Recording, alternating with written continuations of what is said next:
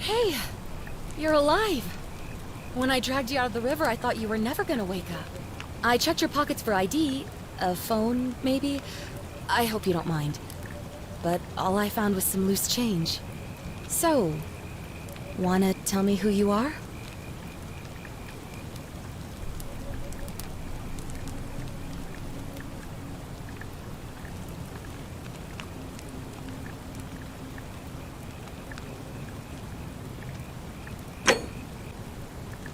Well, it's nice to meet you. And I'm sorry to pry, but any idea why you were floating down the river? What's the last thing you remember?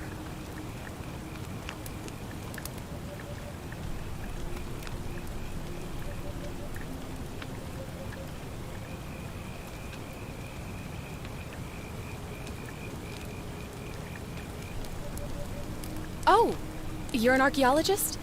Then you'll definitely want to hear this. I don't know if it's exactly what you're looking for, but there are some ruins just behind you.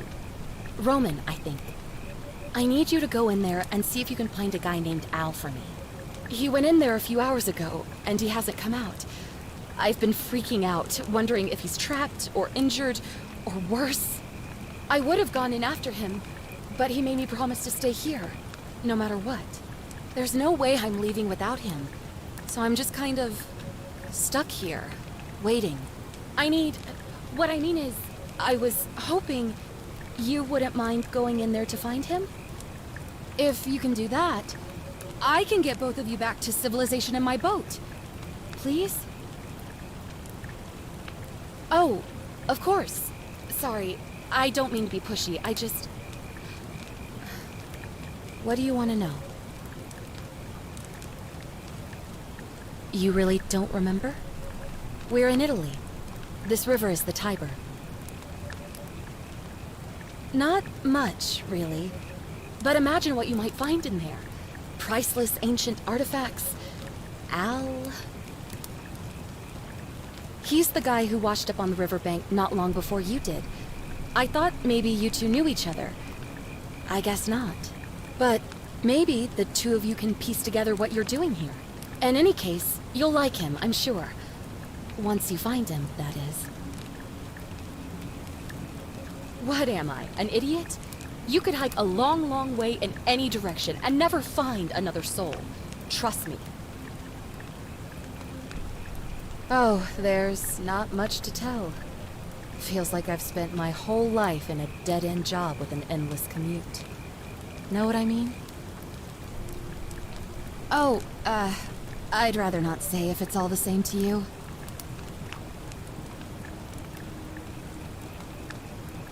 All right, fine.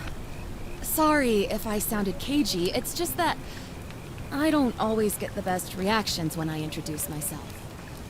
My name's Karen.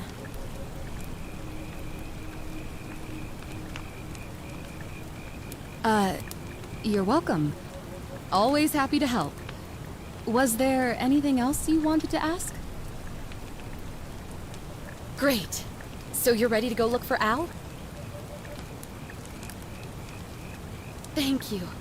The entrance is just past those columns behind you. Please, hurry.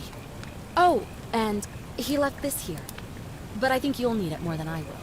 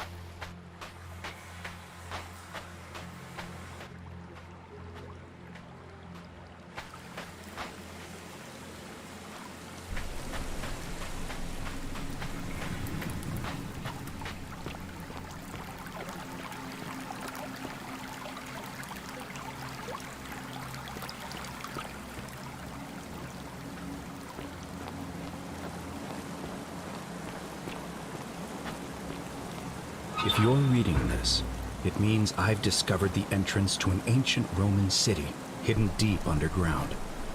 Its existence is long forgotten, all knowledge of it lost, except in the Latin inscription here. It reads, "You who wish to enter the city, step forth and be judged. The virtuous shall be rewarded with eternal life in paradise. The wicked shall find themselves showered in gold, but in vain, for this shall be their final resting place." Could an underground city have remained a secret for all this time? Could people have survived down there, against the odds? It seems there's only one way to find out. If I'm not back in an hour, I'm somewhere on the other side. Consider this an invitation, or a warning. Al Worth.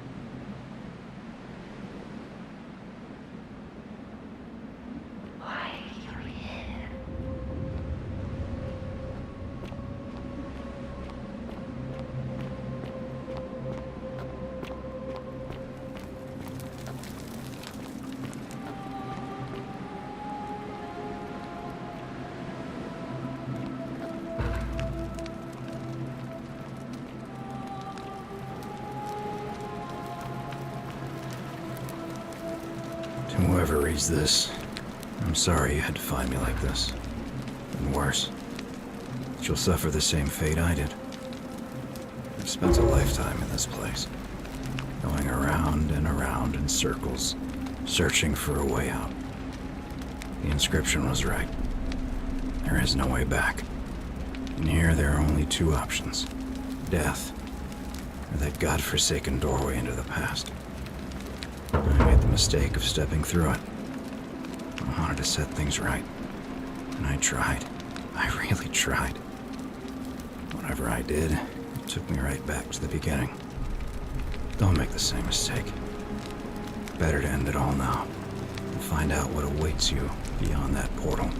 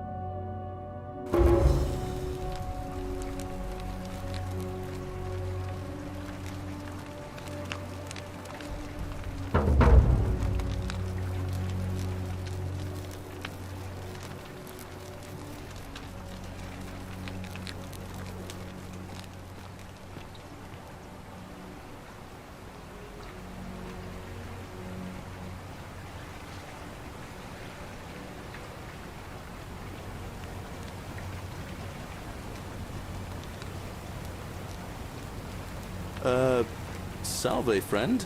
I'm Galerius. Mind telling me who you are and what you were doing in the Shrine of Proserpina?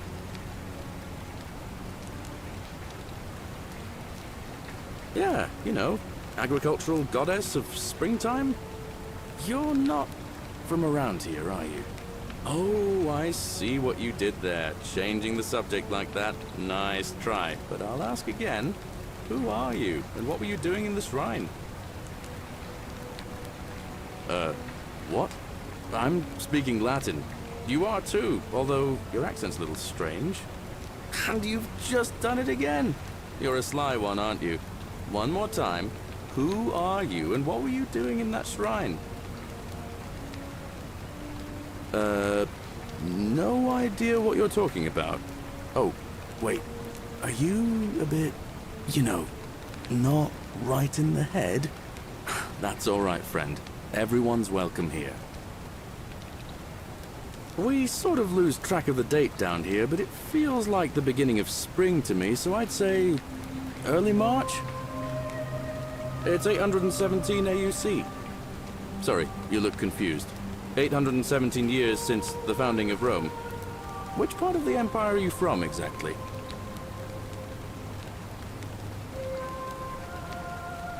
CE? No idea what you're talking about. But listen, most folks seem a bit confused when they get here, but you seem very lost, and in more ways than one.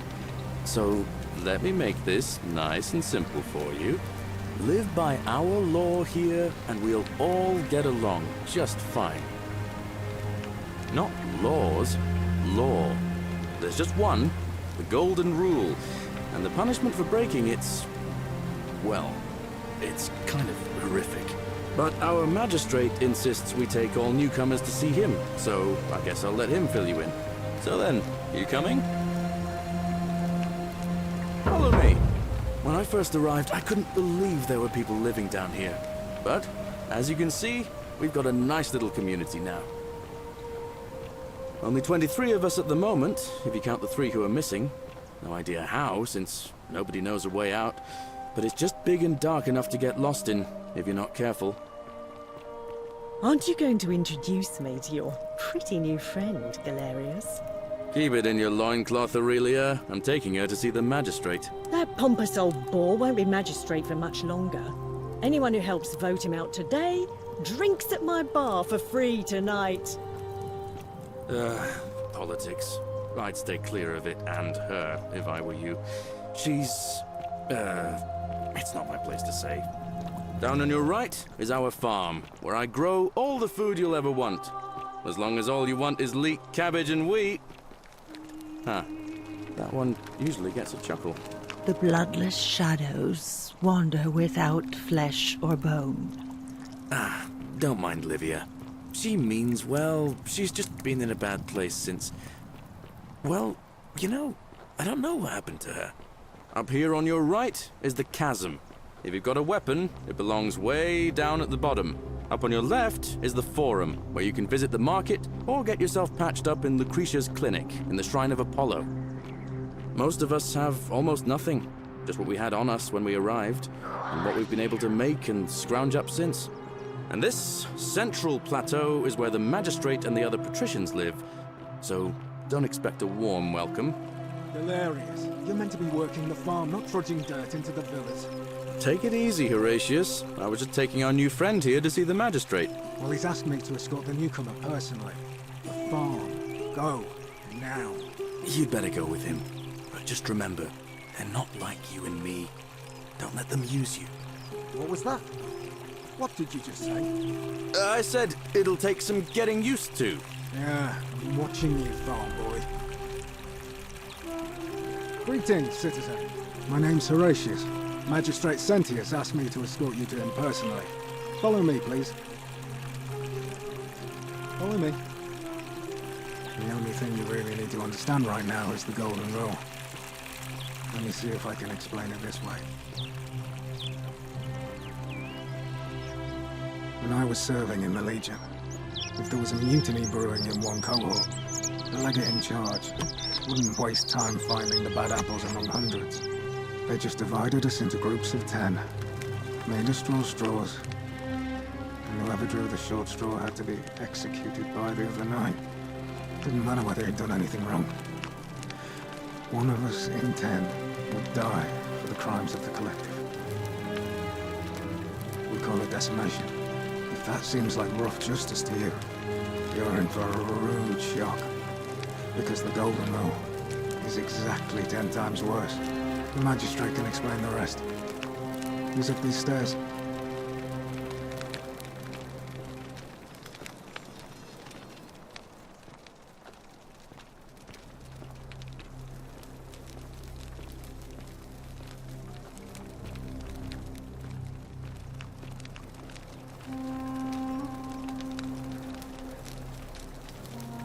We're finally alone.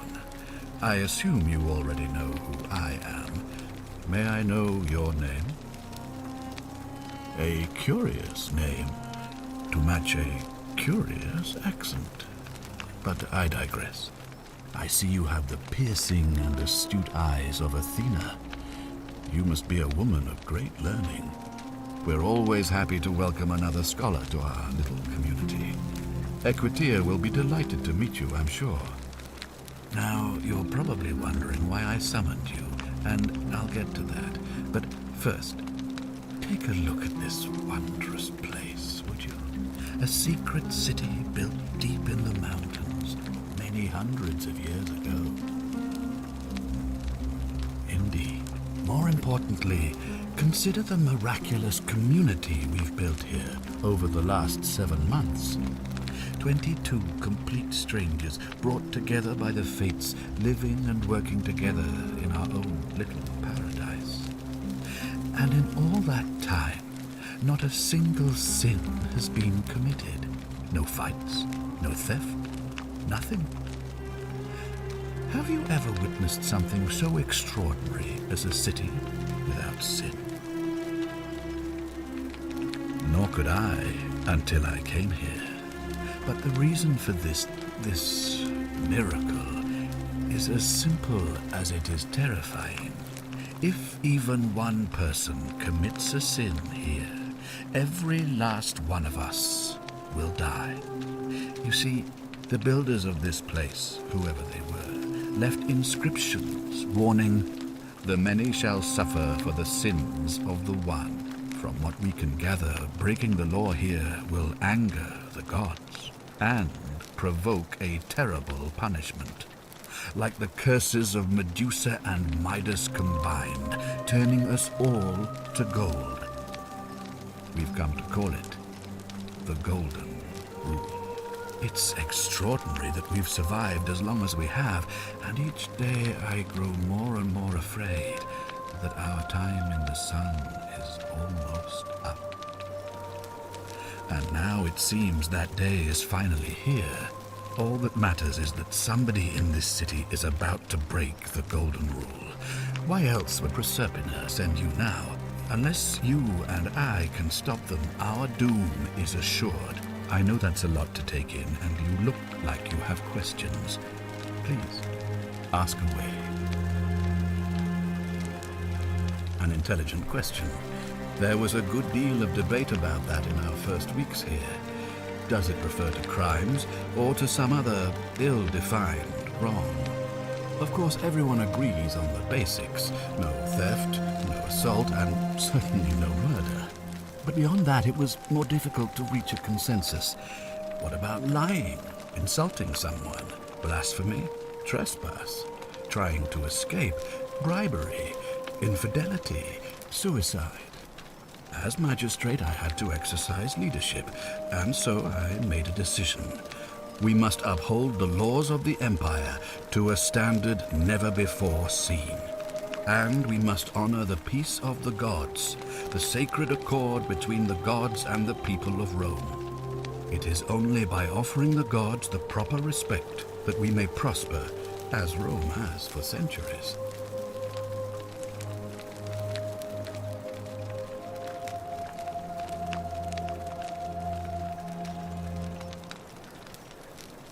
I'm glad you agree. The key things to remember are that we have laws forbidding treason and blasphemy, murder, assault, and rape, as well as theft and arson and so on. I have made my pronouncement on the subject. Unfortunately, there are still those here who resist, whispering blasphemous and treasonous lies in the shadows. I would be keeping a close eye on them if I were you. You see, in my search for a way to save my people, I learned of an ancient ritual to Proserpina, the goddess of the cycle of life and renewal. It's said to open a doorway in time so that if the unthinkable happens, one person can pass through it and travel back to the past. And when I saw you arrive in a flash of light from the goddess's shrine, I knew that person was you. You don't belong in our time, do you? 2,000 years? That is unfathomable. Please tell me, in your time, what did you see? What had become of us, of this city?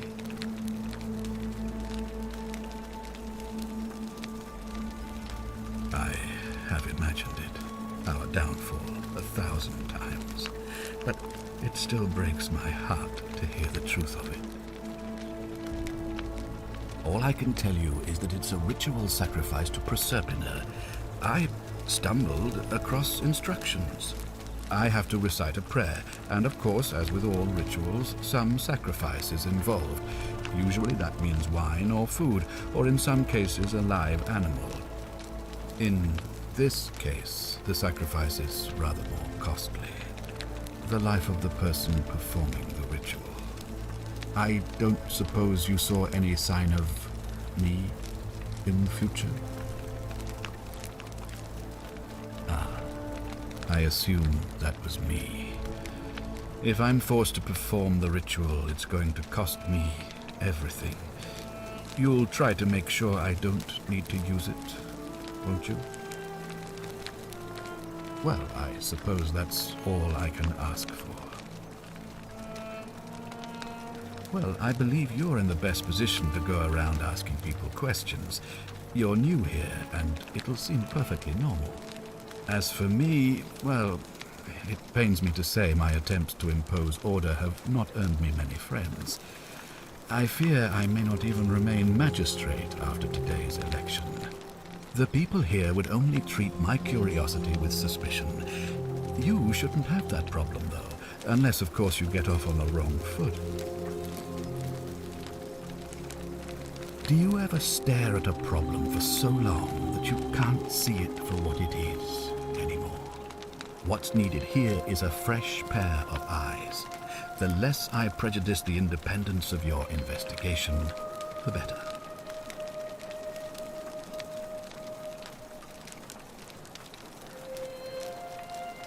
Ah, good. So, are you with me? Can I count on you to figure out who's about to break the golden rule? Wonderful. Now, I need you to investigate the city, talk to everyone, help them if it'll win their trust. I authorize you to enter private homes and inspect possessions and documents, unless, of course, you're asked to leave. Figure out who the culprit is, and as soon as you have a name, come back and tell me immediately. Oh, and one last thing. If I were you, I'd start my investigation by visiting Lucretia at the Shrine of Apollo in the Forum. I heard wailing from there not long ago. Seems like something's not right.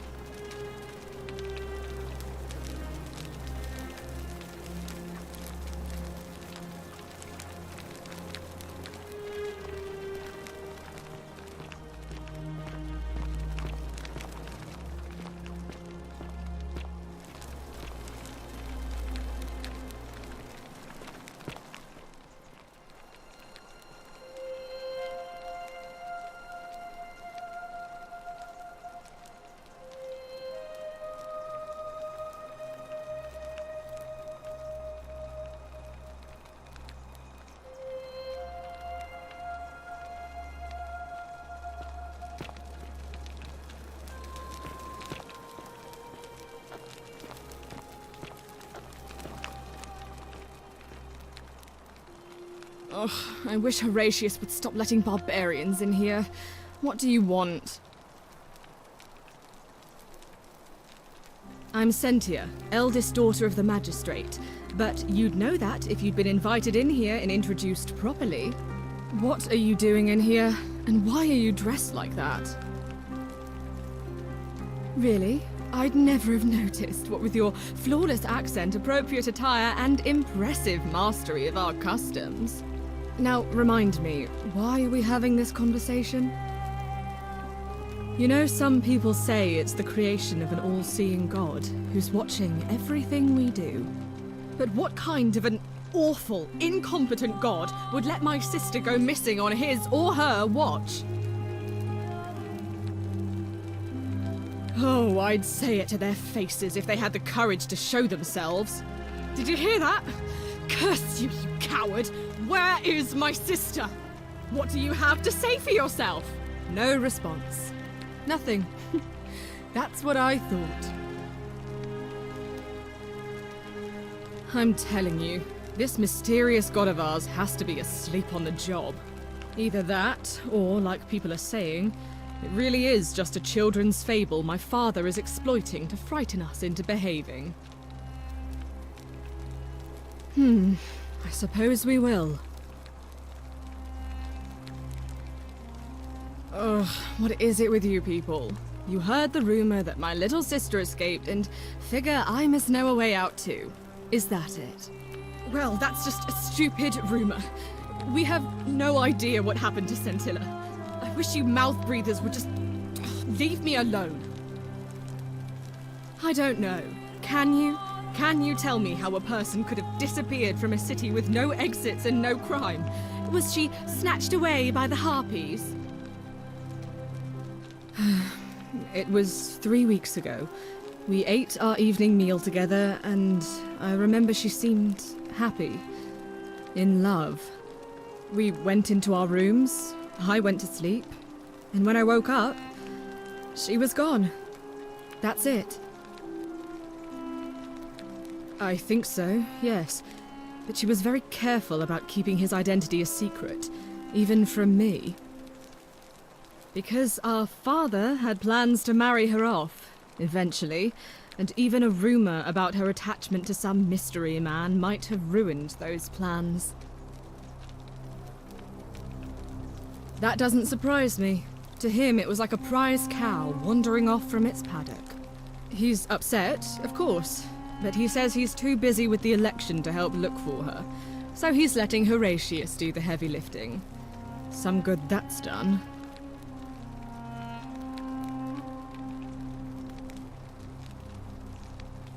I don't know, but it's been 3 weeks since she disappeared, and he hasn't come forward. That might speak to a guilty conscience. All I know is, whoever he is, he's still here in the city.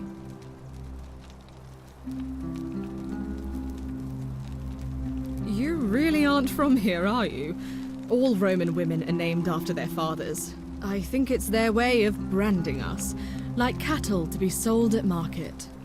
His family name is Sentius, so I'm Sentia because I'm the eldest. And my little sister is formerly Sentia Minor, but she is affectionately known as Scintilla. Why? Because I'm on this couch and not pacing about the villa, wasting energy? I hope you're not insinuating I'm somehow pleased with her disappearance. If you must know, I'm here because my father has forbidden me from leaving the villa. I couldn't bear to lose you too, he says, as if he loves me, and not because he needs at least one daughter he can trade off. So you'll help me find her? Oh, thank you. You should probably take a look through her room. It's the one just by the front door. Maybe you'll find something the rest of us missed. Thank you.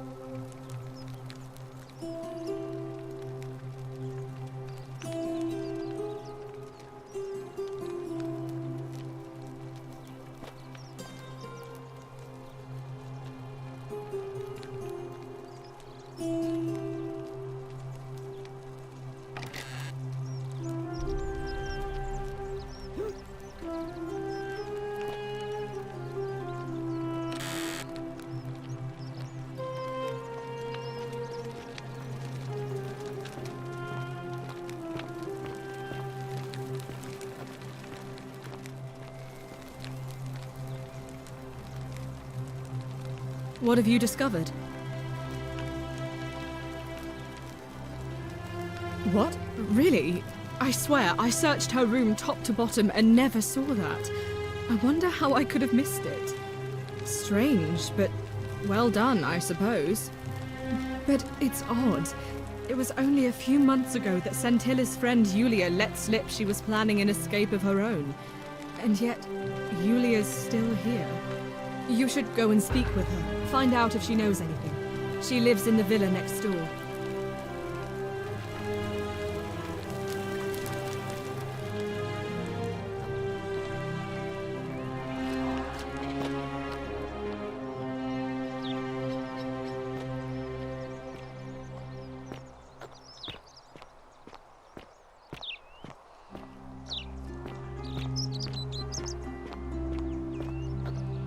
Are they? Ah, you've returned. Do you have any news about your investigation?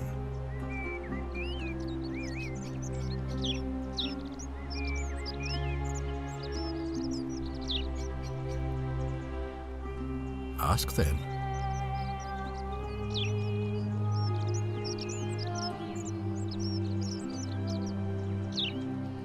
If I understand Prosepina's ritual correctly, that problem should take care of itself. Let me see if I can explain. If you manage to prevent the sin that breaks the golden rule, I won't need to bring you here. I won't create the portal, and you will never have been able to come here. Thus, you'll have created a paradox.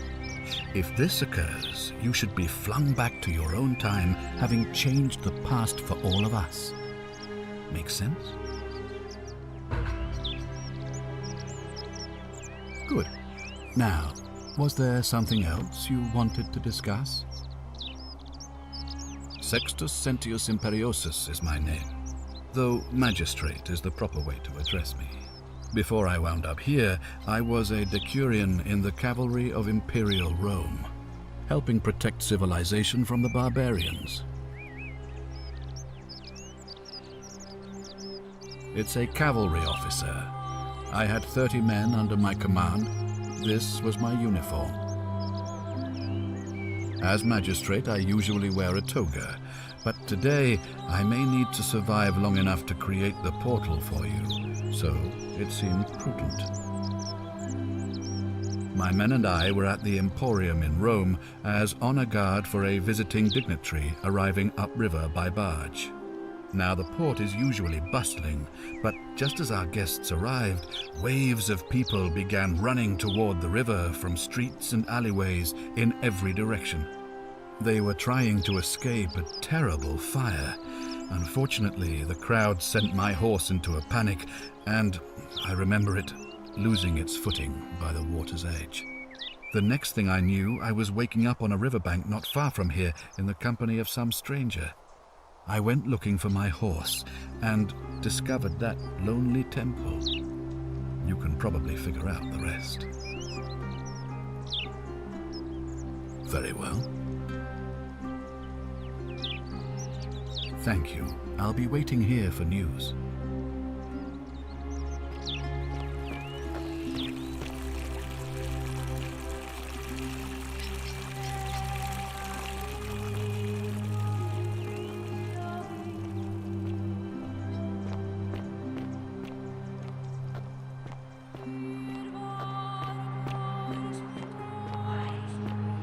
On your best behavior, I trust. Majestic.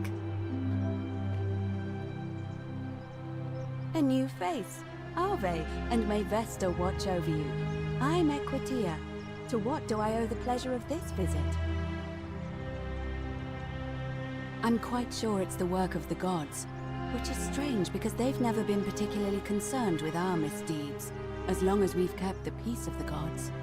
We asked for blessings, for good health, bountiful harvest, military victory, and in return, we offer praise, wine, incense, or animals. But here, it seems they require much more of us.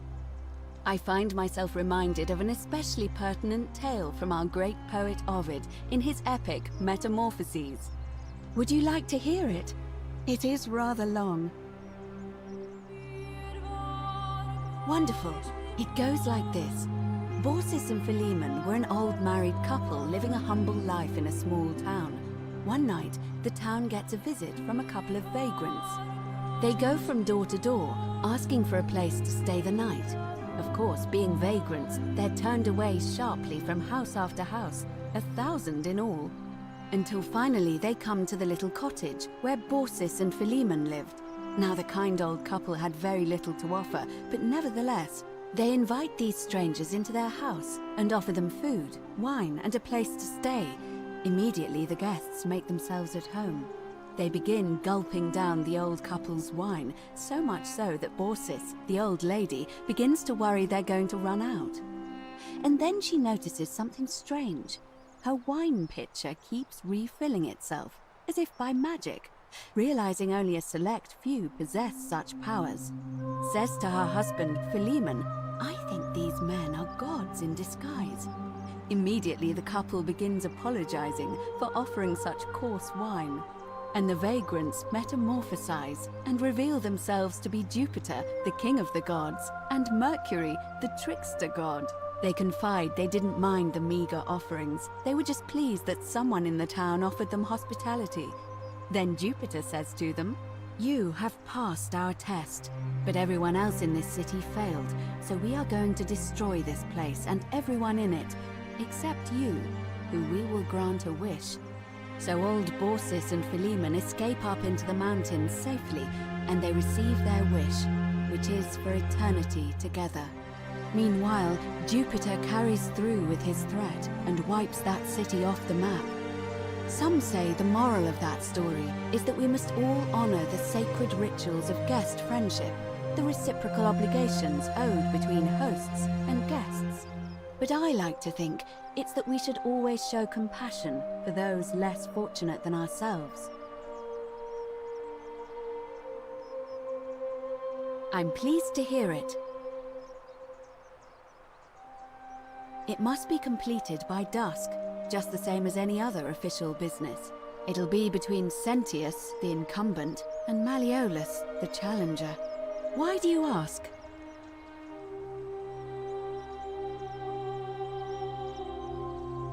All of the male citizens who are willing and able to attend, unless they're running, of course. That's just the way it's always been, I'm afraid. It never sat right with me, either. There are some women who can vote, Vestal priestesses like myself, but in this case, given my role overseeing the election, I've decided to abstain. I can't allow the perception that I'm being anything but fair and independent, but if it's any consolation, there are other ways to influence the outcome of an election. By using whatever gifts the gods gave you. Nothing untoward, of course.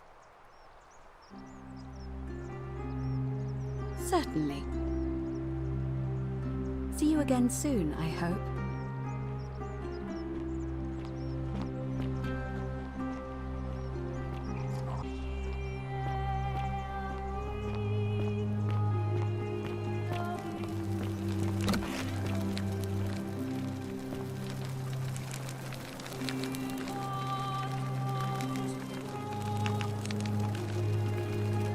Give me a moment. Sorry I'm such a mess. I just lost a patient and a dear friend. Julia. She was a good woman. She was poisoned. She came in here frothing at the mouth. Normally I'd treat her with resin of silphium, a rare plant which is perfect for this sort of thing. And I knew Decius had some at his market stall, right around the corner. So I ran over there, but he just looks at me with this evil smile and says, "That'll be 1,000 denarii." There was no way I could afford that, and he knew it. Then that toad shrugs and says, "Supply and demand. I guess you don't value your friend's life that highly." Anywhere else, I'd just pay a thug to steal it from his stall, but there's no way I can do that down here with the golden rule. So all I could do is come back here and just watch her die. I kept on apologizing.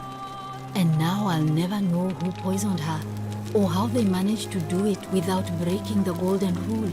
or why she cursed that snake's cruel black eyes with her dying breath.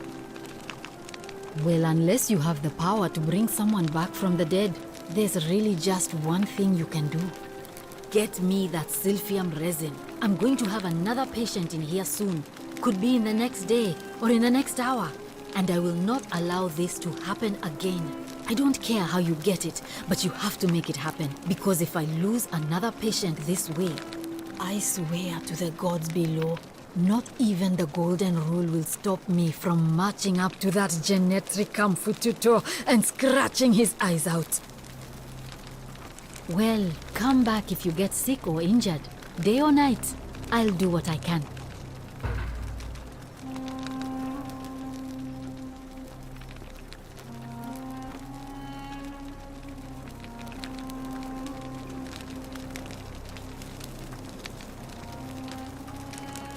May Apollo keep you safe.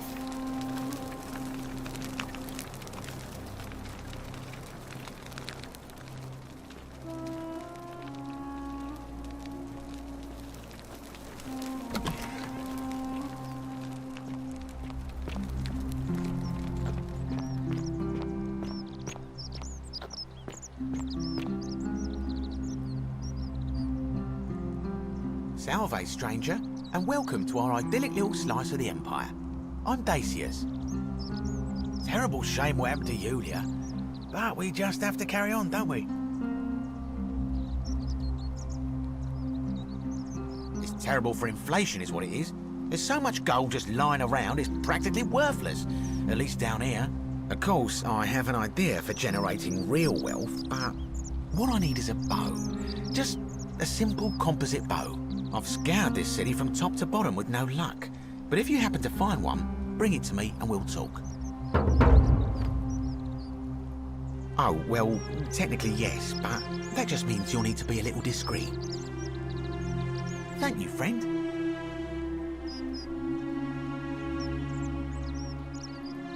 I'm afraid not. If you're desperate, I did hear that Aurelia down at the tavern claims to know of a way out, but I'm not sure I trust her. Some people here are a little shady for my liking.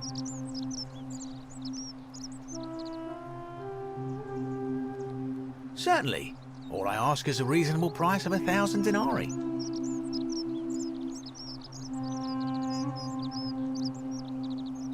That's hardly my concern. But if you get a job, work hard and save your coins, you should be able to afford it within, say, 5 years?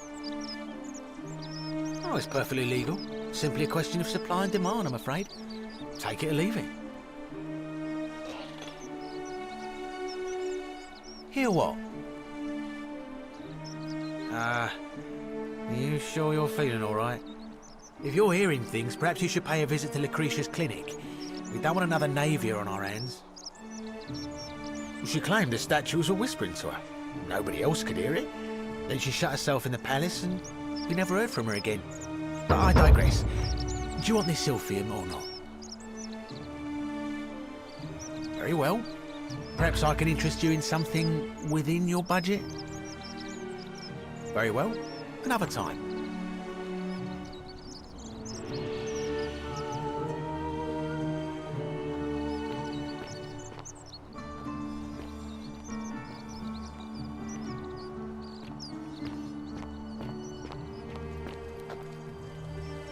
Help!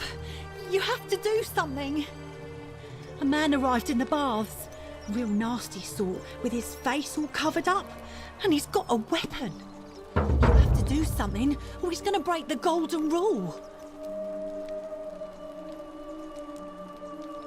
Fabia, but now's not the time. Are you going to help or not? Thank you. He's still in there, somewhere. I have to hide. Find me in this empty shrine when it's over.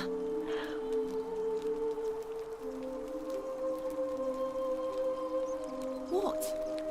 We don't have time for this. I have to go. Ugh.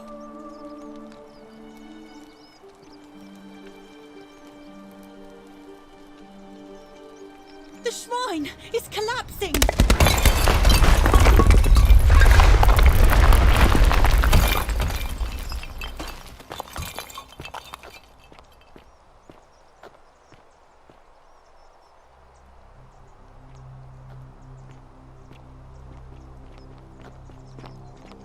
Fabia, no!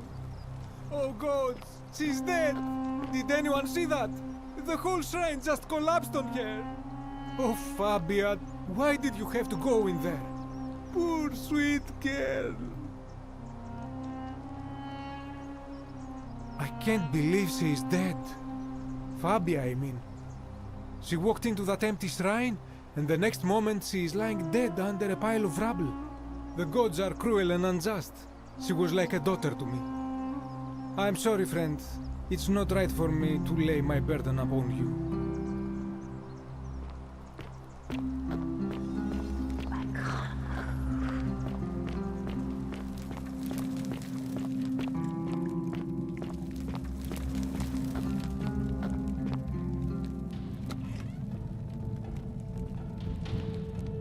Stop right there. I'm looking for Tiberius Quinctius Crispus, otherwise known as Quinctius. Do you know where he is?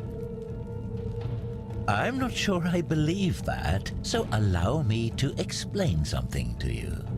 I am here with orders from Emperor Nero himself to find and execute the cultist Quinctius for terrible crimes against the Empire. So, if you tell me the truth, I will allow you to live. But if you lie to me or otherwise obstruct the Emperor's business in any way, I will put this arrow through your chest. Is that understood? Thank you. Now tell me, who are you people, and what is this place?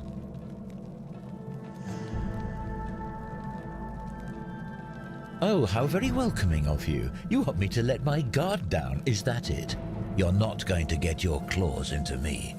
I was told Quinctius was a cultist, but I never thought he'd be foolish enough to lead me right to the heart of his mystery cult. Oh, don't play coy with me. I don't care if you're worshipping Bacchus, Magna Mater, or Christ. You lot are all the same to me.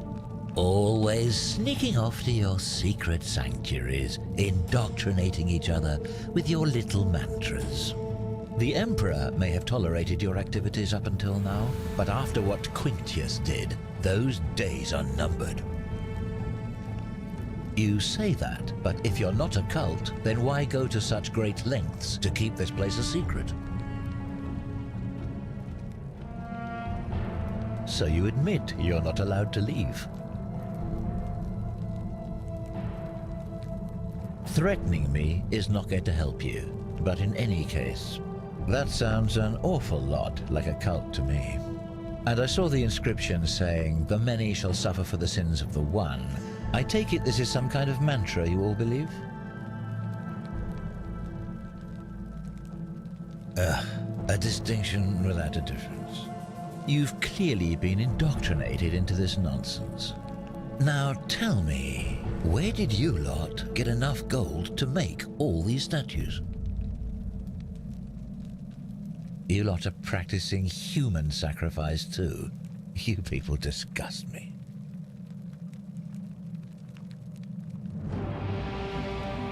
Of course you'd say that, but that's what your kind do, isn't it?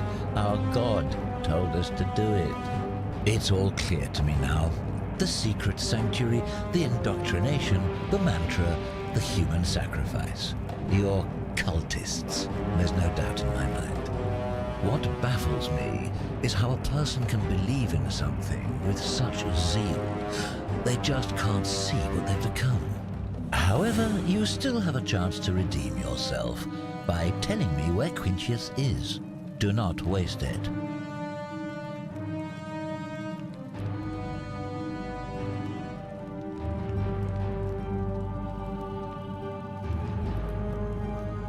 Very well, here's what I know.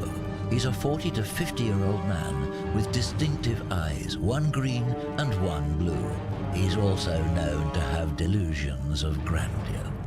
The Emperor says he and his cult, your cult, are responsible for starting the fire which burnt half of Rome to the ground and killed thousands in the process.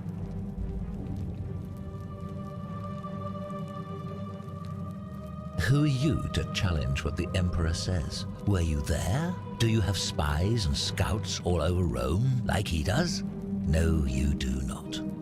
This is your last chance. Are you going to tell me where he is or not?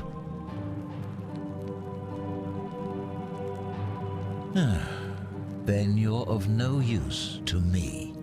Do you have any last words?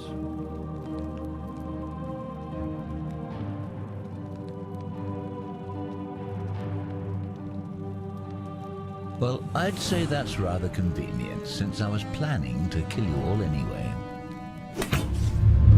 The many shall suffer for the sins of the one.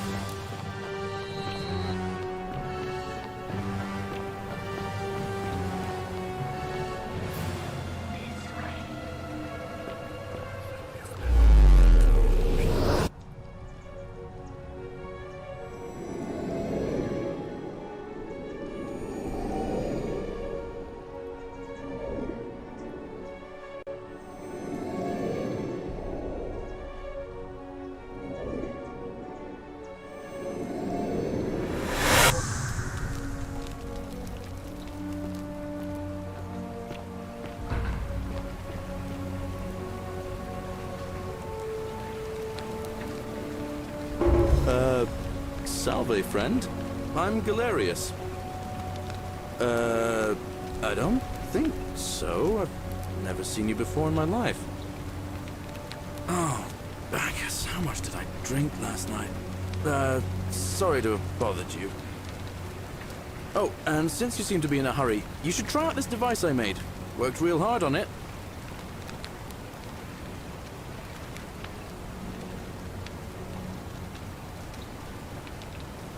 Just attach the pulley to the rope over the lake and hang on to the handles. If it works, it'll be faster than walking. And if it doesn't work, worst thing that can happen is you'll take a swim in the lake. I haven't quite summoned the courage to test it myself. But don't worry, it's completely safe. Probably. All right, see you around.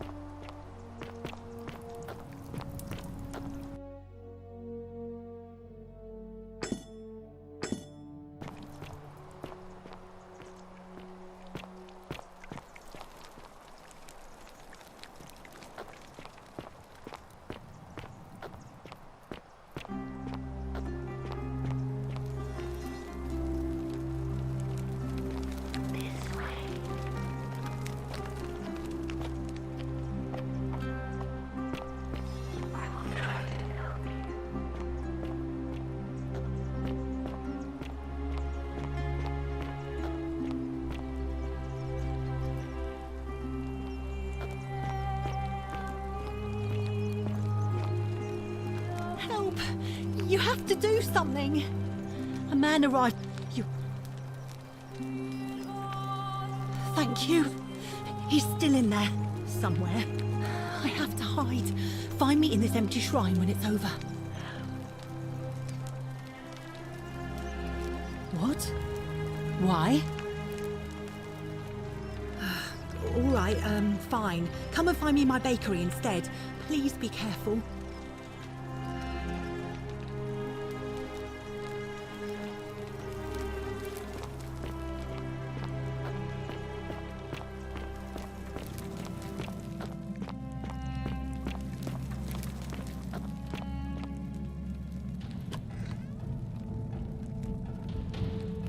Stop right there. I am looking for Tiberius Quinctius Crispus, otherwise known as Quinctius. Do you know where he is? Thank you. For your service to the Empire, I'll let you live for now, but you'd best make sure our paths don't cross again.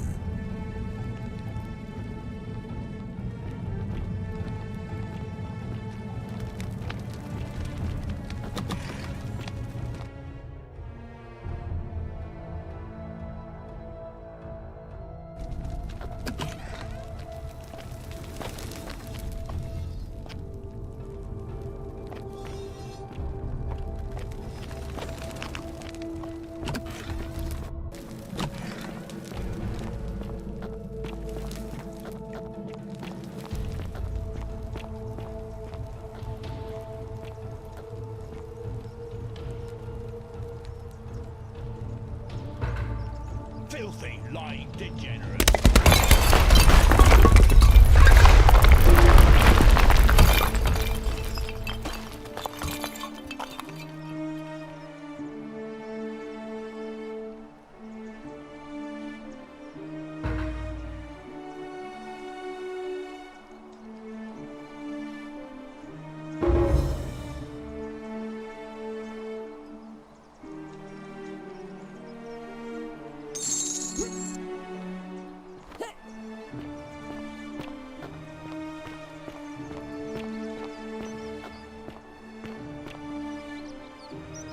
You there?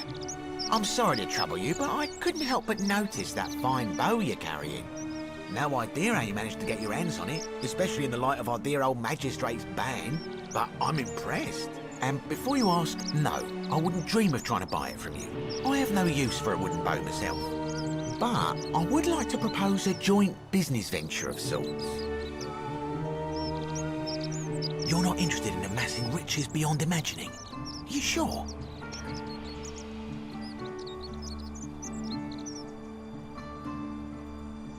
Tell me, do you have any idea how people here end up as golden statues?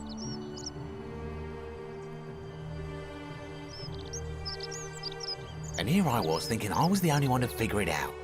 In any case, supposedly 1 or 2 of those arrows is enough to turn a full-grown man into gold. Now, of course, that is a travesty, a terrible, horrible waste of human life, which has to be stopped. And yet, on the other hand, I can't help but think of a tale told by that Greek fella Aesop, the goose that laid the golden egg. With the ability to transmute organic matter into gold, one could create infinite wealth. Use your imagination, golden animals, insects, trees and plants. The Midas touch without the drawbacks. We are talking riches beyond imagining. And even if we were to split all those riches between the 2 of us, half of infinite wealth is still infinite. Interested? Look, I might have skimmed over that one, but don't be so pedantic. Are you interested or not? Oh, I'm not suggesting we use such a bow on people. There's no profit in breaking the golden rule. Excellent. So the first question is, how do we get our hands on one of those golden bows? Now, I have a plan, but first, tell me, are you familiar with the story of the goddess Diana? No problem. Allow me to explain. Diana is our goddess of the hunt, the moon, and the underworld, depending on who you ask. The one thing priests and poets agree on is that she carried with her a golden bow and a quiver of golden arrows. And it just so happens that there is a shrine of Diana in this very forum, with a prominent statue of the goddess herself. And would you like to guess what she's holding in her hand? Precisely. I can't tell you how many hours I've spent in that temple staring at it, trying to figure out how to retrieve it without breaking you-know-what. Oh, gods, no. If you tried that, we'd all be dead within moments, I'm sure. No, here's what I propose. You give your bow to me, I cover it in a thin layer of gold leaf, and we create a replica of a golden bow. Then you enter the shrine, extinguish the braziers, and under cover of darkness, swap out the fake for the original. It's not theft exactly, it's more of a trade. But make no mistake, this is a dangerous path, and there's no way of knowing where it will lead. But in my experience, all the best adventures begin with a risky first step. Now, you must have questions. Ask away.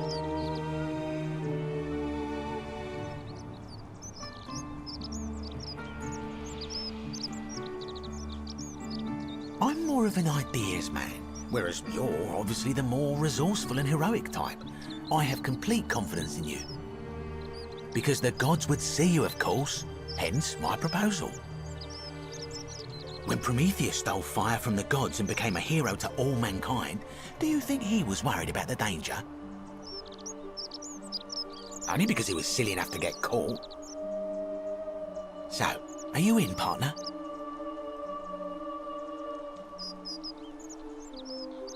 Wonderful. Now, if you'll hand over your bow, I can get started applying a layer of gold leaf. This is a quality weapon. Now, bear with me for a moment. And here we are, a gold leaf bow.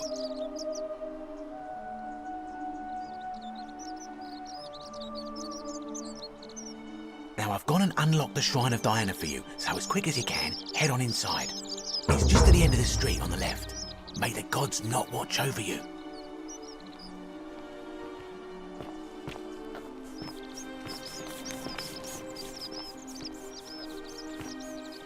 Ah, a fellow traveler from a faraway land.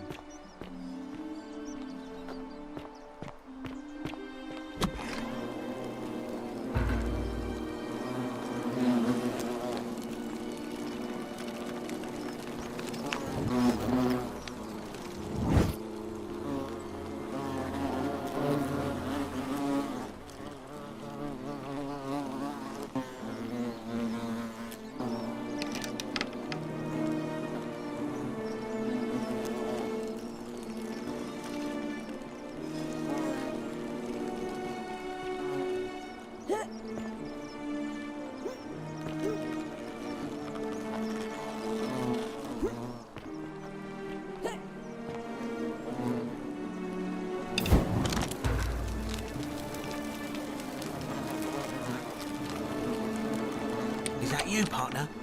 Do you have the bow? Wonderful. Just go ahead and slide it under the door for me and I'll unlock it for you. And yet you did. And now, here we are. With me out here and you in there. Until you give me my bow.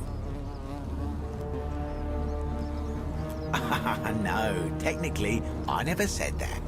I said, if we were to split all those riches between the two of us, infinite wealth is still infinite. It's hardly my fault if you can't tell the difference between a hypothetical and a promise, now is it? Oh, I do love a good loophole. You're just gonna have to take your chances, I'm afraid. The bow, now. And don't even think about giving me the fake one. I'll recognise my own handiwork.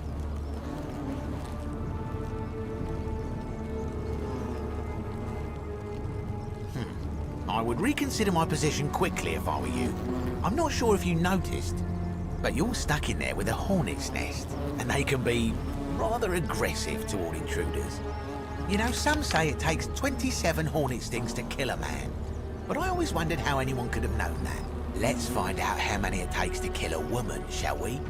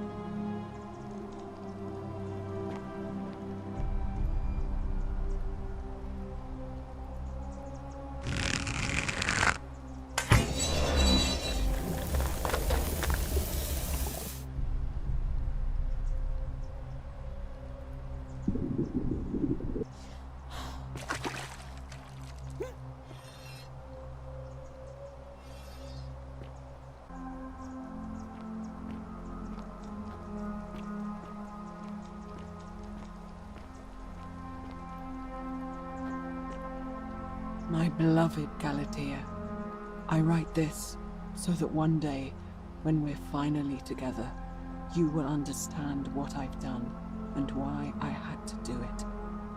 The others will call me mad or a monster, but I don't care what they think. Everything I'm doing here, I'm doing for you. I'll start at the beginning. Soon after my arrival here, as I walked down a corridor lined with golden statues, I thought I heard a whisper behind me. A rasp of air, as if vocal cords of metal strained to say a word or two. I tried to dismiss the idea, tried to concentrate on my work as the city's medic, but that tortured whisper haunted me. Weeks later, in the hallway to the bathhouse, I heard it again, and found myself drawn to the statue of a Roman woman wearing a stola. Her face was contorted with anguish and fear, and, disturbingly, it was as if she was looking right at me. As I walked past her, I heard that strained whisper again, and turning back, I discovered that, even though I had moved, she was still looking right into my soul. That was when it dawned on me. This was no statue. This was a woman trapped within that golden prison. Naturally, I told the others, but when I could not reproduce the results of my experiment, they would not believe me. But from that moment on, I knew the full horror of this place. Immobilized within these statues are living human beings. It was that day, my love, that my heart broke.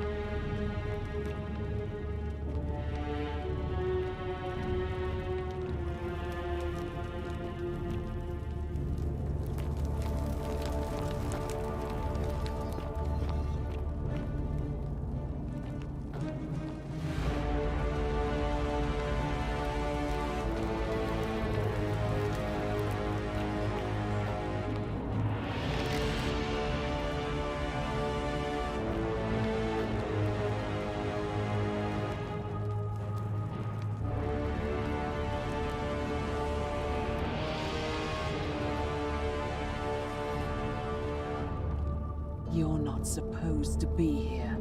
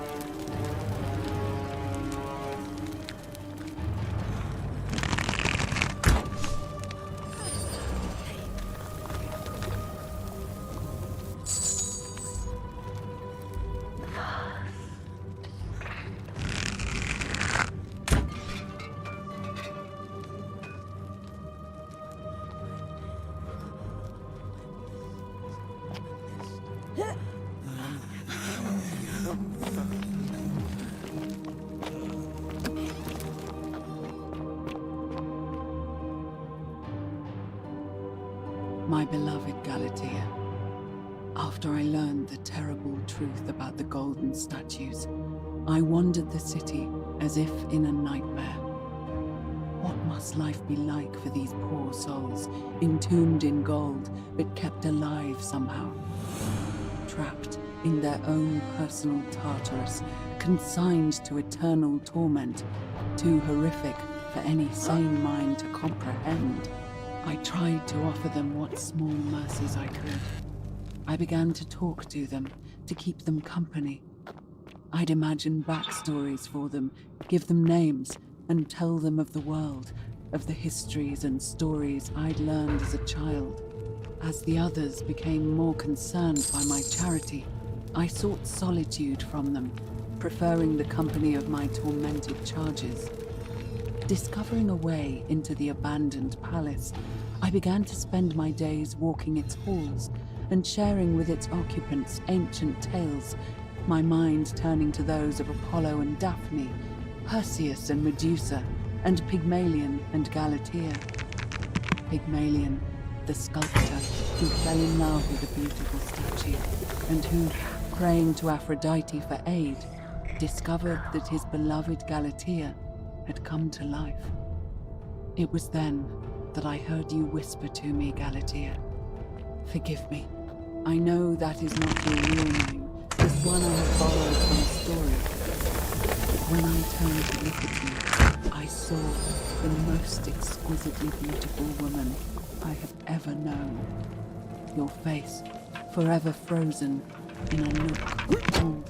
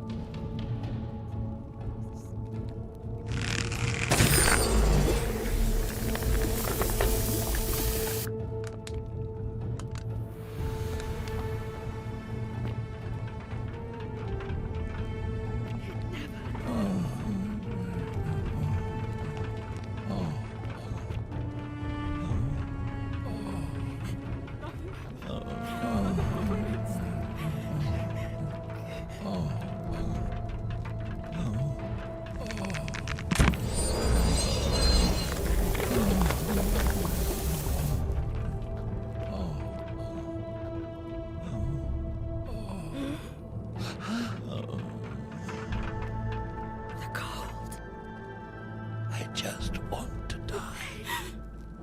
Please. I just want to die. Kill me. Please. Kill us. Make it stop. Help us. You. Kill us. Make it stop. Make it stop. Help us. Kill. Kill.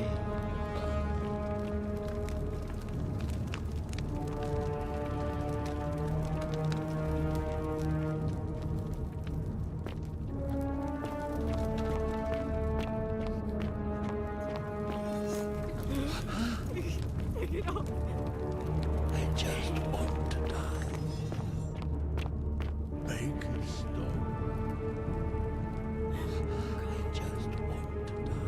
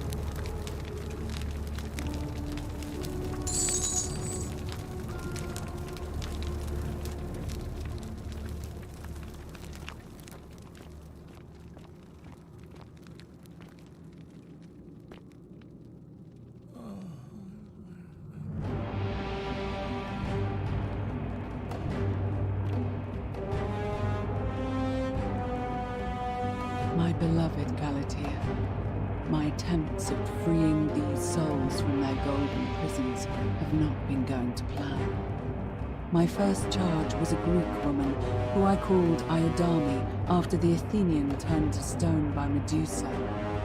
Drilling through the gold that encased her, I was vindicated by the discovery that beneath half an inch of gold, which is so rigid it must be some kind of alloy, was living flesh.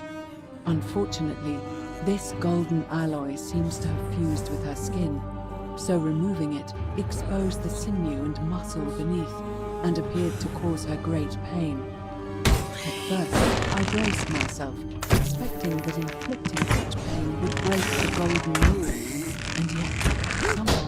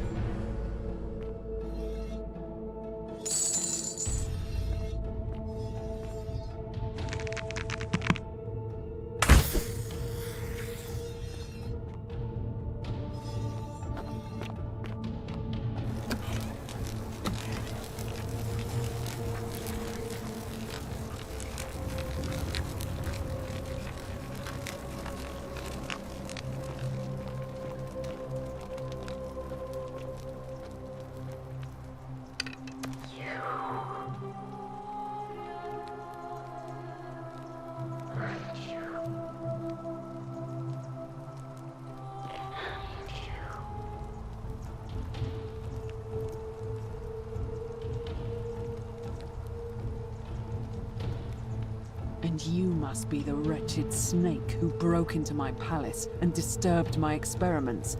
And, worst of all, look at what you made me do to her. This never would have happened if you just stayed away. You're going to pay for that. And do you think I care about that? I don't care what happens to me, as long as you get what you deserve. Liar! I locked and barred the gate. I left a message warning you all to leave me alone. I just wanted to do my experiments in peace, for her. And now look at her. You made me turn the most beautiful woman I've ever seen into this. Look at her. She's in agony. All I wanted was to spend my last moments with her, to see her beautiful face, to hear her speak freely, instead of in those cryptic whispers. But as soon as I began my work, she stopped whispering to me. And now I discover she started whispering to you instead. What's so special about you?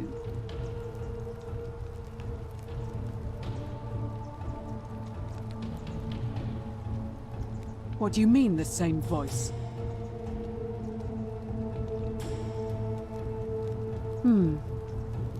Yes. I remember when they used to whisper to me. They did sound similar. I just thought it was because all voices sound the same when they whisper. But now that I think about it, they were all benevolent and seemed to share a common knowledge. But if these bodies are mere conduits for that one voice, then this body is nobody. And Everything I've done here was... Wait, I see what you're doing. You're trying to steal her away from me. Were you planning to wait until I'd done all the hard work, then swoop in? Is that it? Liar! You tried to steal her away from me, and now look what you made me do. Give me one good reason why I shouldn't peel you too. What? What are you talking about? Wait. So you're saying you weren't coming for us?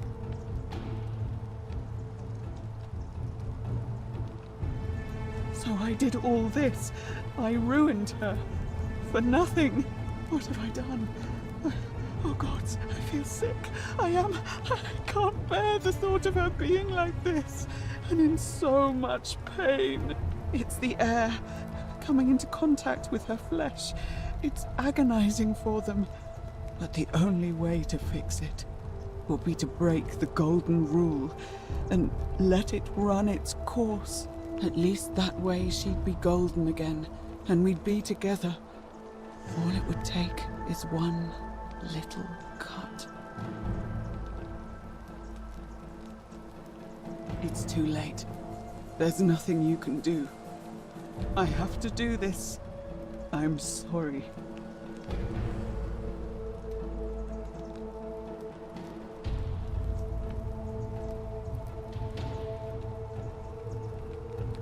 What? Wind back time? What are you talking about?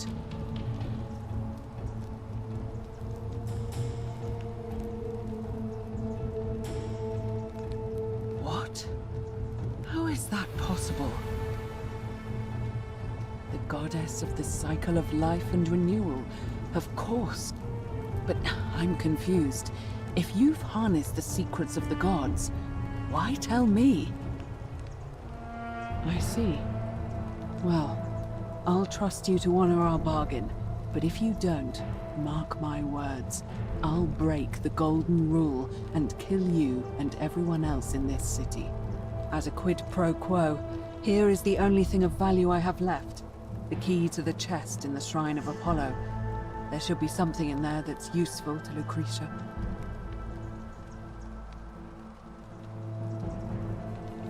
Now, please leave. The door here leads out onto the palace balcony. You should be able to make your way down from there. Go, and never return.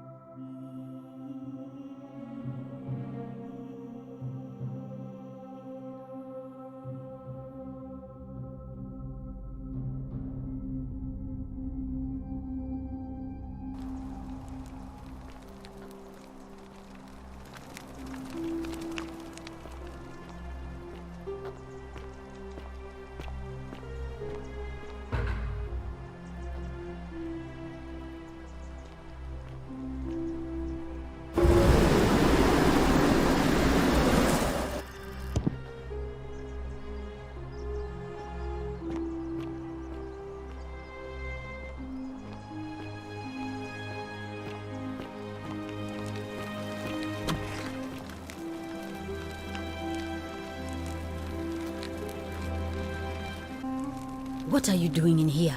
Can't you see this woman is dying? She's been poisoned. She needs the resin of a plant called Silphium, but that Culus cubulatus decius won't give it to me. What? Quick, give it here. Yulia, you need to swallow this. Here, let me help you.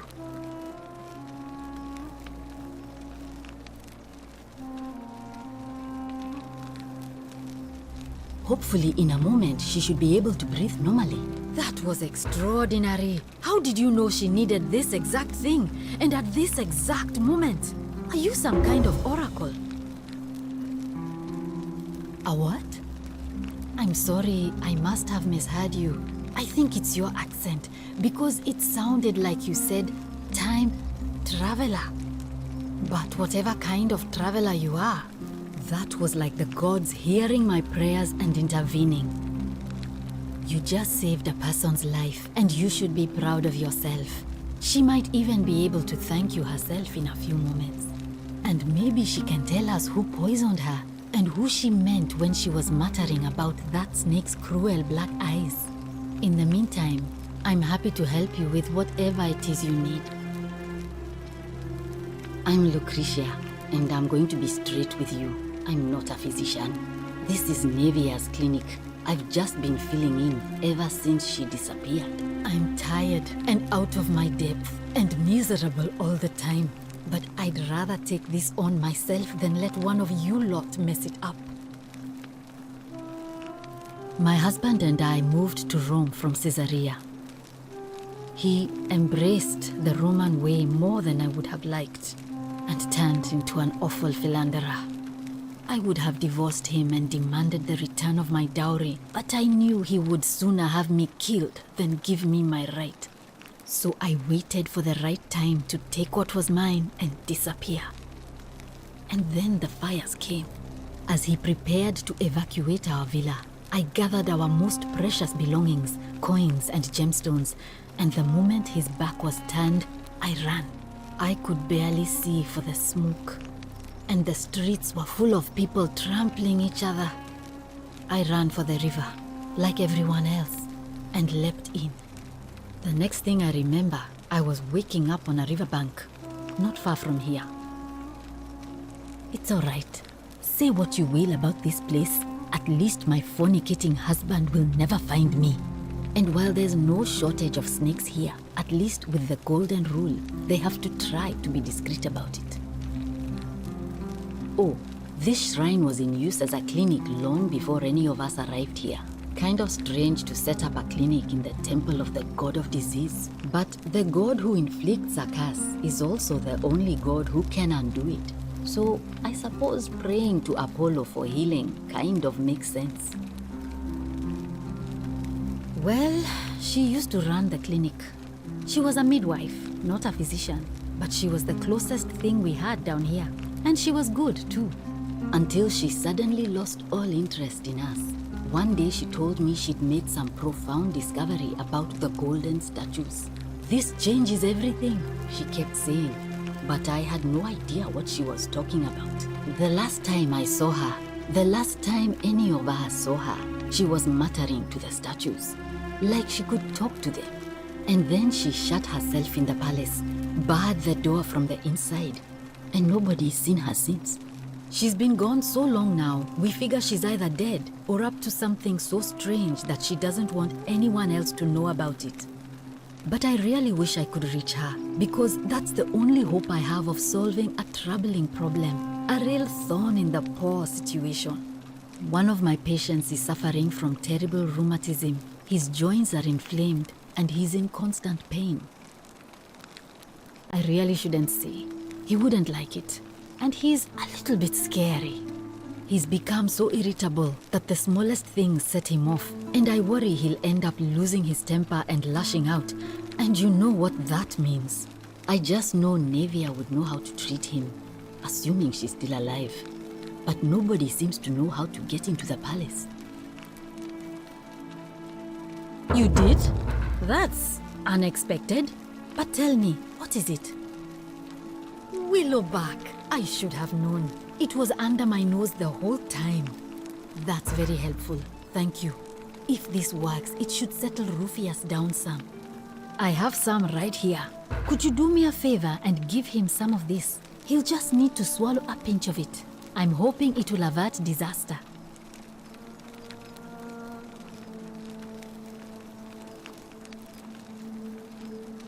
Thank you. I'm really glad you arrived when you did. I wish Some people here need proper medical care, not the half-baked, hanging by a thread excuse for treatment I'm giving them. Just don't get sick or injured here. I'll do my best to treat you, but I'm out of my depth and dangerously short on everything you can imagine. A city without sin might sound good on paper, but whoever dreamt it up didn't think it through. Maybe it was an attempt to create some kind of utopia. But snakes like Decius will always find loopholes to exploit. And what can we do about it? Absolutely nothing. In some ways, we are worse off because we can't take the law into our own hands. Oh no. Sorry, I don't mean to worry you, but no, that is definitely not normal. There was one other person who claimed she could hear the statues talking to her. But that was Nevia, and she went a little mad. Well, she used to run the clinic. She was a midwife until this changed and then she's been, he's become so irritable that the smallest things set him off, and I worry he'll end up losing his temper and lashing out, and you know what that means. I just know Nevia would know how to treat him, assuming she's still alive. But nobody seems to know how to get into the palace. Thanks, I suppose. That's a shame. Thanks again for saving Yulia's life. Apollo smiles upon you.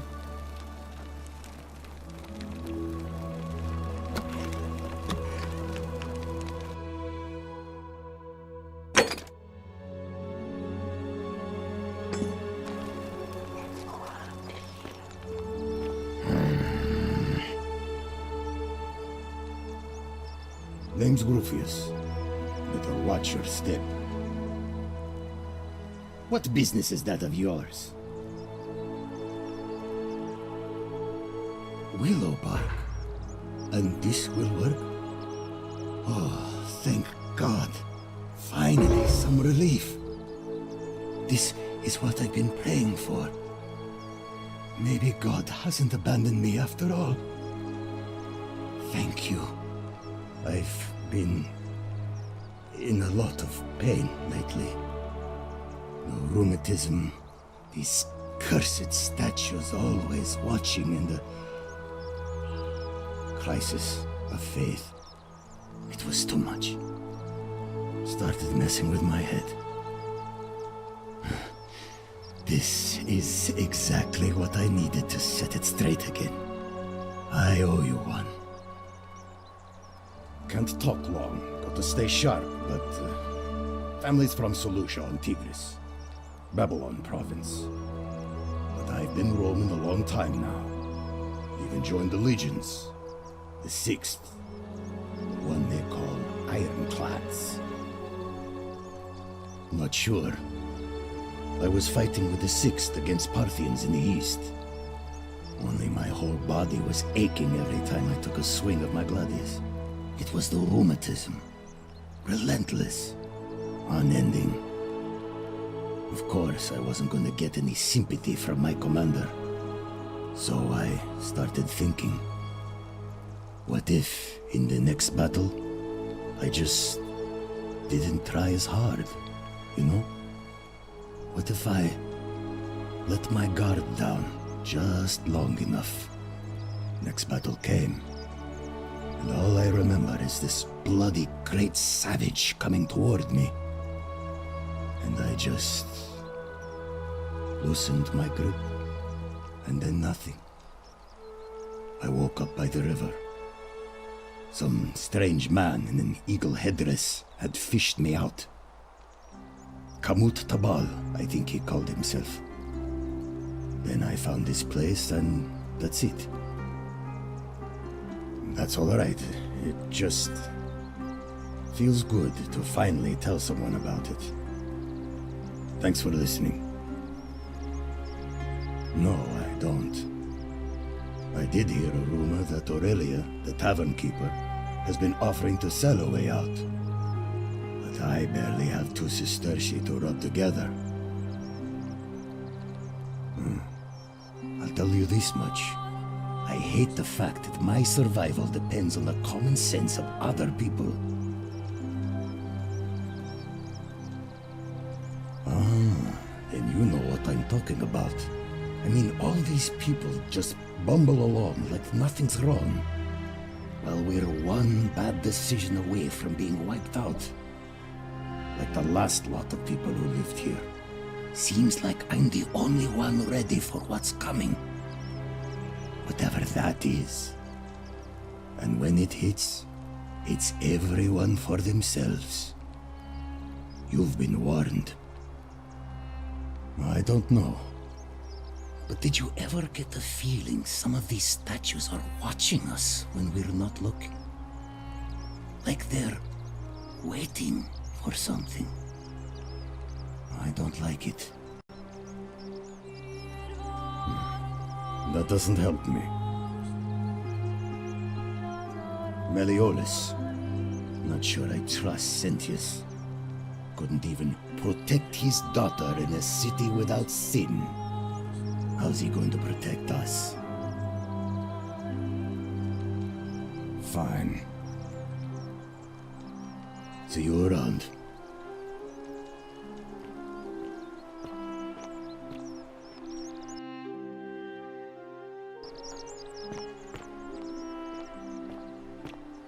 May Apollo keep you safe.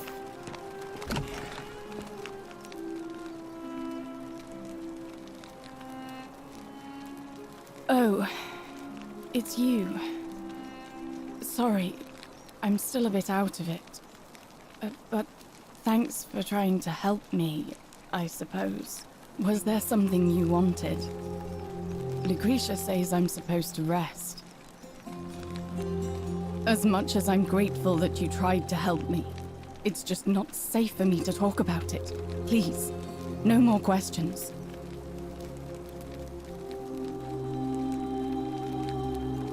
The golden rule.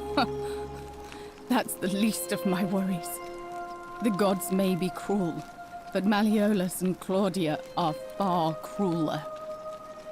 Please, just leave me alone. I don't want to talk about it.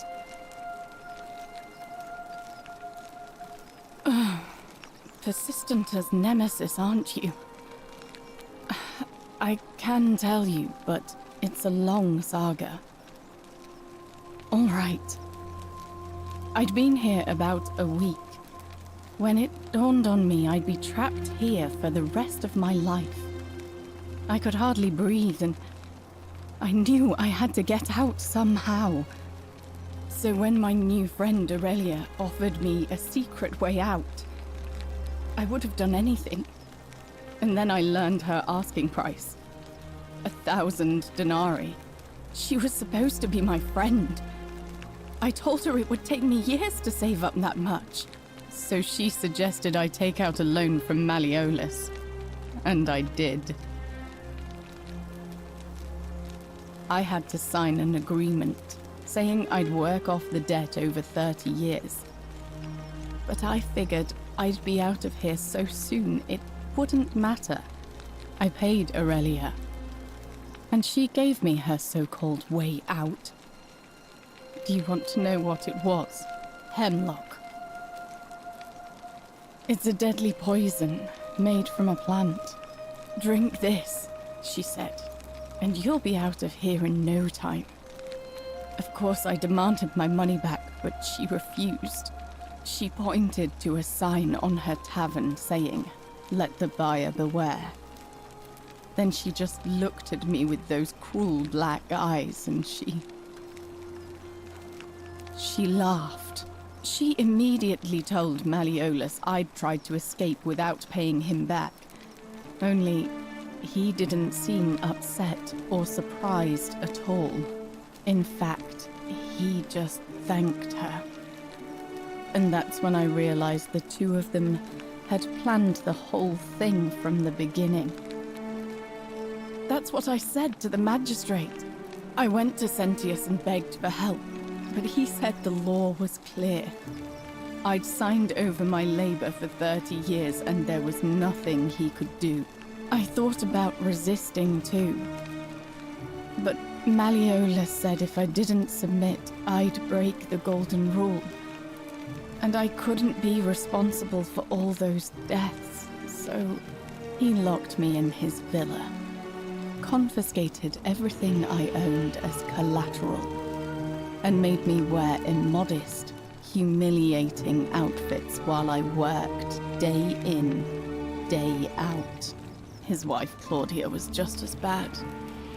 She sent me to work on an endless stream of futile, demeaning tasks.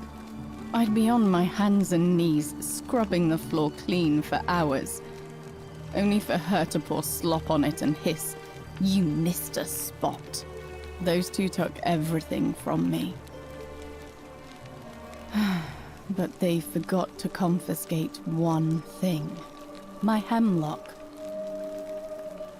I just wanted it to be over, but it seems I messed that up too. Should have drunk all of it. I brought it on myself. I trusted one of the most callous human beings I've ever met, and tried to swindle the other. I don't know how I could have been so stupid. When I've recovered, I expect their thug Domitius will come for me. He'll escort me back to their villa, and I'll be right back where I started. Only this time, I won't be able to lull myself to sleep at night with the thought of a permanent solution. Honestly, it would have been better if the poison had been allowed to run its course. I doubt it. It seems this is the fate the gods have chosen for me, for trying to escape. At least until someone breaks the golden rule. Huh. Maybe it wouldn't be so bad. A lot. But it doesn't matter. I made a suicide pact with Ulpius last night. He's in exactly the same position as I am. Malleolus and Aurelius set the same trap for him a month after they did it to me. He and I are in this together. He's probably already thrown himself from the bluff into Malleolus's villa by now. If so, I'd never be able to live with myself, knowing I broke my promise to him. I doubt you could make it up to the bluff in time. I don't know who you are, or why you seem so determined to help me, but thank you.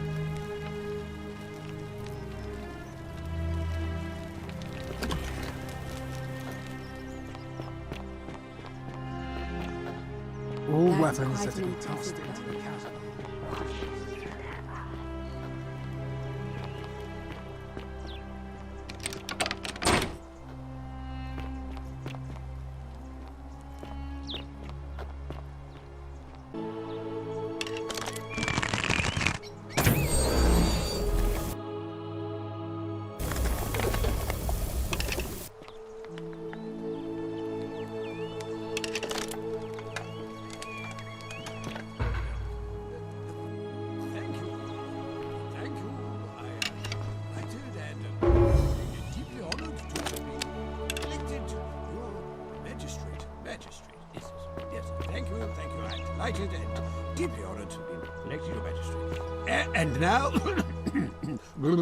And now, I make this solemn...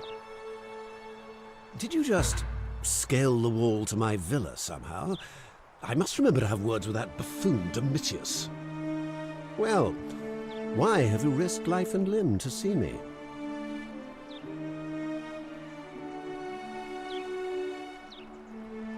My name is Marcus Malleolus Gurgis.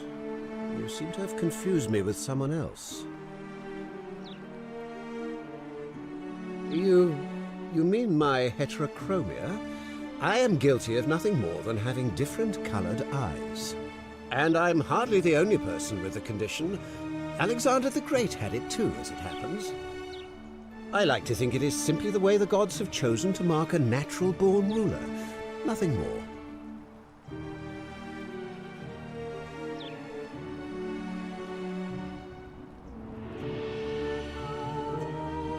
quite all right. We all make mistakes. I'm Malleolus, and if it wasn't for this interruption, I'd be practicing my victory speech for the election later today. I'm glad you asked. I'll finally restore freedom to this city, just as I've been promising. These good people have suffered long enough under Sentius's tyranny.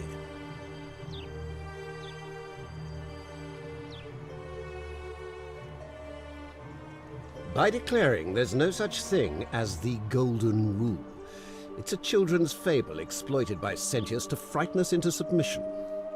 Wait, don't tell me you've fallen victim to that monstrous lie? Nonsense! There's no way you can prove that. If it was real and you'd seen someone break it, then you'd be dead already.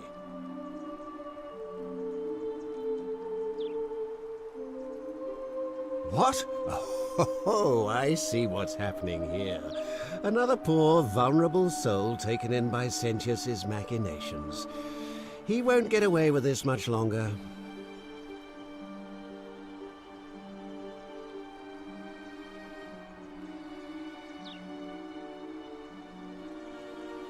True, but that is simply because you are mistaken. Are you insane? You barge into my villa uninvited and then make outrageous demands? Why would I withdraw from an election I'm bound to win? You are acting very strangely. I'm afraid not. We're stuck down here together, for better or worse. We're all going to have to make the best of it. You mean the children's fable exploited by Sentius to scare us all into doing what he wants? I trust you can see yourself out. Through the door this time. There's a key just beside it.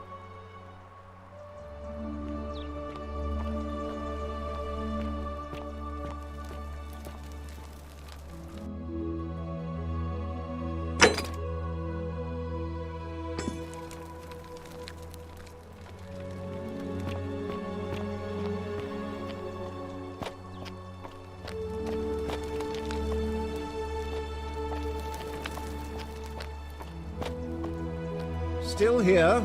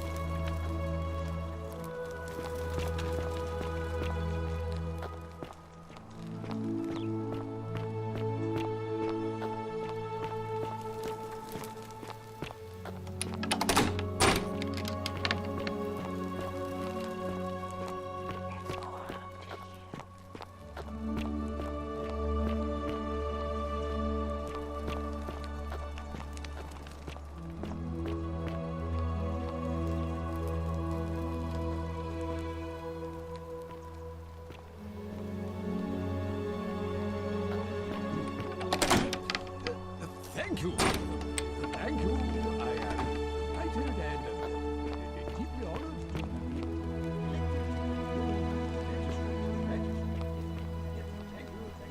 Thank you. I'm delighted. All right. Now, out of there.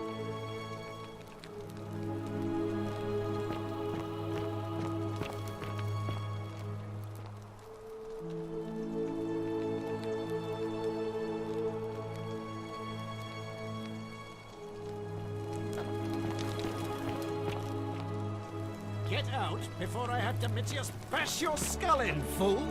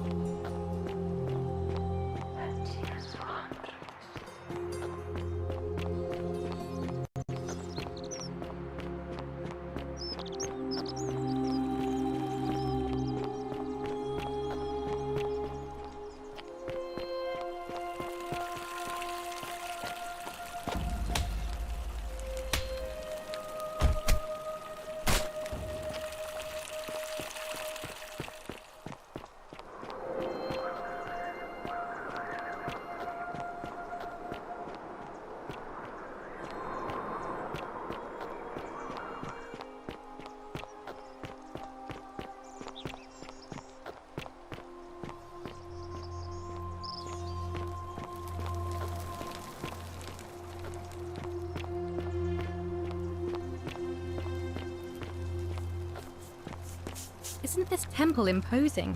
Salve, friend. I'm Octavia. Welcome to life under the Golden Rule. It's a ghastly thing, is it not? How are you faring so far? All right, well, it was lovely to meet you. I look forward to getting to know you better over the coming months. And if you ever... I can't believe this is how it ends. Oh no. No. No. Ulpius, what are you doing? Get back from there. If you lose your balance, you'll fall. That's the idea. What? Why? Why would you want that? Why do you think I'm stuck for the rest of my life working for a man who treats me like an animal? I know things are hard for you right now. They're hard for all of us. We're all in this together, Ulpius. Please just think this through. If you do this, it could be the sin that seals all of our fates. Is that what you want? I'm sorry, but I just don't care anymore. Please, Ulpius. Help him. If he goes through with it, it could be the end for us all. I don't know what to do. I've never had to deal with this sort of thing. Please, you need to talk to him. Thank you. And please, choose your words carefully. Let me guess. You're going to lecture me on how suicide is a crime against the Empire.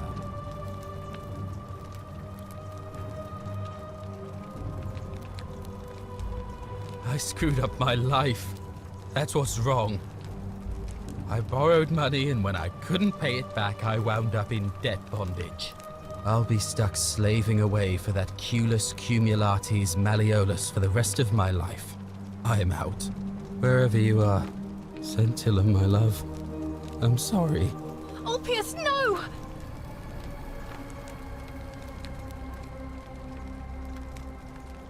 I can't believe he went through with it. Oh Lord. That poor lamb. Well, I suppose it means suicide isn't a sin under the Golden Rule. So I guess that means whichever god is responsible for it. It isn't mine. That was not your fault. There's no way you could have given him what he wanted, moments after you arrived. I'll have to let everyone know what happened. And I guess Malleolus will have to clean up the mess in his villa. It's of his own making, after all. And I'd best pray for poor Ulpius.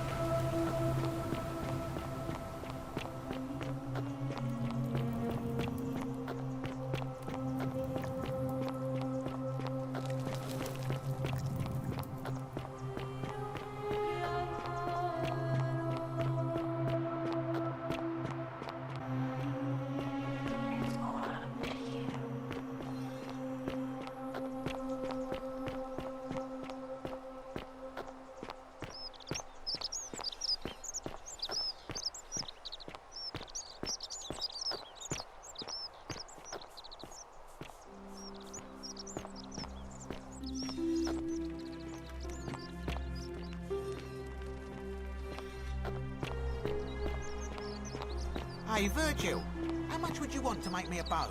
For the last time, Dacius, I'm not making you a bow. But why? You know why. But how am I going to defend myself against someone else with a weapon? There are no other weapons in the city. We all went along with the magistrate's weapons ban, so it wouldn't be an issue. That's why I've got to get in first before someone else beats me to it.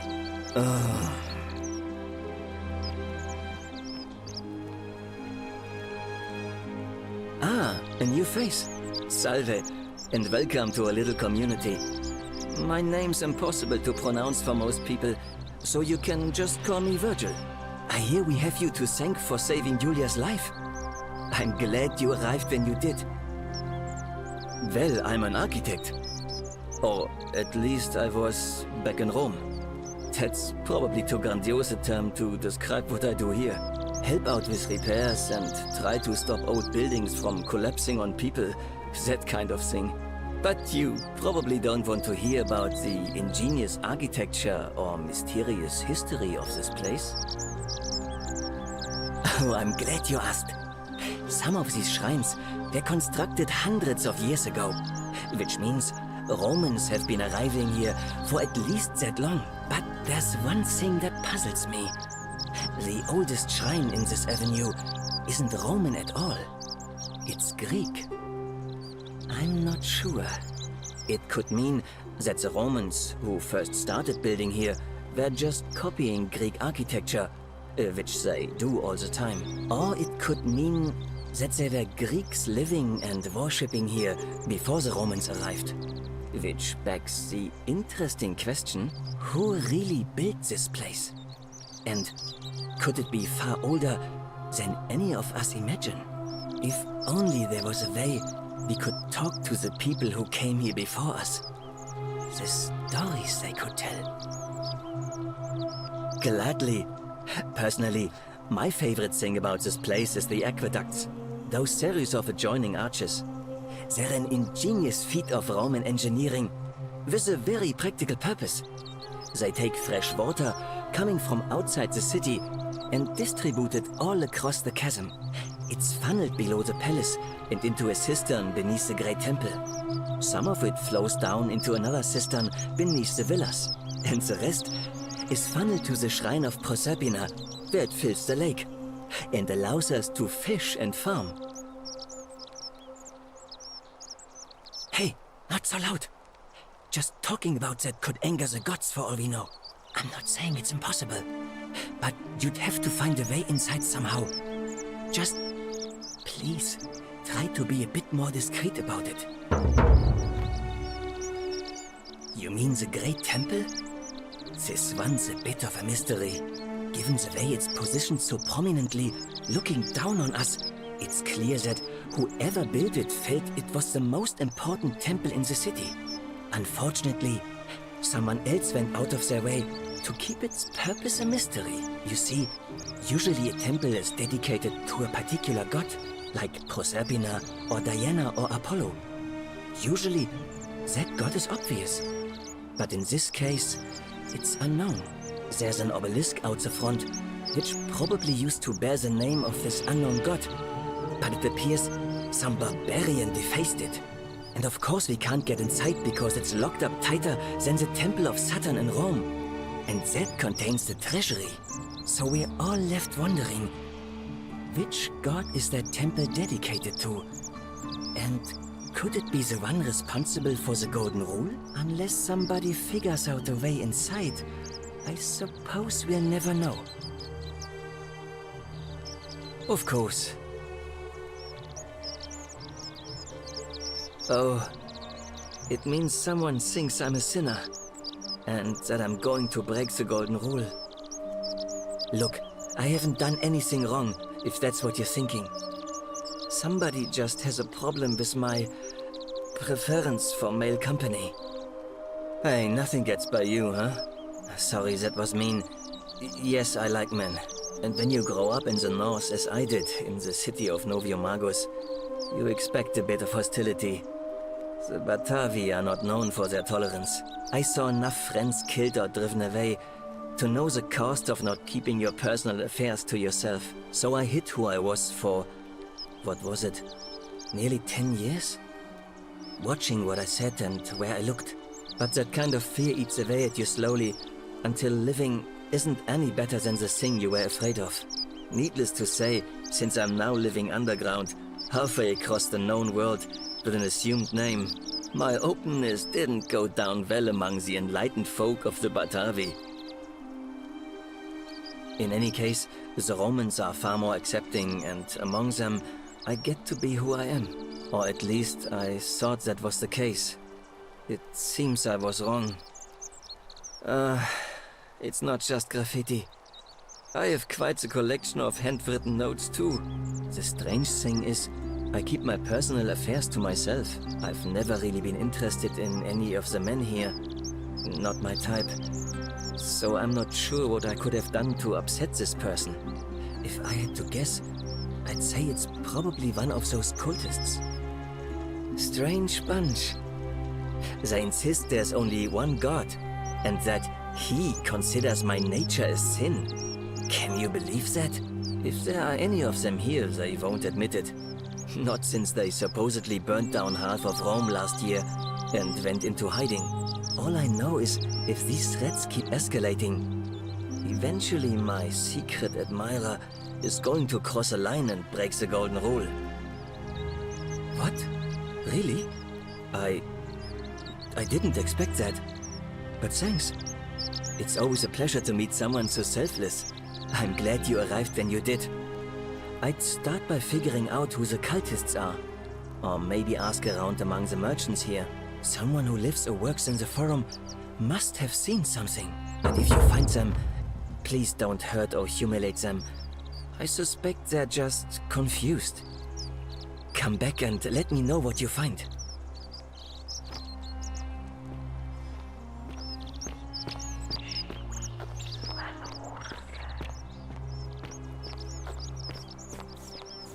How'd you do? Hello there, friend. May I say, that is a glorious bow you're carrying. Do you mind if I ask where you acquired it?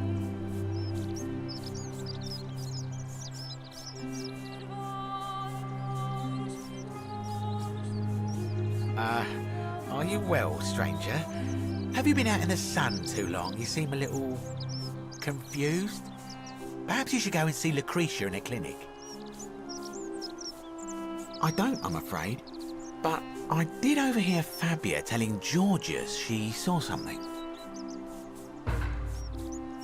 Malleolus.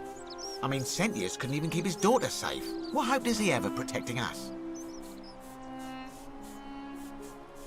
Not going to happen. Very well. Another time.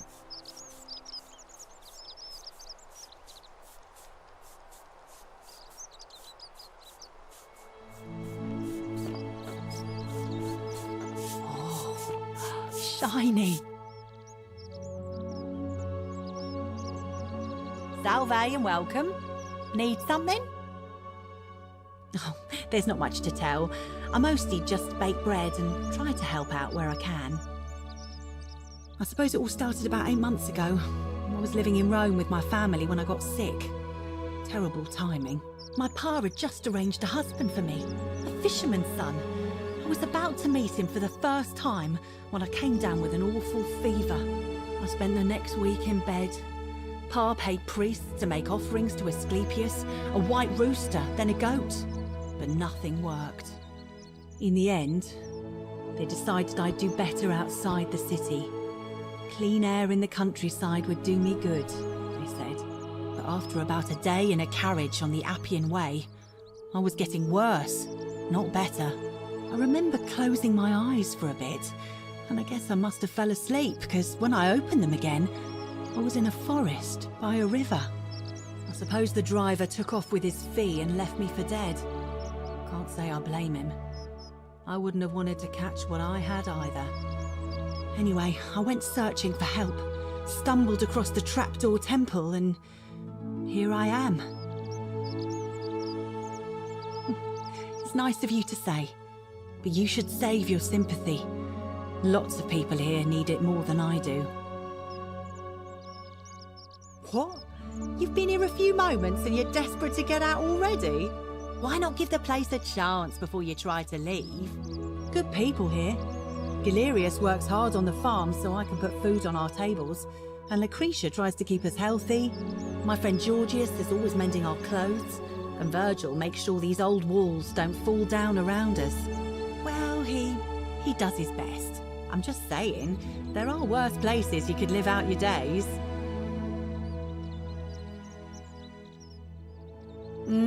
Terrible shame, that is. Maybe this'll help. Late last night, I was cleaning my oven when I heard some noises outside. The forum's usually dead quiet at that hour, so I came out to see what was going on. To be honest, I thought maybe poor old Dooley had got out of his cell and was snooping around again. So I popped my head out and saw someone in front of Virgil's shop. I couldn't tell who. It was too dark. I called out to them, but they just turned and ran off without a word. All I remember is they ran past a lit torch and the light glinted off something metallic. Armour, I think. So I suppose it could only be one of three people. Horatius, Domitius or Rufius. I hope that helps.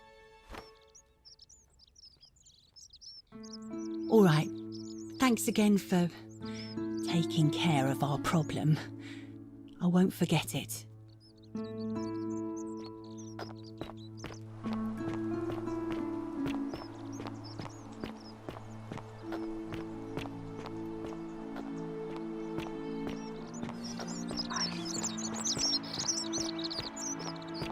Citizen? Ah, you again. No idea what you're talking about? Can't talk long. Family... Fine. See you around.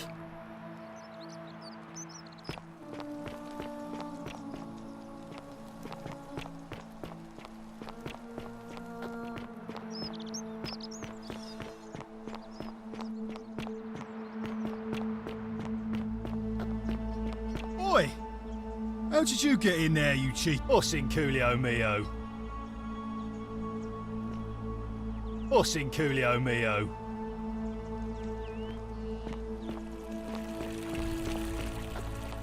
Citizen? What is it, citizen?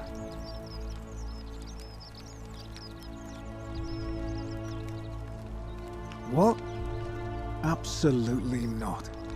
I know someone's been threatening him, and I'm not happy about it. But I can assure you, it isn't me. What business is that of yours? A lot of people have been looking for her. But it's been 3 weeks, and we've found nothing.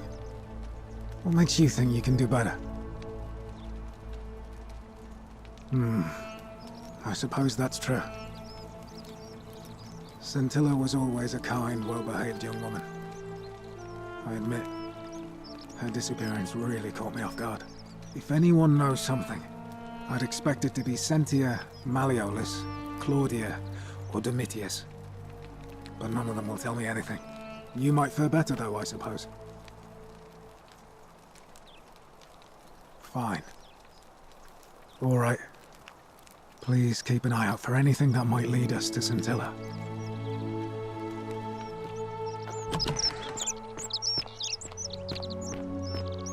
I hope you have a good reason for flouting. Citizen?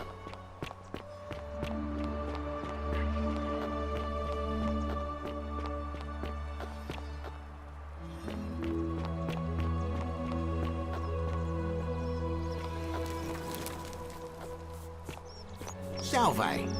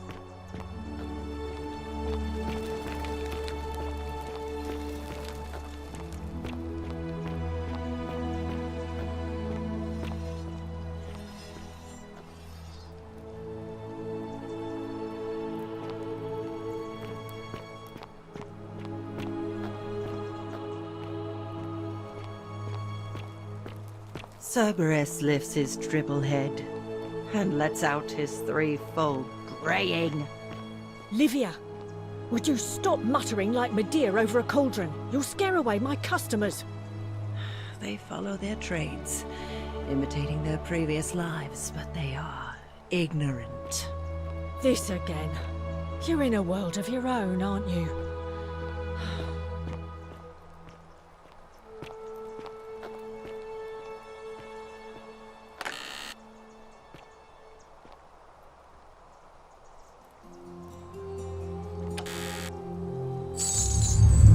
The many shall suffer for the sins of the one.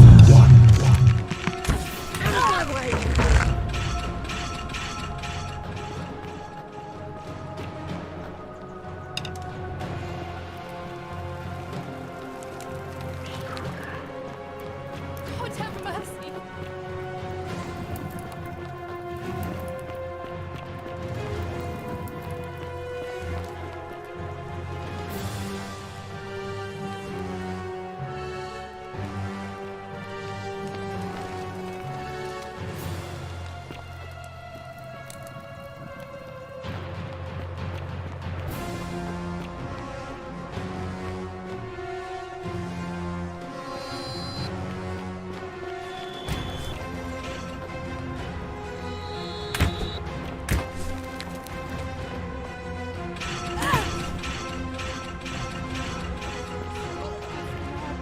Thank you.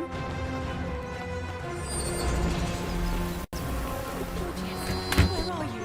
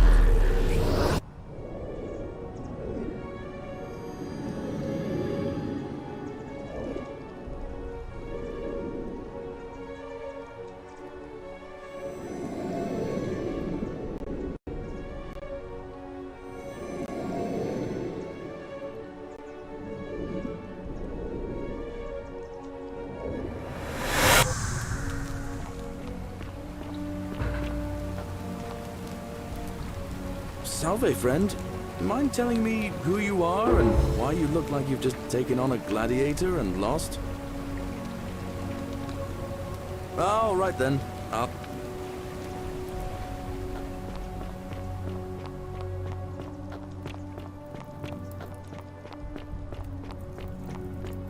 Ixion turns.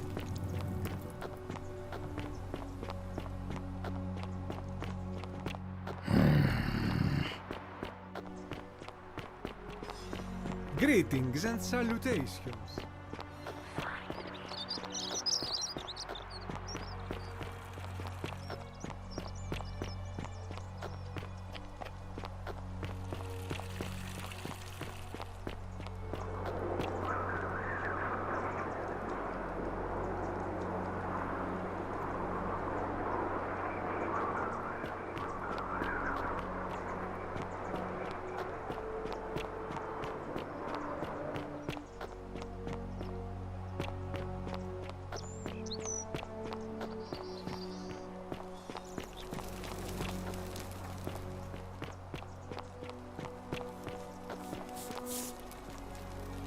Salve, friend.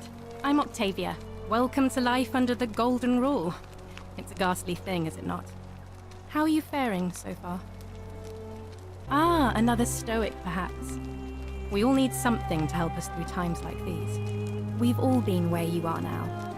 I remember when I first arrived. I used to lay awake at night contemplating the big questions. Why am I here? Is there a way out? What is the Golden Rule, and who or what is responsible for it? I still don't have any of the answers, I'm afraid. I don't think anybody does. But I'm happy to share with you what I've learned.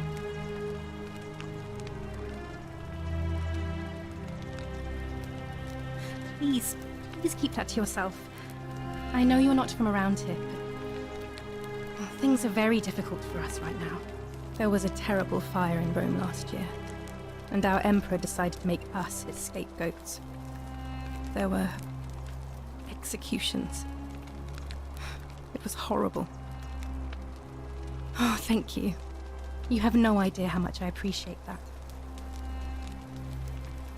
Here, in this place, the magistrate has me earning my keep by cleaning and pruning the gardens. It's not quite how I expected my life to go. I used to live in a lovely villa on the banks of the Tiber. I was even betrothed to a handsome young man from a prominent family. But long hours of menial labor for the good of the community has its own charms too, I suppose. Oh, much the same way as many of the others. When the fires came to Rome 7 months ago, my family and I fled for the Tiber, hoping to escape on a barge. We were among the fortunate ones with enough coins for passage, but unfortunately, there were a lot of desperate people, and they boarded before we could depart. A scuffle broke out, and I was pushed overboard. The last thing I remember was the water, rising up to hit my cheekbone. I woke up by the river, near that shrine, and stumbled across this place. Oh, that's all right. I'm sure it's all part of God's plan for me.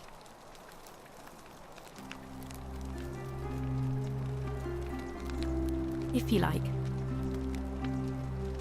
All right, well, it was lovely to meet you. I look forward to getting to know you better over the coming months. And if you ever... I can't believe this is how it ends. Oh no. No. No, no, no, no, no. Ulpius, what are you doing? Get back from there. If you lose your balance, you'll fall. That's the idea. What? Why? Why would you want that? Why do you think I'm stuck for the rest of my life working for a man who treats me like an animal? I know things are hard for you right now. They're hard for all of us. We're all in this together, Ulpius. Please just think this through. If you do this, it could be the sin that seals all of our fates. Is that what you want? I'm sorry, but I just don't care anymore. Please, Ulpius. Help him. If he goes through with it, it could be the end for us all. I don't know what to do. I've never had to deal with this sort of thing. Please, you need to talk to him. Thank you. And please, choose your words carefully. You know about that? How is that possible? I mean, I've never mentioned it to anyone. Well, if you say so. You don't understand. I don't want to hurt anyone. I just want it all to be over. It's too late for that. Yulia and I made a pact, and she's already swallowed hemlock this morning. If I backed out now, I'd be betraying her. I can't do that. No. No. Time's up. I am out. Wherever you are, Scintilla, my love, I'm sorry. Ulpius, no!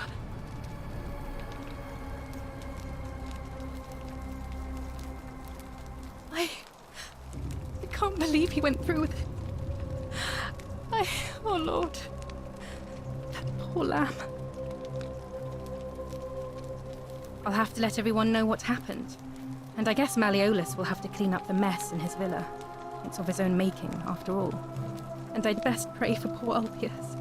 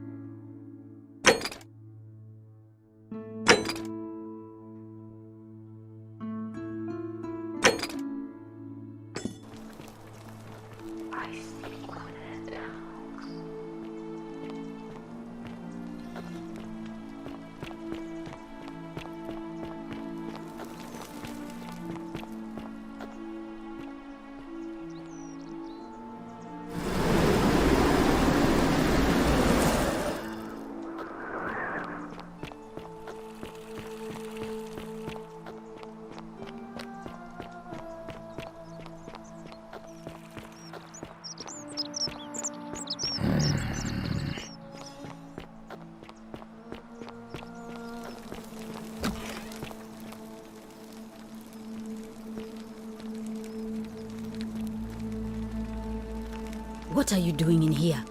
Can't you see this woman is dying? She's been poisoned. She needs the resin of a plant called Silphium, but that Culus cubulatus decius won't give it to me. What? Quick, give it here. Yulia, hope for that. That you just and maybe in the mint. That's a shame.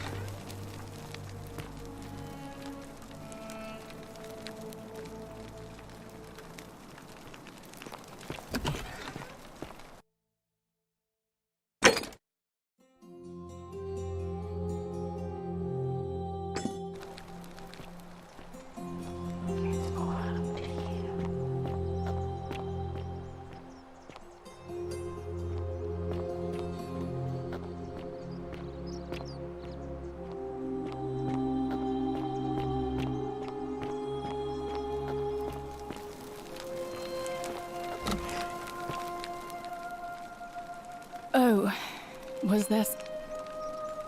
No. I did hear from Ulpius that she disappeared. It's very sad. She was such a lovely young woman. But I'd been locked in Malleolus's villa for months before she went missing, so I can't help you, I'm afraid.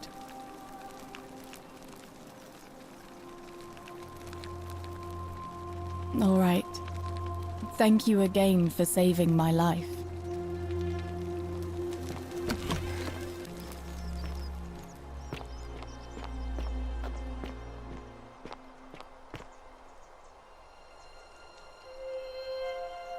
A new face.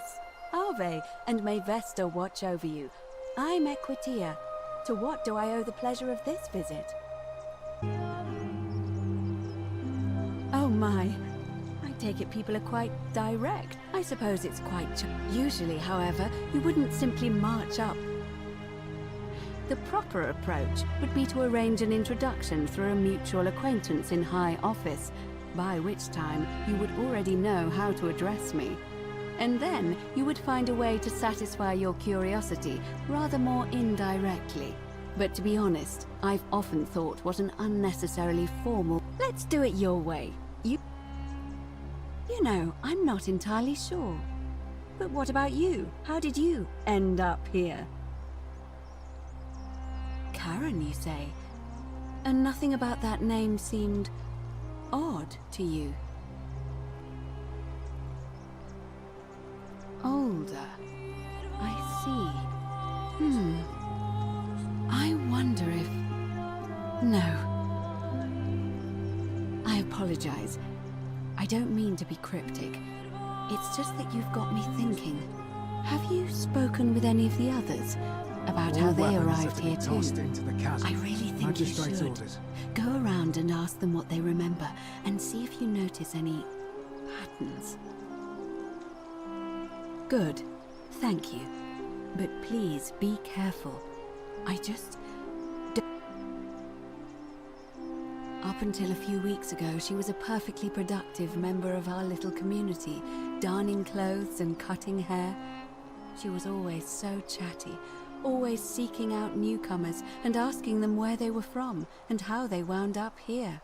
And then, about a month ago, she suddenly changed. She withdrew, stopped working and became despondent, started muttering to herself. Galerius and I visited her to see how we could help.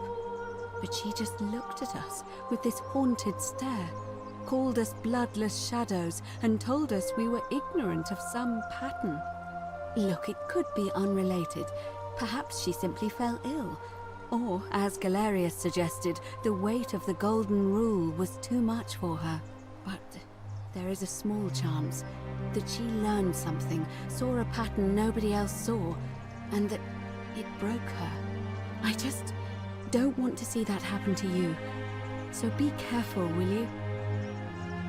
You have? Then what is it?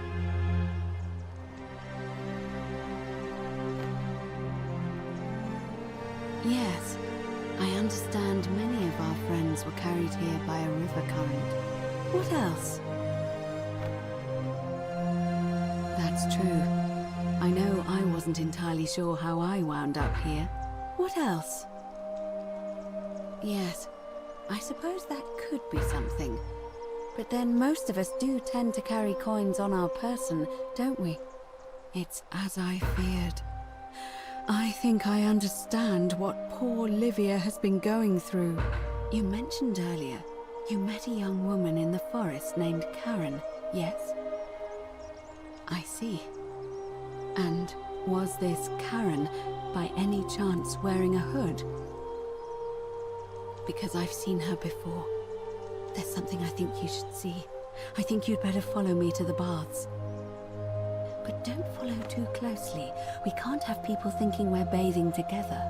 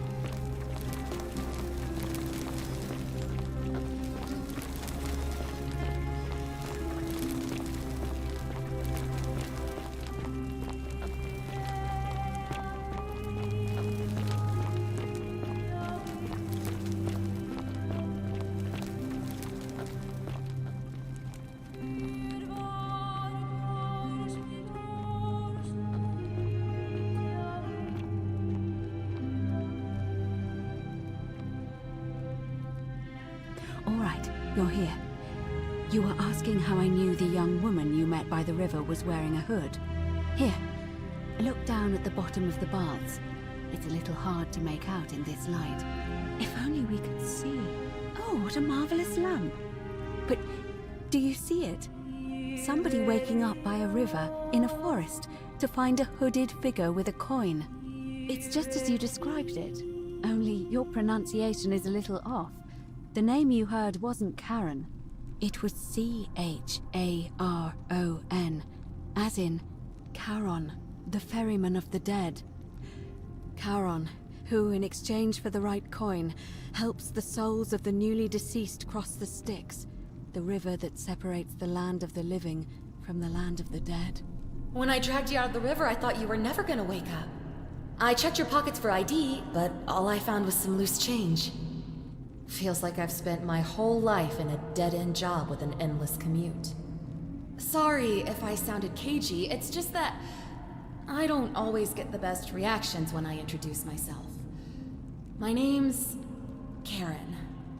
There are a bunch of old stories about the gods punishing people by making them do the same futile task over and over. But on the bright side, at least you're not stuck in the underworld like they all were. I'm so sorry, my friend. I'm so sorry. I take it you know what this means. I'm afraid so. It's all starting to make sense.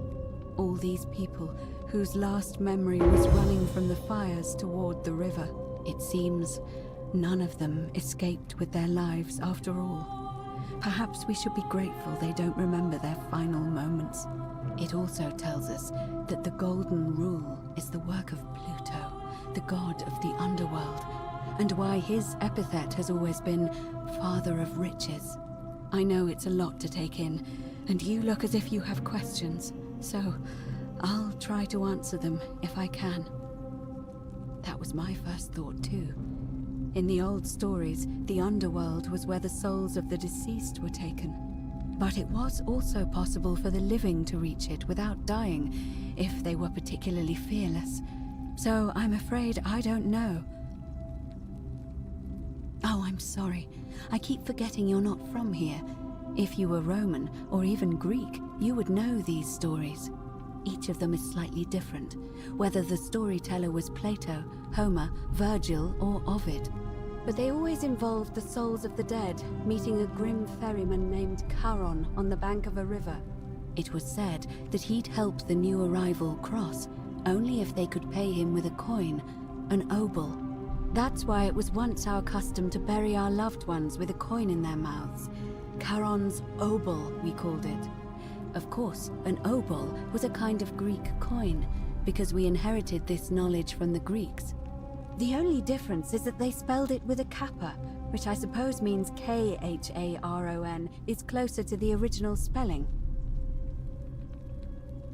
To be fair, the ferryman isn't exactly as the poets described, and he, she, they seem to appear to different people in different guises.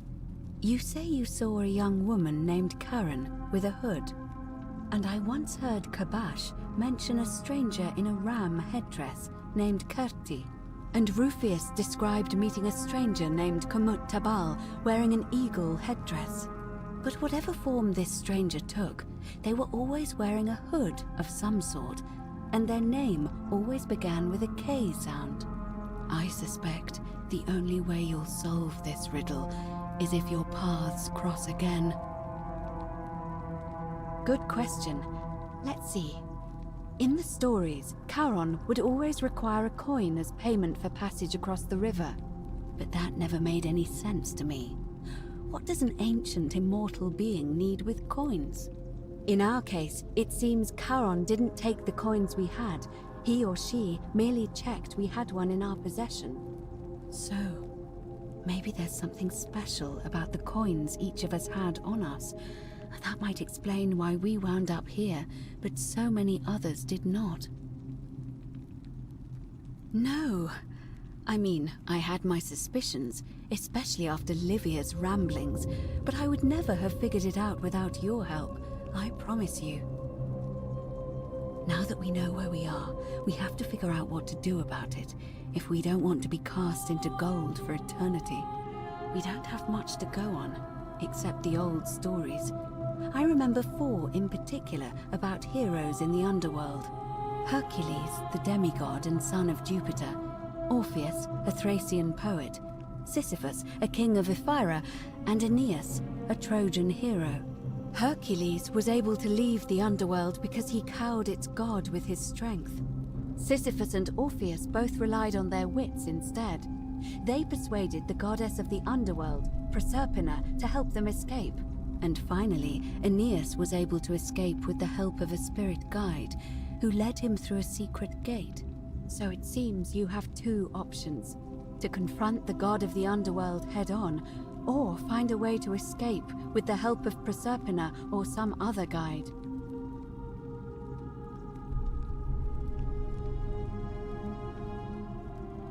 It's a reasonable question, but the problem is, this place is fairly well designed to keep us here. There's no way to climb up the shaft. And even if you could build a ladder big enough, just trying it would break the golden rule. We know that, thanks to the writings left behind by those who've tried. All Romans try to avoid saying it, and the reason is quite simple. He might hear us. You may refer to him as Pluto, if you wish, but you'll only be calling attention to yourself. Do so at your own peril. Shh! Is everyone so blunt where you're from? Oh. That option would be the boldest, but also the only way to learn the truth about the Golden Rule, and maybe even put an end to it. As I said, Hercules managed to overpower the god of the underworld, but he was a demigod. Forgive my candor, but you are no Hercules. Are you telling me that you can? I won't pretend to understand exactly what that means, but if that's true, then perhaps you stand a chance. So, if you want to confront him, I'll help you as much as I can. Who knows? Perhaps your name will be uttered in the same sentence as Hercules one day. But first, you'd need an audience with you-know-who, and for that, you'll need to enter the great temple overlooking the city. The problem is, the door has been sealed shut for as long as I've lived here, and there doesn't even seem to be a keyhole. I suspect the answer lies in the desecrated obelisk in front of it. I'm not sure if you noticed, but there are 4 plaques missing from its base. It looks as though somebody, or a series of somebodies, forcibly removed them, and in doing so, dishonored and angered our divine keeper. If you could recover and replace all 4 of those missing plaques, I imagine he might be willing to receive an audience again. It's the towering stone monument with 4 sides and a pyramid-shaped head that stands before the great temple, a dedication to the god of this place. You'll find them all over Rome, but of course they were looted from Egypt many years ago. It seems one of them made its way here too, although how is a mystery. However, this one is unusual in that each of the 4 sides is decorated in a different style: Roman, Greek, Egyptian, and another I don't recognize. That means you'll need to recover 4 different plaques: Roman, Greek, Egyptian, and a 4th, a mystery plaque. I don't know. But perhaps you should begin your search with the local Greek fellow, Georgius. His store is in the forum. Perhaps Kabash, our Egyptian resident, will be able to tell us. Unfortunately, he disappeared weeks ago. But I did hear Aurelia is peddling rumors about him at the tavern, so perhaps you could talk to her, or just take a look in his room. I'm afraid you're on your own with that one, but perhaps finding the other 3 will illuminate the way.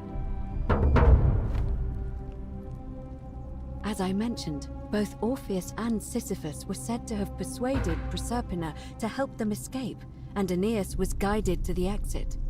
The problem is, those are the stories of a poet, a self-aggrandizing king, and a brawler about their own heroic deeds, so they should be taken with a grain of salt. First, Proserpina. What we do know about her is, well, it's a grim tale. It's said the god of the underworld abducted and dragged her here against her will, forcing her into marriage. It is. The gods are a mirror image of mankind, as far as cruelty is concerned, I'm afraid. If the stories are true, I imagine she's as desperate to escape as we are. If she really did help Orpheus and Sisyphus, perhaps she'll help us too. The problem is, how do we communicate with her without being noticed by her captor? Leaving that aside for a moment, there is also the possibility of a spirit guide. I don't suppose you've come across one of those in your travels? Truly? And you're only bringing this up now? Then again, I suppose you were worried I'd think you were as mad as Navia. Can you tell me more? Is it the same voice? What kinds of thing does it say? Fascinating. Perhaps she's a benevolent spirit. Or perhaps... Perhaps you're hearing the voice of Proserpina herself. If she has indeed been abducted, it would make sense for her to speak in cryptic whispers to avoid detection. Tell me, has she told you anything that might lead you to the way out? That is strange. There are no rivers here. Let me think on that. Right, because the current flows into the city through the aqueduct and into the upper cistern. I vaguely recall wondering what was in there, but the door at the back of the great temple is locked up tight. You might be able to get a key from the magistrate, but if that doesn't work, perhaps you can find another way in. Let me know if you find anything in there. All right, I I would suggest not discussing this with anyone. The best we can do for them is to let them remain oblivious for as long as possible. As for Livia, it seems she's been shouldering the weight of this terrible secret all this time. Perhaps it would comfort her to know she's not alone. In any case, time is of the essence, so you'd best begin. May Fortuna guide you. Although you may not need her with Proserpina on your side.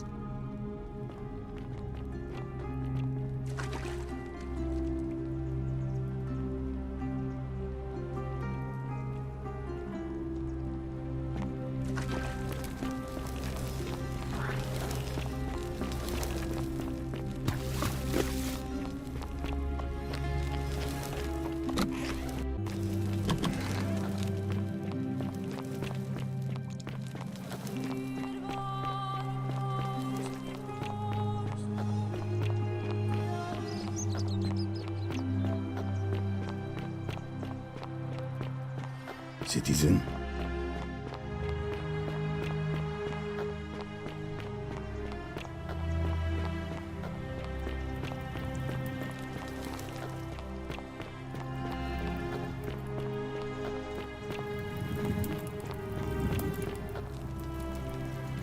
Just as the ocean accepts the rivers of all the world, so this place accepts all the souls.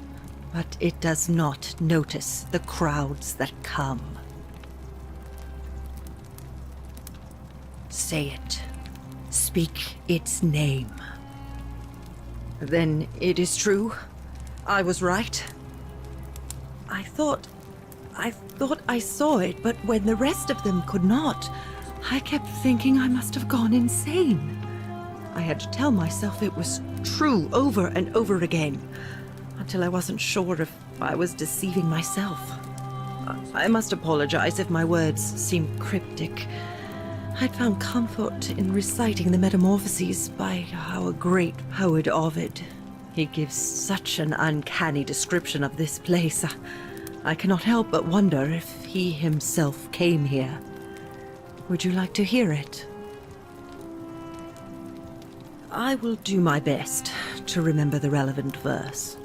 There is a downward path, gloomy with fatal yew trees. It leads through dumb silence to the infernal regions. The sluggish Styx exhales vapor, and by that way, the shadows of the newly dead descend, entombed with full rites, and the ghosts of those, at last, given proper burial. The wide, thorny waste is cold and pallid, and the newly arrived shades are ignorant of the road that leads to the Stygian city, where Black Dis has his cruel palace. As the ocean accepts the rivers of all the world, so this place accepts all the souls, and is never too small for any populace, nor notices the crowds that come. There the bloodless shadows wander without flesh or bone. Some crowd the forum, some the house of the ruler of the depths. Others follow their trades, imitating their previous lives. And still others incur punishment.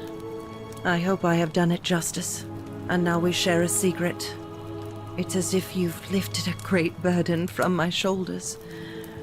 Thank you, friend. I think I should rest.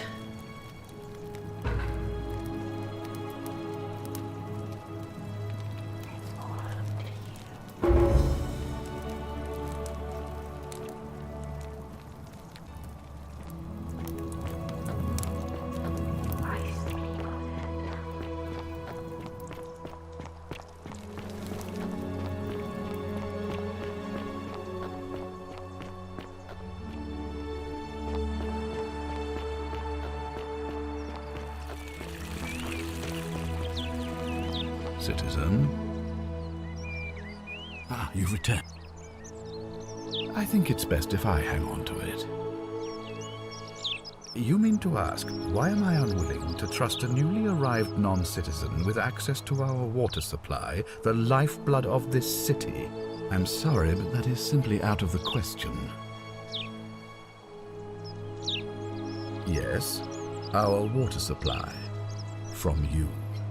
I wasn't born yet. Aeneas the Tactician wrote a siegecraft manual for me, and I'm beginning to wonder if the culprit we're looking for might...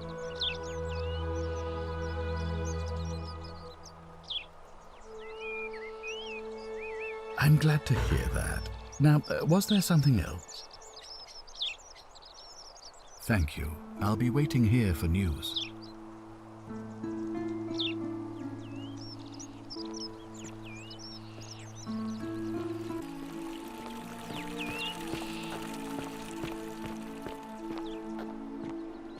How come you're allowed a weapon and I'm not?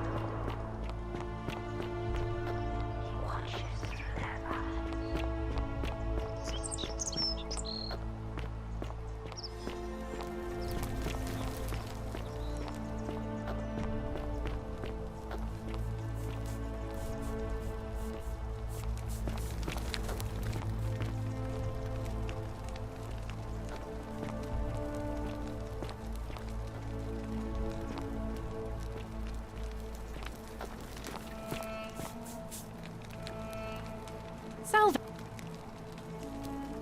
All right, well, it was lovely to meet you. I look forward to getting to know you better over the coming months.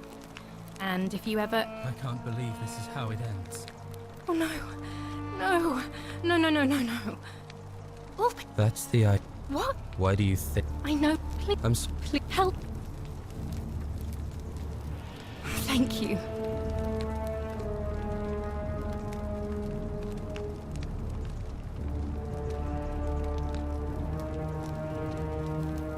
Let me guess.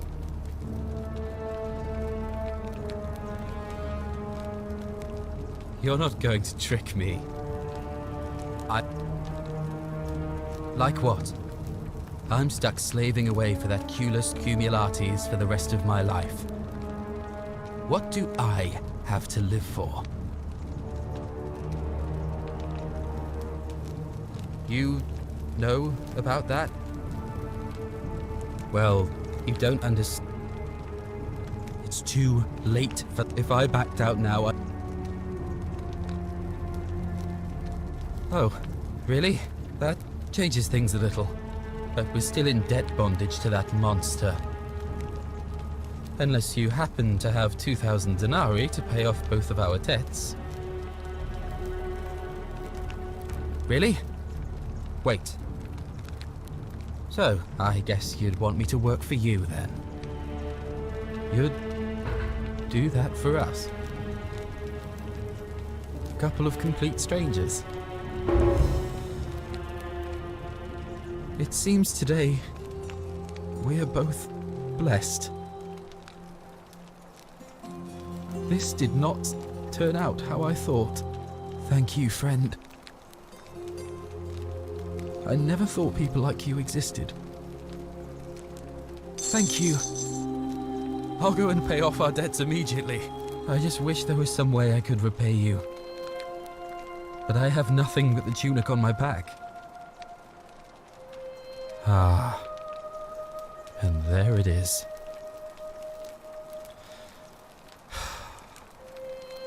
All right. Scintilla and I were in love. And then, 22 days ago, she went missing. All right. One night a few months ago, when I was cleaning Malleolus's villa, I heard a young woman singing. It was the most beautiful thing I had ever heard. I wasn't allowed out, so once everyone else was asleep, I climbed up the inside of the villa and onto the roof, just to see where that sound was coming from. And that's when I saw her. Standing in the garden of the magistrate's villa, I just sat there on the roof, listening to her with my chin on my knees. And for the first time in a long time, I felt hopeful. And then she looked up and saw me, and she smiled. I knew at that moment the fates had brought me to her, and from the moment she asked my name with this warmth and curiosity, I knew I'd have done anything for her. And so for weeks on end, each night I'd climb out of the villa and into her father's garden. We'd hold hands and talk about all the things we'd do once we got out of here, like having our own vineyard. And then one morning I woke up and everyone was out searching for her. They said she'd vanished in the night.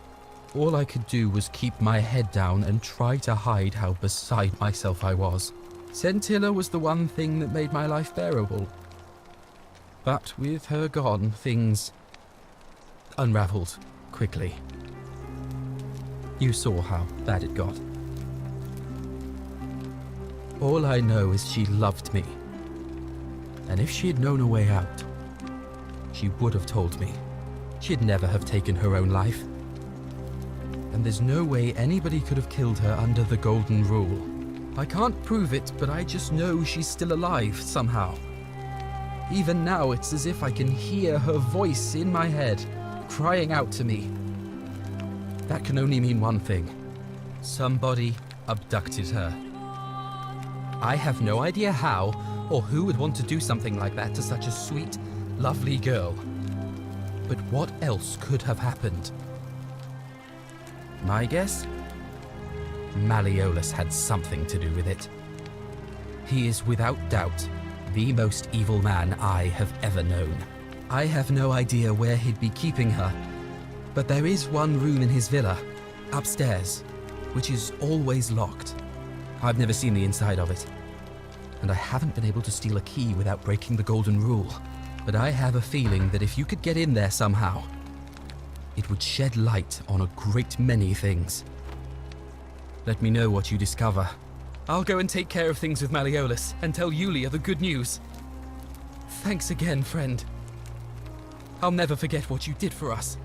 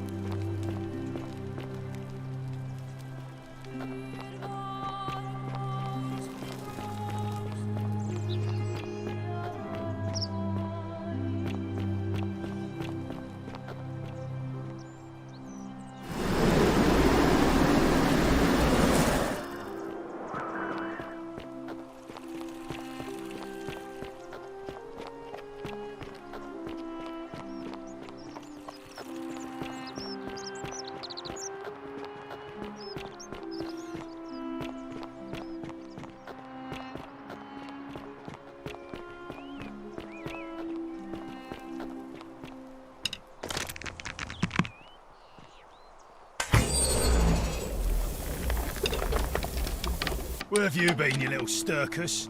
You shouldn't even be outside the villa. None of that matters anymore. I'm paying off my debt. Thank you. I am delighted and deeply honored to have been elected your magistrate.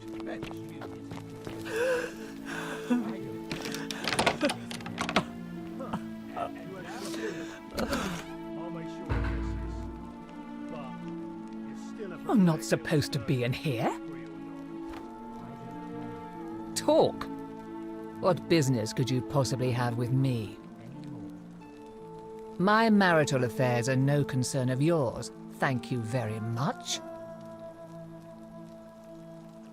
I think a better question is, why am I being interrogated by a stranger who just barged into my villa? I have quite enough marriage trouble already, without having to explain to my husband why I'm receiving strange women in private. The dainty little thing from next door? Of course not. As much as I despise her father, I would never lay a finger on that poor, sweet child. Well, I've had quite enough of this. Domitius! Do I need to call Domitius? Get up!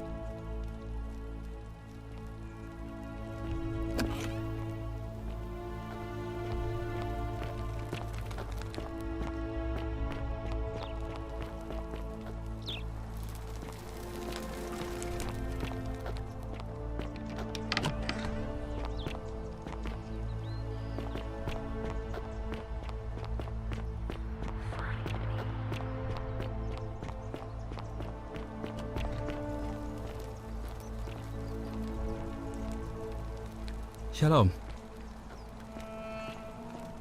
Really? I was sure he was hiding something in there. I feel like I've looked everywhere. At least everywhere I could get to. There are still two places I've never been able to reach. First, the palace. If Navia managed to get in, then I suppose Scintilla could have too. The only other place she could be is somewhere in the cistern network. I remember hearing that Dooley had been poking around in the upper cistern before he was locked up. So you could ask him about it, I suppose. All right, friend. Thanks for the chat.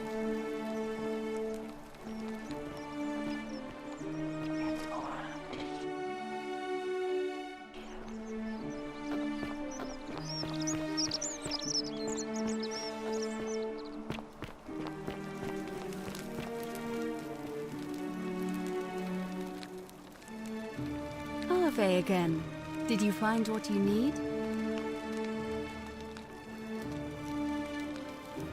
See you again. Hello?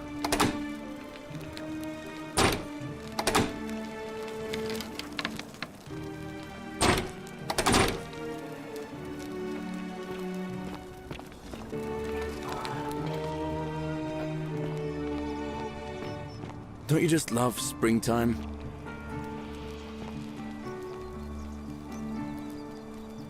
Salve again, friend.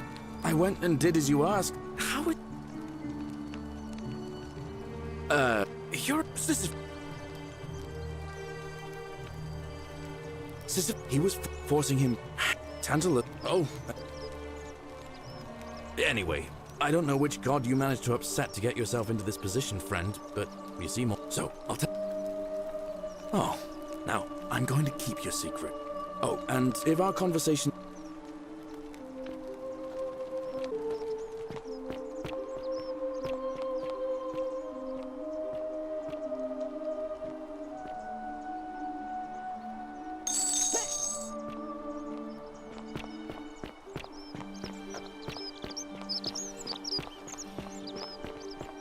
Citizen.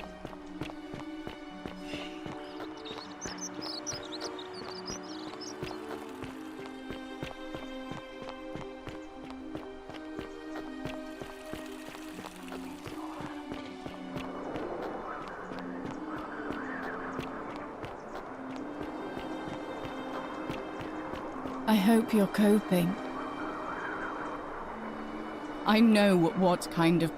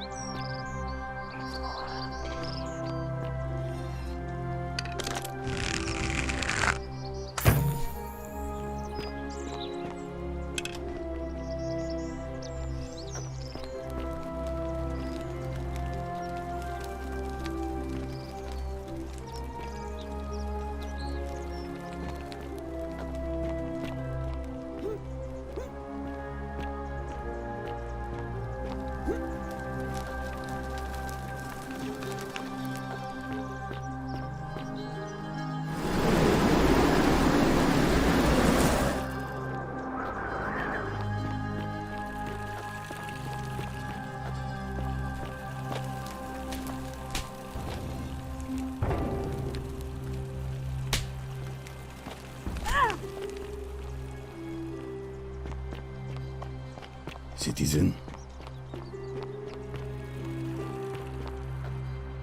I hope you're coping.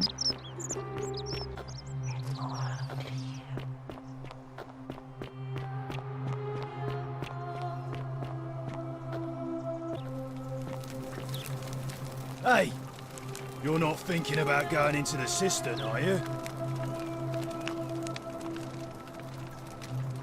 Nobody's told you about Hannibal? Ugh, why do I have to do everything round here? So, there was this guy called Hannibal, right? Funny accent. Used to go down into the cisterns looking for junk he could clean up and sell. One day, a few weeks back, he comes out and tells me the cisterns are haunted. Said he could hear spirits wailing. Of course, nobody believed him, because who trusts a Carthaginian, right? Anyway, a few days later, he goes back in.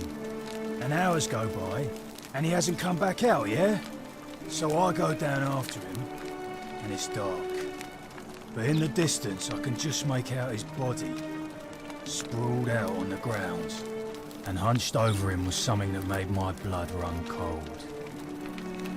No word of a lie. I saw a creature. Like the corpse of a man who'd been flayed. And it was eating Hannibal. What any sane person would have done.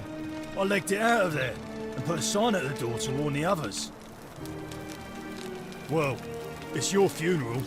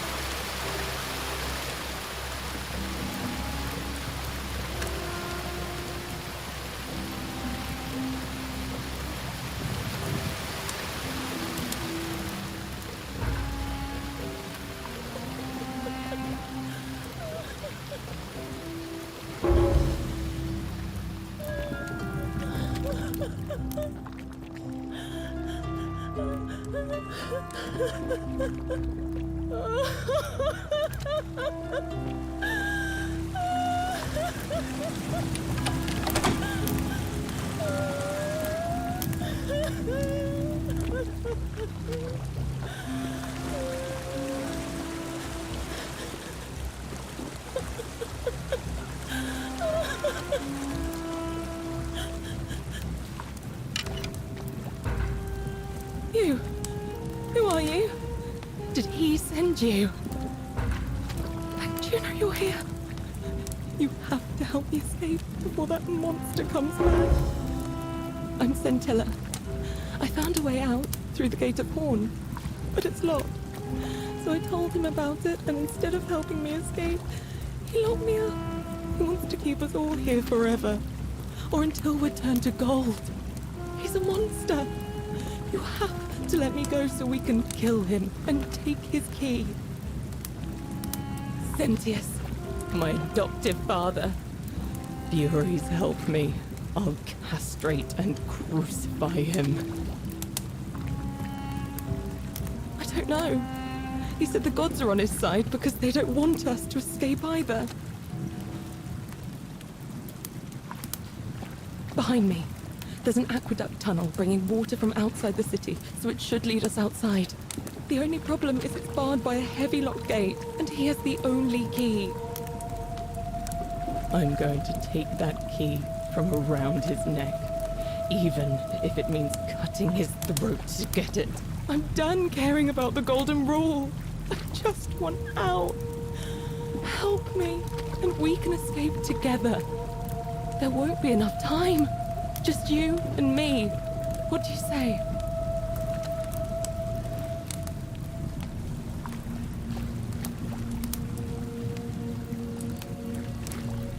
What? No! You can't just leave me here! How can you be so heartless?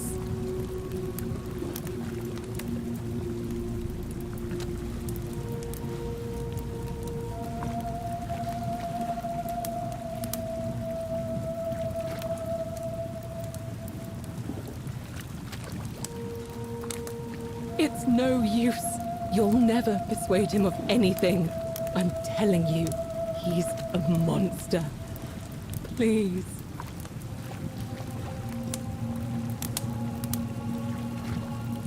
You're making a mistake.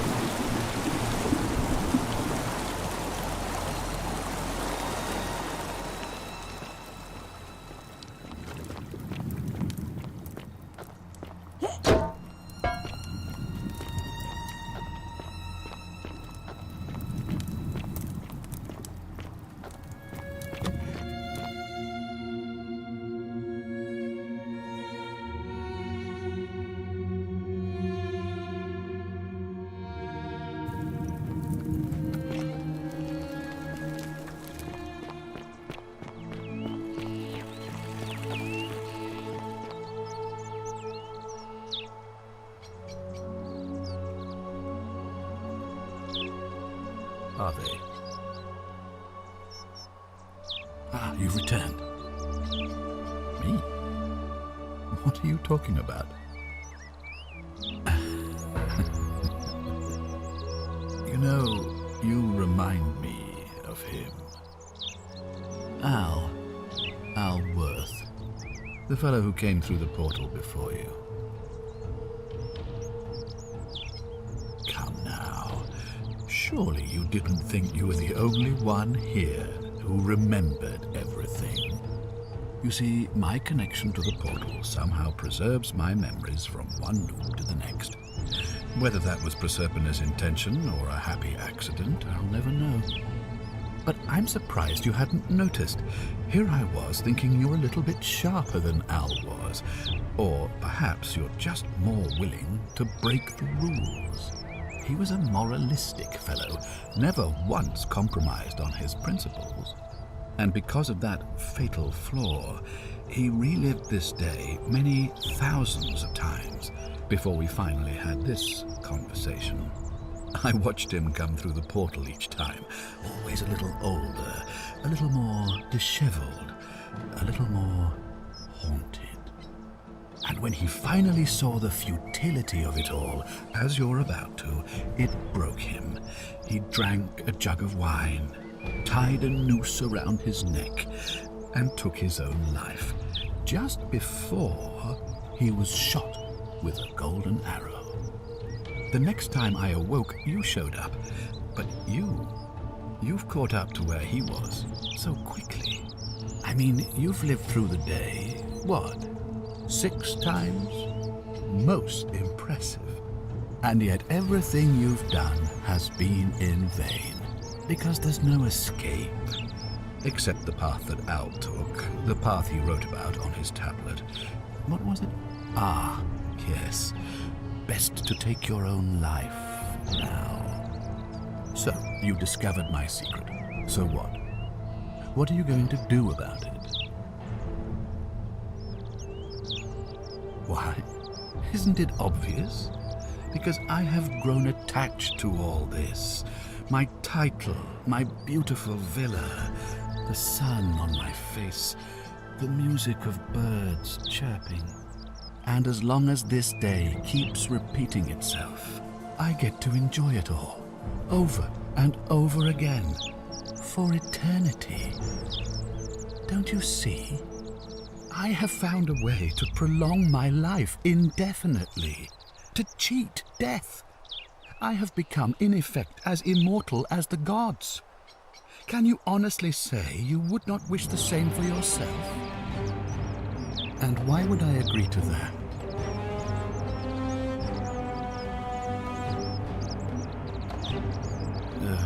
You and your pathetic morality. Nobody cares about your opinions, least of all, me. Understand that, to me, you've never been anything more than a useful idiot, and you're no longer useful. You might want to think that through. If anyone so much as touches me, everyone dies. I certainly hope not. In fact, I want it to go on and on forever until you wither and die like Al did, and the gods send yet another useful idiot to extend my life for me. What are you going to do? Beg the gods for help? They don't care about you, and neither do I. Now, get out of my villa. I'm bored with you.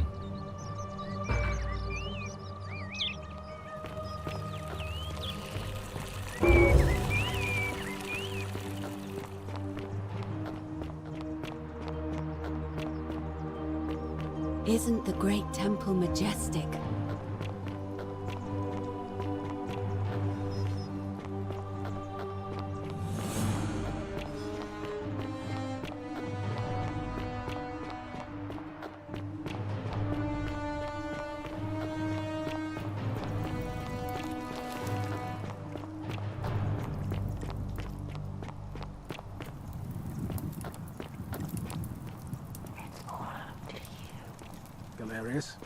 Horatius? Looking a bit troubled there. Still no sign of Zendula. I haven't slept right. Don't be too hard on yourself. From what I hear, nobody saw it coming. Anyway, I thought you Stoics weren't supposed to worry about things you can't control. Yeah, but I keep thinking, what if there is something I can do? What if she's out there somewhere suffering? waiting to be found. Sounds like you're torturing yourself. Leave that for the gods. Try to relax. Get some rest. Tomorrow's a new day. Big long bow. I suppose you're right. No idea what you're talking about. All right. After this, we're square. I think I have seen that plaque. Sorry I lied. Can't be too careful these days. Head into the caves behind the theater. Turn right, then right again. Oh, and here. You'll need this key. You didn't get that from me.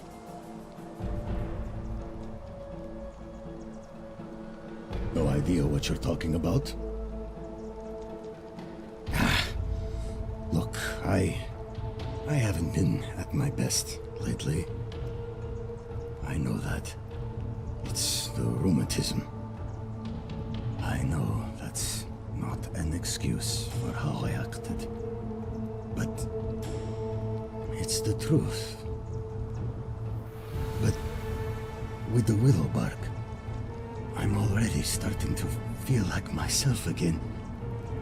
I'll leave him alone from now on. It's not as if I was ever going to hurt him anyway. I was just lashing out. I'm going to go and clean up the graffiti. Just forget this ever happened. Will you?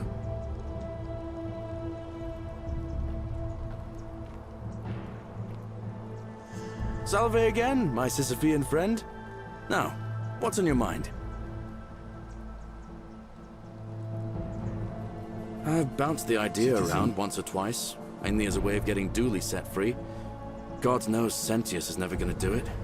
But from what I hear, Malleolus has the election stitched up. Nobody's going to take him on and win. And maybe that's not such a bad thing. I mean, he talks a lot about freedom, so I'm hoping if he's elected, he'll release Dooley from his cell. And that's good enough for me.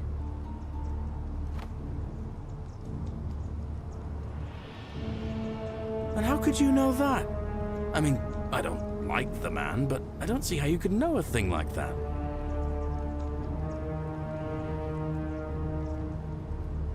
Well, I'm a farmer. Always have. One day, when I was about 20, my father and I were in the top paddock, loading our cart, when some Roman legionaries came along, demanding produce for their men. My father told me to run into the house for his axe, and so I did. I sprinted so fast I almost threw up. But by the time I got back, he was bleeding out on the ground, and our cart was empty. That was my first. My mother died of a broken heart soon after, and things went downhill from there. I took over the farmstead, but more raiding started before too long. We'd come outside in the morning to find animals missing, our stores pillaged. One night, when my sisters and I had nothing left to steal, there was a knock at the door. I knew who they were. I got my father's old axe, pulled the door open real quick, and before that soldier knew it, split his face right down the middle. But there were more of them. I never saw how many, because the next thing I knew, I was waking up with a mouth full of dirt and lungs full of smoke. My home was reduced to ash. My sisters, dead. Yeah, well, I wasn't the only one this happened to. Unfortunately, there were just too many of them. And those of us who survived, I spent a few years working for my new master, learning the Roman. Tried to escape a couple of times, but they always found me. I'd probably still be there too, if it wasn't for the stampede. Everybody was running down toward the river, screaming. I got swept up with them somehow, and the next thing I knew, some stranger was dragging me out of a river. That's what I thought too, for a while. See, I finally had my own farm again, safe from the grasping, until Sentius the Decurion demanded I hand over all my produce. It's for the good of us all, he says. Only he takes the best bits for himself, of course. He even told me if I refuse his demands, I'll break the golden rule. So, it turns out our dear old magistrate is no better than the Legion thugs who But don't you worry, Nemesis is what— forget I said that last part. Thanks, friend. I knew I liked... Anyway, that's... All right, friend. Hope you find a way to break that cycle you're in.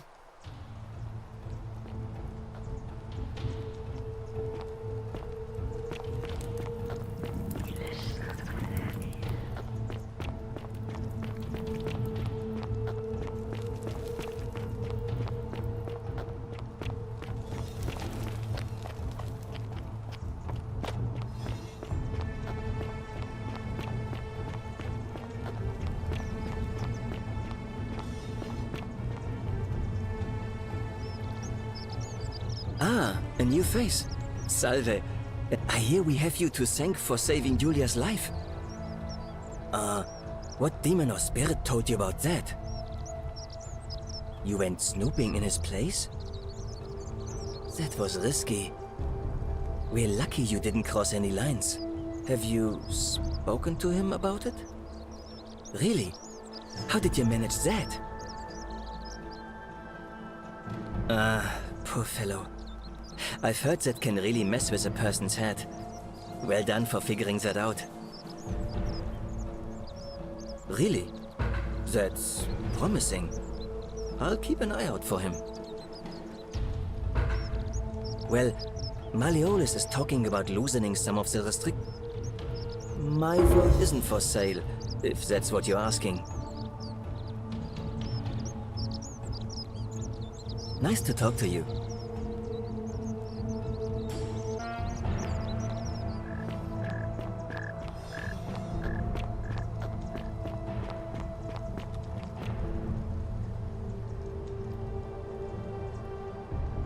Survey again. Did you find what you need? It must be completed by dusk, just the same as any other official business. It'll be between Sentius, the incumbent, and Malleolus, the challenger. Why do you ask? I like the idea, but I know Galerius well, and his position has always been that he won't run unless Malleolus withdraws. It was only yesterday that he said to me he'd only ever run if it was absolutely necessary to make sure Sentius wasn't re-elected.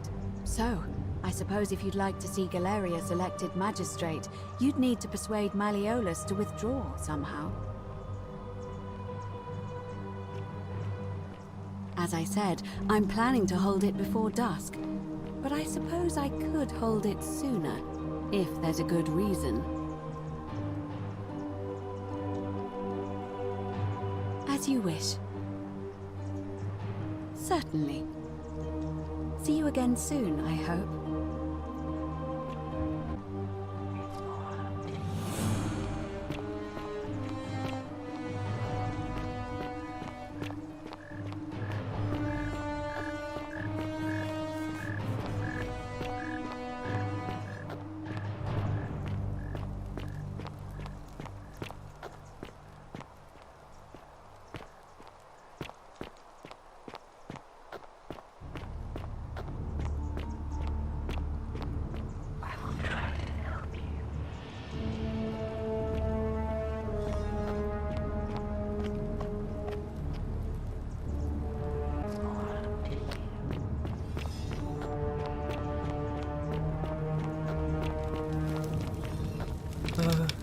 Hello?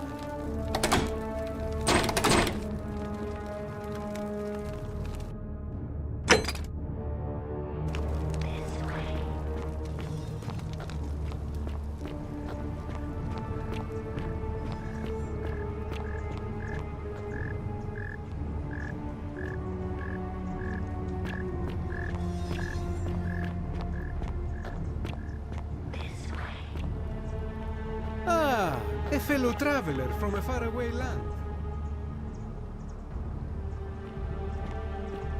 Are they?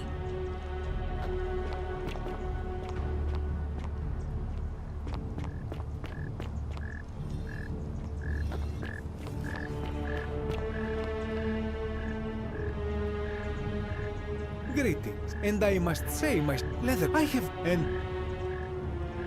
Is this a riddle? We will... And in a city full of Romans you are asking me? Because I am Greek. Let me tell you something about Greeks and Romans. My name is Georgios, yes. But the Romans, they do not care. They hear me say Georgios, and they think, ah, he must mean Georgius. Good Roman. They do this all the time. They see us worshipping Zeus, they copy us, but call him Jupiter. They take Hades and call him Pluto, Persephone, Proserpina. I am flattered that they copy our ideas, but why must they change the names? Do they want credit for making it all up? Do they want to forget where it came from? At first, I pull my hair out. After a while, I give up, and I become Georgius the Roman. I accept the world is Roman. Plus, I have no hair left to pull. But my point is this. If you want to know who stole an old Greek name, look no further than the sticky-fingered Romans. The plague you seek was pilfered from a collection of old Greek relics by none other than Dully. He cannot help it. Like a typical Roman, he likes shiny things, especially those that once belonged to my people. And besides, it makes him happy. So I say, let him keep it. I believe he still has it with him, in his cell, just opposite the Temple of Demeter. That, my friend, is quite the dilemma. But after some reflection, I do not enjoy the thought of another... Nothing comes to my mind, my friend. I hope that our paths cross again soon, my friend.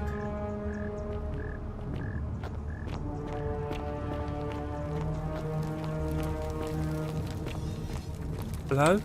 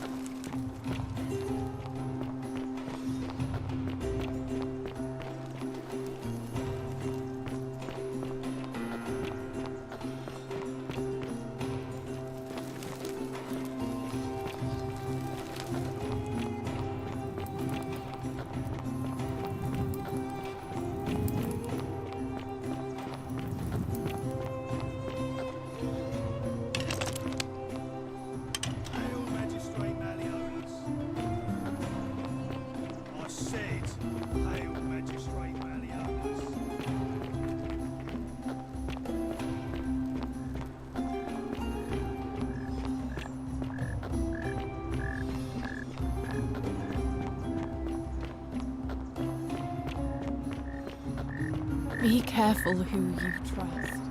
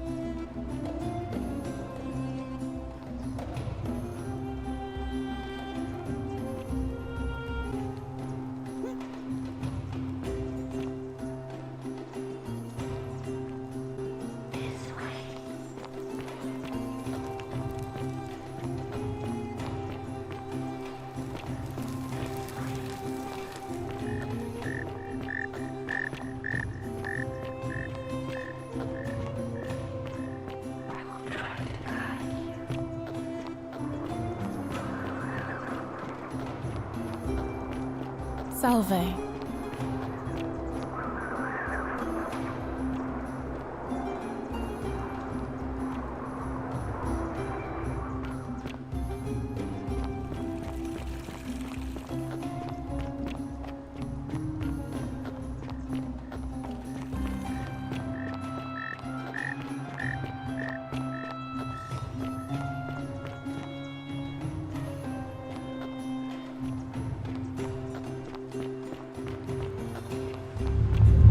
The many shall suffer for the sins of the one.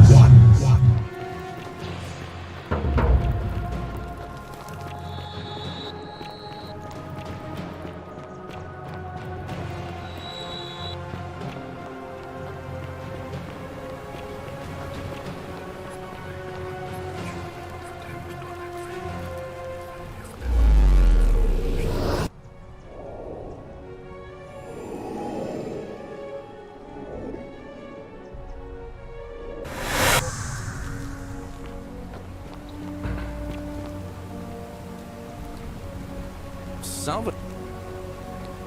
Oh, sounds serious. I'm listening. Yulia. Oh, poor Virgil. All right, let me see. Stop Fabia going in. I'll go, but...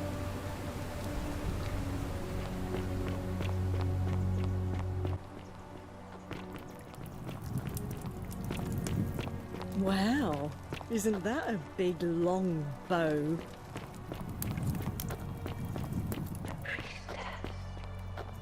You, Sisyphus, attack or pursue the stone.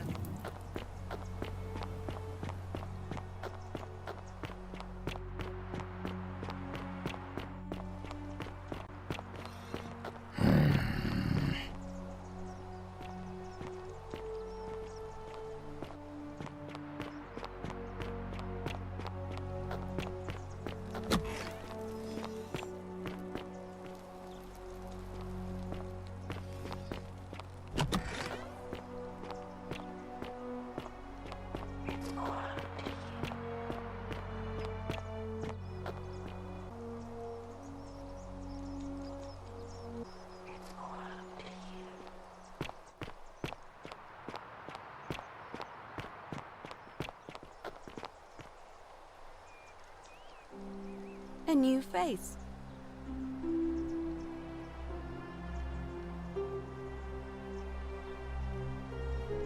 I suppose you...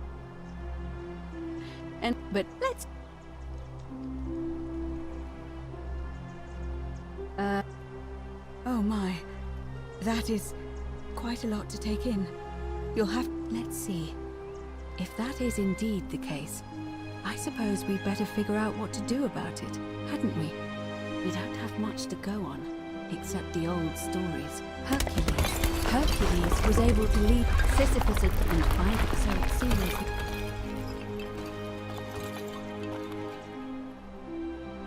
May fortune...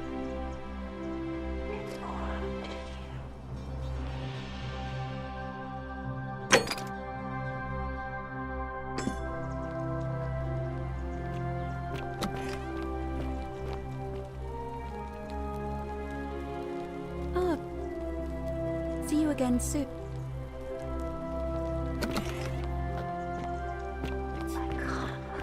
My condition is nobody's business but mine.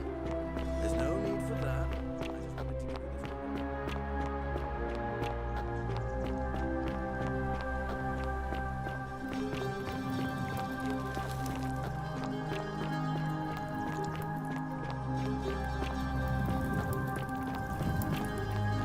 Cerberus lifts his dribble head and lets out his threefold graying. Livia, would you stop muttering like Medea over a cauldron? You'll scare away my customers. They follow their trades, imitating their previous lives, but they are ignorant. This again. You're in a world of your own, aren't you? Ah, you're here. And, there's a...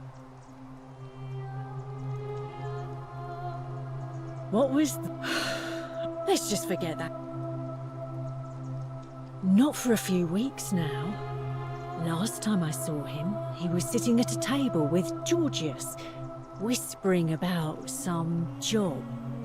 I remember because they kept looking over their shoulders as if they didn't want anyone else to know. So, naturally, I hovered. The one word I kept hearing was vanishing.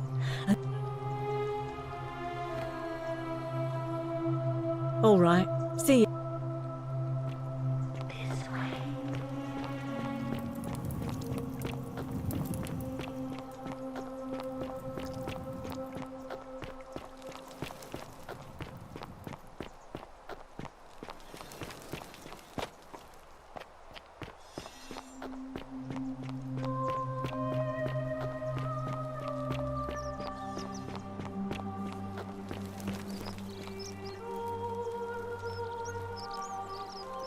Greetings, I'm Georgie. Hi, Virgil. My friend, your words intrigue me more and more. But yes, very well. Ask me what... not making you a Ah, I knew this day would come. I do not wish to lie to you, my friend, but even discussing this matter is dangerous. There are no other Please, weapons in let the us city. leave the live coals safely along beneath with the the earth. magistrate's weapons ban, so it wouldn't be an issue. Very well. But the magistrate would not look kindly upon this, so please keep it to yourself. For several months now, I have been sneaking out at night to worship the gods of my ancestors in the temple of Demeter. Each day, I leave offerings of food in the hope that we may have a bountiful harvest, and yet the next day when I return, the food is missing. The offering, it is symbolic, you see. It is never eaten. So I ask, who or what is devouring the food in this temple? Stranger still. Once I sat in front of my shop like the 100-eyed Argus until dawn to see if I could spot a thief going in. But do you know what I saw? Nothing! Nobody entered, and yet when I went to take a look, my offering was gone. It is bizarre, is it not? When I told my friend Kabash of this at the tavern, he offered to help investigate. He went in, and to my dismay, he was never seen again. I do not think you should pursue this, my friend. It would break my heart to be responsible for 2 people disappearing. But you do not strike me as a kind of person to be deterred by such warnings, so just be careful, I beg you.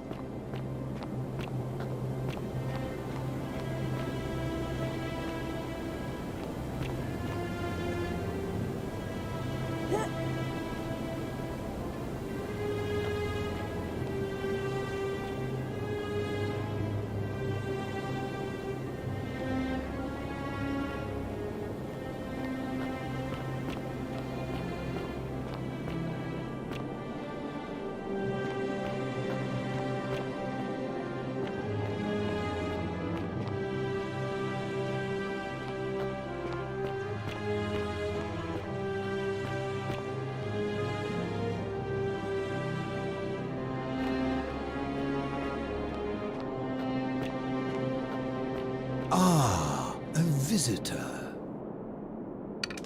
Welcome, welcome. May I ask your name?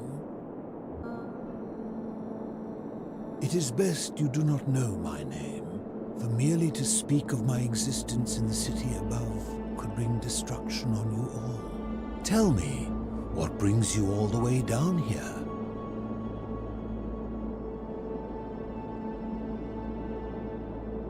Ah, Kabash. I know this man.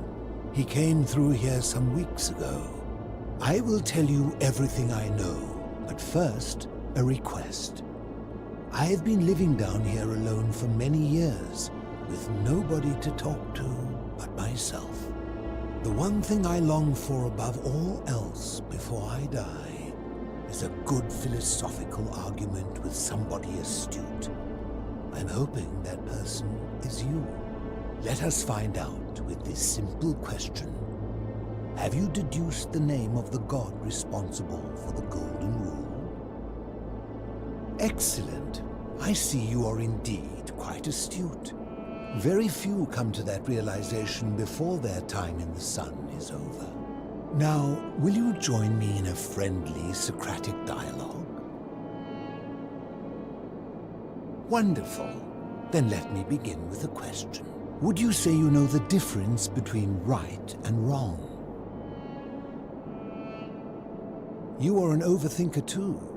We're the same then. It is probably why I became a philosopher. But if you struggle with right and wrong normally, then down here with the Golden Rule, surely your struggle can only have become more difficult. Well, that's reassuring. And the truth is, you're not alone. You see, out there in the world, being uncertain about right and wrong was acceptable because our mistakes rarely had consequences. So we would tell lies and bend rules and turn a blind eye and rationalize, and yet still find a way to think of ourselves as good people. But under the Golden Rule, morality matters. The slightest wrongdoing could result in a mass execution. So to navigate this maze, we would have to be certain about the difference between right and wrong. Wouldn't you agree?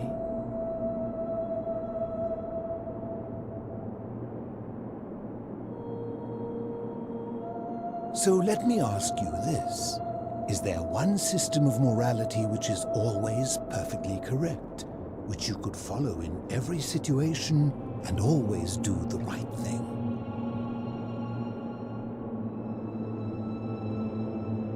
How can that be? Since they all have differences, it follows that in some cases they would offer different conclusions about what is right and wrong. If there is a correct moral code, then wouldn't it follow that only one can be the correct one?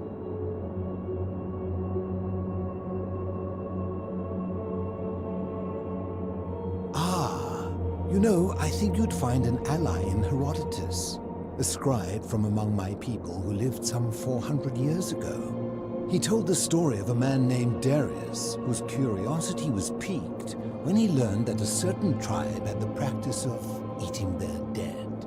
He asked some Greeks who burnt their dead, "What would it take for you to eat your dead?"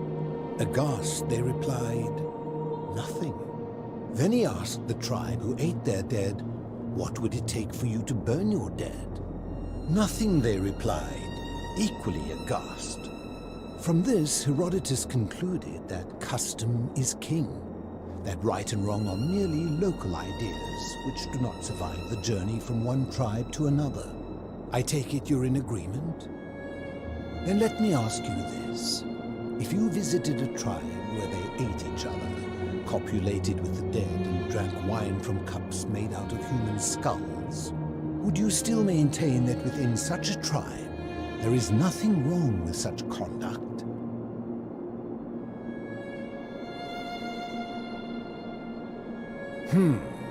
Disturbing. And while I do not agree with you, at least you would have the support of Herodotus. My point is this. I don't think anyone alive truly knows any hard and fast rules about right and wrong.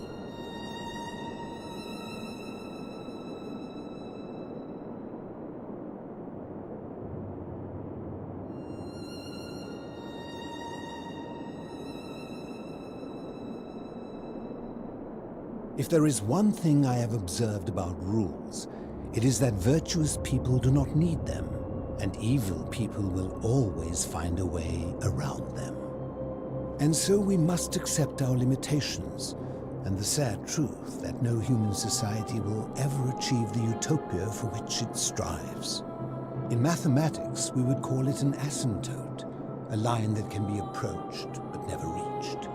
Because the only way to create a utopia is with the ever-present threat of force, such as the Golden Rule. This and no other is the root from which a tyrant springs when he first appears as a protector. And life under tyranny is no utopia at all. I'm glad to hear that. In any case, thank you for humoring an old man. I would be happy to answer your questions. You mean, how did I end up living alone in this cave with nothing but these relics of the past for company? It's a long story. I was a quarrelsome young man. At 19, I left Corinth for Rome to study rhetoric at one of her finest academies, so I could argue more forcefully. Back then, I used to enjoy verbally sparring with everyone I could, and I was good. One night I found myself in a tavern, in an argument with a drunk mercenary. It became heated, he drew a gladius, and I won the argument, but lost my life. I woke up on the banks of the Styx at a campfire opposite Karen. Of course, I tried to persuade her to let me return, but even with all my skill, I failed. I settled in, made friends, and learned what I could, quickly realizing our little community faced certain death under the Golden Rule. So I began looking for a place to hide underground. Fortunately, I found this place waiting for me. You see, I was not the first to take refuge here. I returned to my friends above, persuaded them to join me, and 12 of us descended for the last time to live out our days hidden from Hades' tyranny.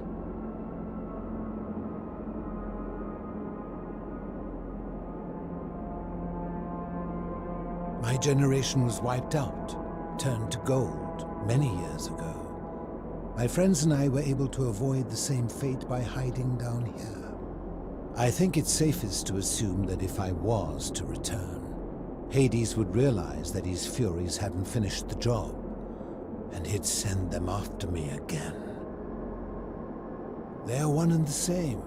The Romans call him Pluto, but long before that, my people called him Hades. I fear that if you were to utter my name in the city, even by mistake, that Hades would hear you and know I am still alive. I'm afraid I am the only one left. There were 12 of us in the beginning, but one by one, my friends passed away. Some from malnutrition, others from madness and despair. It has been lonely. Before my unexpected visit from Kabash some weeks ago, I'd not seen another person in many, many years. Living in darkness is not without its challenges. The first challenge is diet. Fortunately, I found that eating fresh fish provides most of the nutrients I need. And sometimes, when there are Greek people living up above, I surface at night and salvage the offerings they've left in the temple of Demeter. The greater challenge is the isolation, so I like to imagine arguments, where I argue both sides. But, like so many things in life, arguments are better with a partner. As you wish. You seek the plaque bearing the Egyptian inscription. It is a cursed object, and I would be happy to give it to you if Kabash had not already taken it. I will tell you, but you may find him hostile. To prepare for your encounter, there are certain things you must know. Very few know this, but before the Romans came to this city, it was once entirely Greek. The architecture, the temples, and the people. When the Romans came, in typical fashion, They claimed it as their own, built over everything that could be built over, and renamed the things that could not. Thus, the Shrine of Persephone became the Shrine of Proserpina. And when they found an obelisk bearing the name Hades, they tore it off and replaced it with Pluto instead. And the city's dwindling Greek residents, witnessing this compulsive Roman conquest, decided to preserve what they could of their heritage. They gathered their art and valuables, secreted them away through the Temple of Demeter, and hid them here, out of reach of the Romans. However, there was one thing that always seemed out of place to me, and it is the very thing you seek. An even older plaque bearing an Egyptian inscription. We had no idea until years later when the first of my friends began to die. As a result of their deaths, we began to dig catacombs branching off from this cavern to lay them to rest. We extended the tunnel so far that we accidentally discovered another, an even older tunnel, which somebody had gone to great lengths to keep hidden. Suddenly it made sense why there was an out-of-place Egyptian plaque among our people's possessions. You see, we proud Greeks had thought the Romans beasts for stealing and corrupting our heritage. But it turns out this game has been going on much longer than any of us imagined. I think it is best you head through the catacombs and follow Kabash's trail.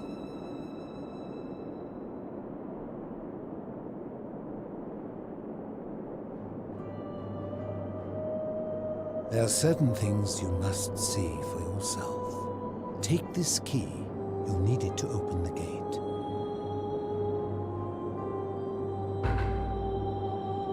I enjoyed our chat, but please, keep my presence here a secret, yes?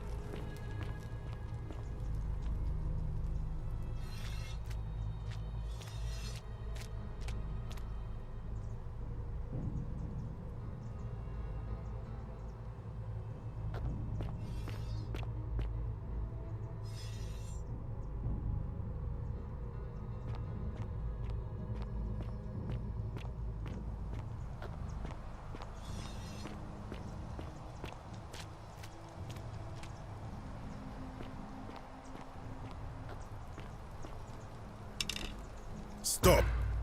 Do not come any closer. Who are you?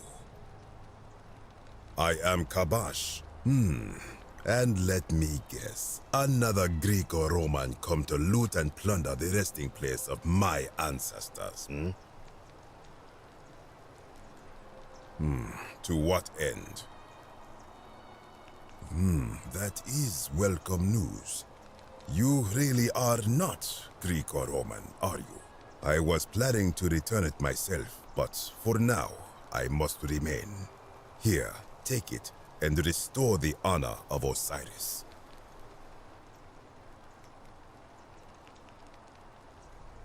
Now, as for the other plaque. Indeed, I have it right here. I stumbled across a collection of dusty curiosities while searching for a place to hide from the hungry children of Amit, and there it was. You may not. In fact, I am about to destroy it. Because it speaks a treacherous, blasphemous lie. I will tell you, but first, do you know what this place is? Indeed, and I see you know our history. This is the Duat. See what has become of it. I have been down here for weeks, piecing together its story, and here is what I have learned.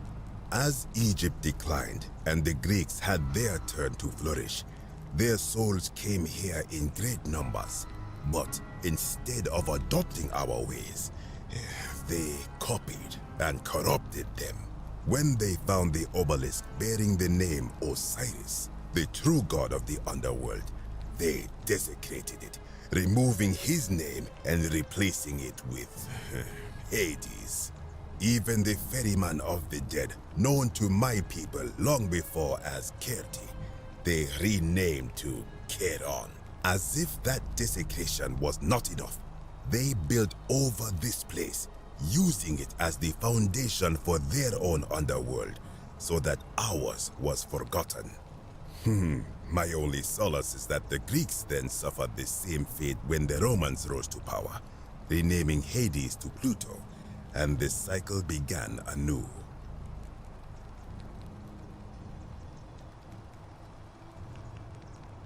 It is inscribed with a script I do not recognize, but it is ancient, almost as if it is older than the plaque bearing Osiris's name.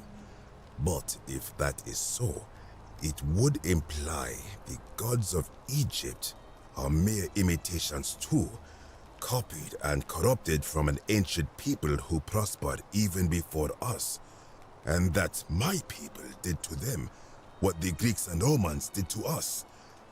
But this I cannot accept. I sense a deception, Perhaps it is the work of Set, the usurper, seeking to undermine Osiris once more. You will never know. This work of sacrilege must be destroyed, thrown into the black abyss below in Osiris's name.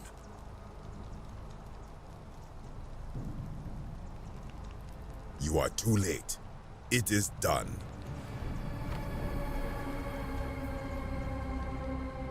You would plunge into the depths of the Duat with no way back up. Madness. If it will help you to see reason, then ask.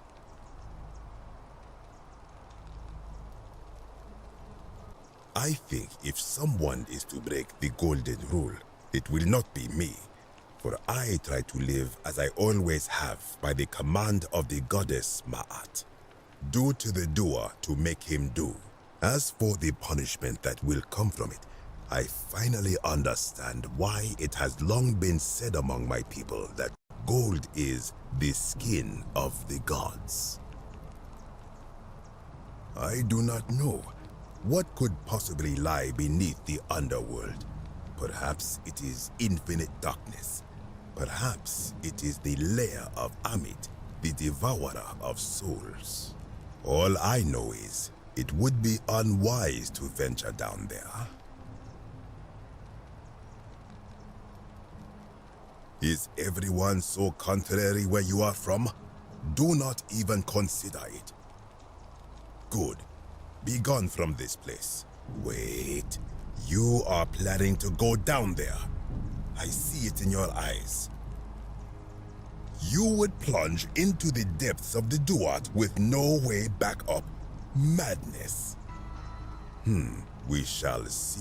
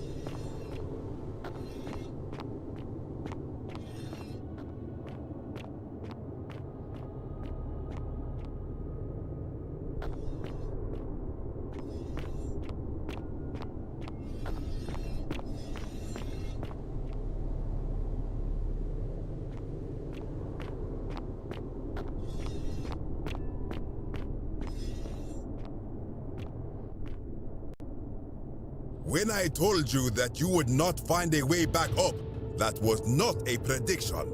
That was a promise. You will die here. I disagree.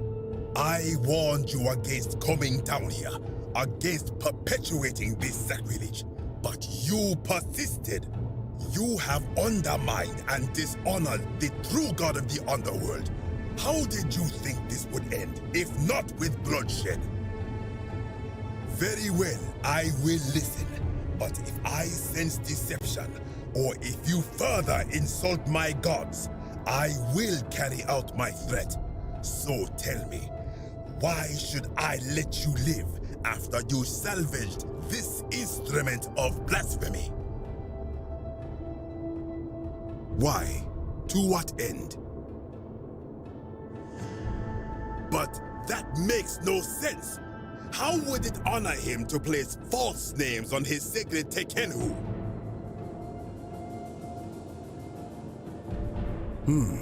Now that I think about it, my people would sometimes call Osiris the god of many names. Perhaps it is so. But the underworld of my people is so different to this one, and so unlike the way it was described by our priests. Many of my ancestors endured great hardship to live good lives so that we may descend to the Duat in death and be judged accordingly. We prepare to have our hearts weighed on Anubis' scales and to swear ourselves innocent of sin before the 42 assessors of Ma'at. And yet, I arrive here to find the Book of the Dead contained only a seed of truth. And now I ask myself, did our priests steal and embellish the stories of an older people and feed us lies all our lives simply to trick us into obedience?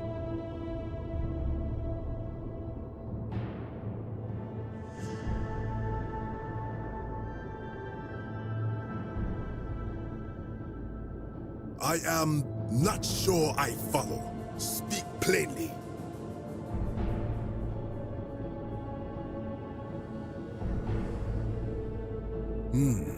Perhaps there is some truth in that. What is your point?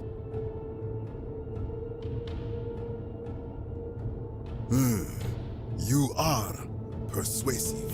Very well. I will let you live, and you may do what you will with that plaque. I will remain here for a while, and attempt to learn what I can about the foundations of my people's beliefs. Go.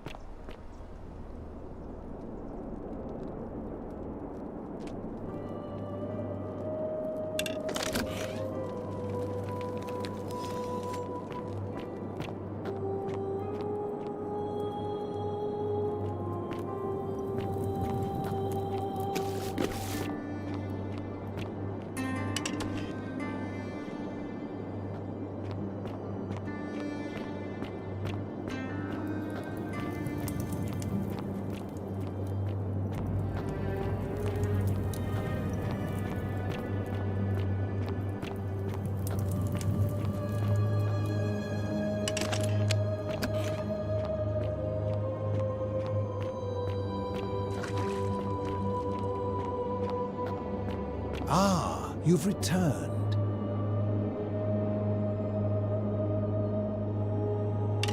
Good to see you again, friend. Did you find what you need?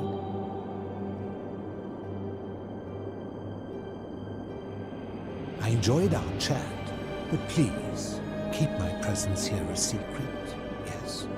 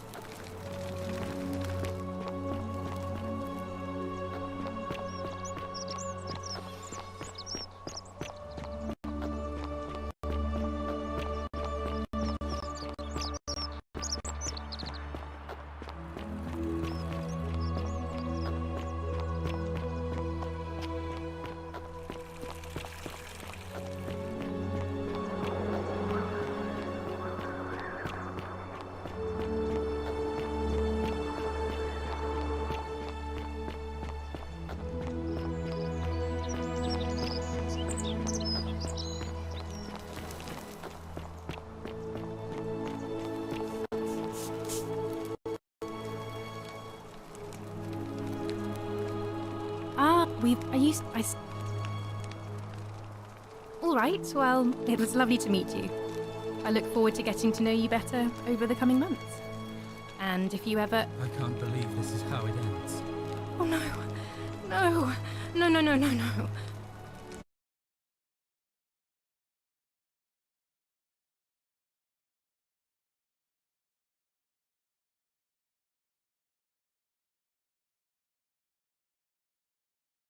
Rest of my life, working for a man who treats me like... I know, please... I'm sorry. Please, help him. Thank you. Let me guess.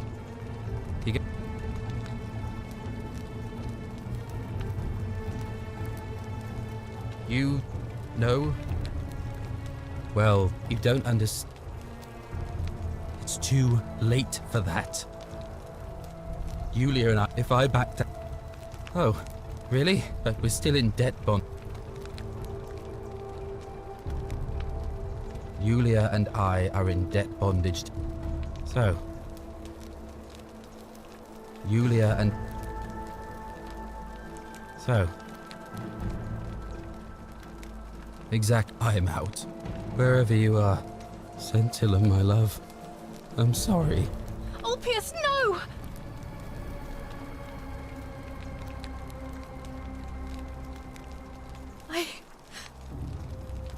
I'll have to let everyone and then...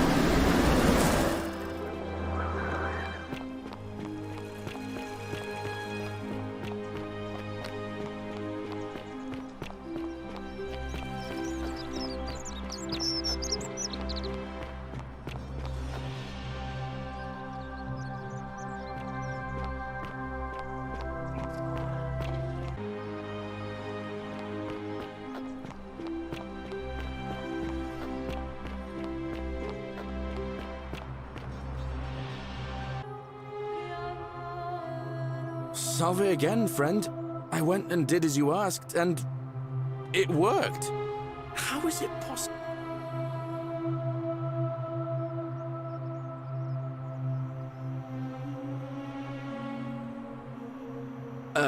You're a Sisyphus.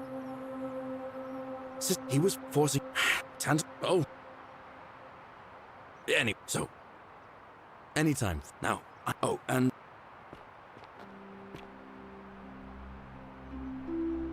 Salve again. Now, what's on your mind?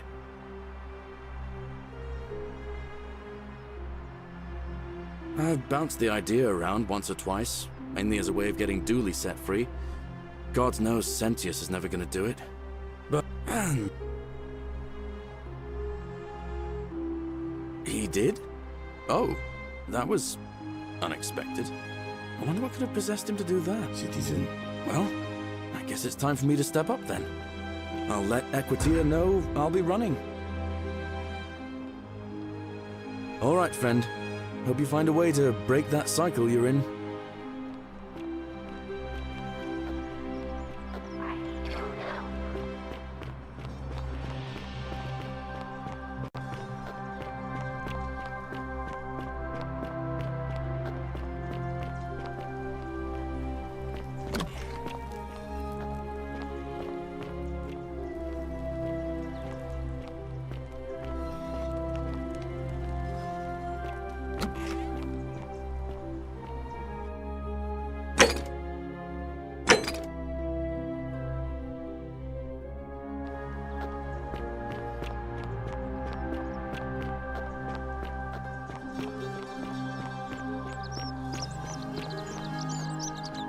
Fortune smile on you, sister.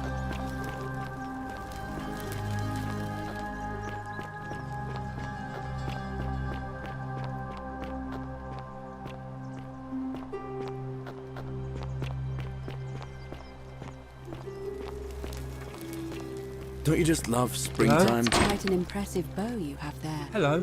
Just like Diana's. Do you like it? It's shiny, innit? It makes me happy just looking at it. But if I gave it to you, then I wouldn't have it anymore, and I'd be sad.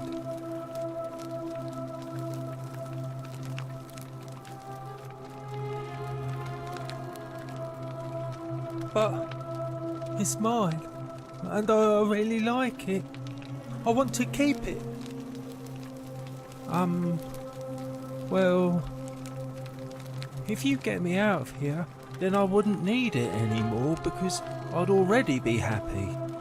Then you could have it, and you'd be happy too.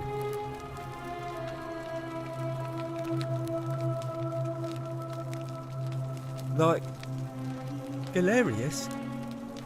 He's nice. I like Galerius. He made me a doll and everything.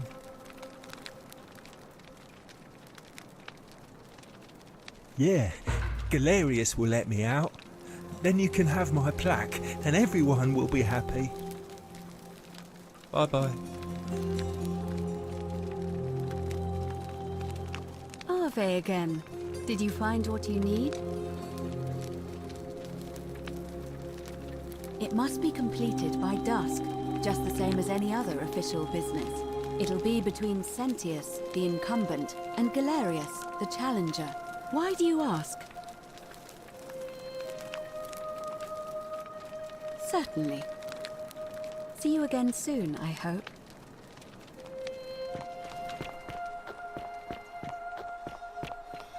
Sometimes I stare at the great temple on the bluff, and I think, whatever is in there? Ah, a new face. Salve, and welcome to a little community. My name's impossible to pronounce for most people, so you can just call me Virgil. I hear we have you to thank for saving Julia's life. I'm glad you arrived when you did. Galerius, definitely. He put an end to the notes and graffiti I've been receiving. All right. Nice to talk to you.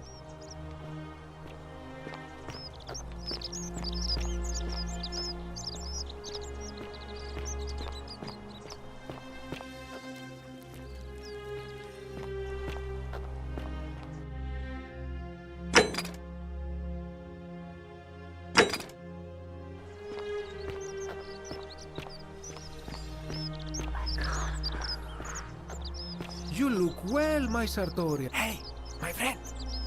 Have you discovered anything about my vanishing offerings? Huh? Truly, my imagination runs wild. But if what you say is true, I will have to satisfy myself with being dissatisfied. Should I stop my offerings, Don't you though? just love Is springtime? there any danger? Very well. I will trust your judgment, my friend. Now, was there something you wanted? Galerius. Did you know he saved the life of my young friend Fabia? The man is a hero. But of course. I hope that our paths cross again soon, my friend.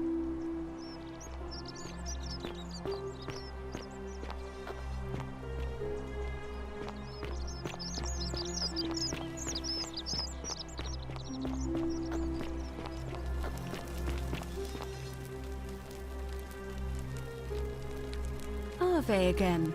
Did you find what you need?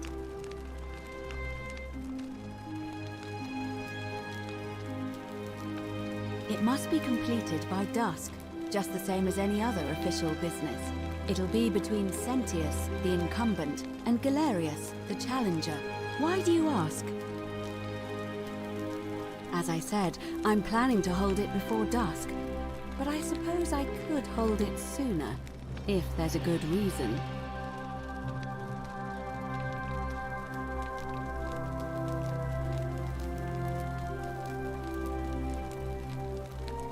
Well, I wouldn't describe impatience as a good reason exactly. Yes, I have overheard some rather unpleasant arguments. The last thing we need here is additional conflict. Very well. I'll get things started right away.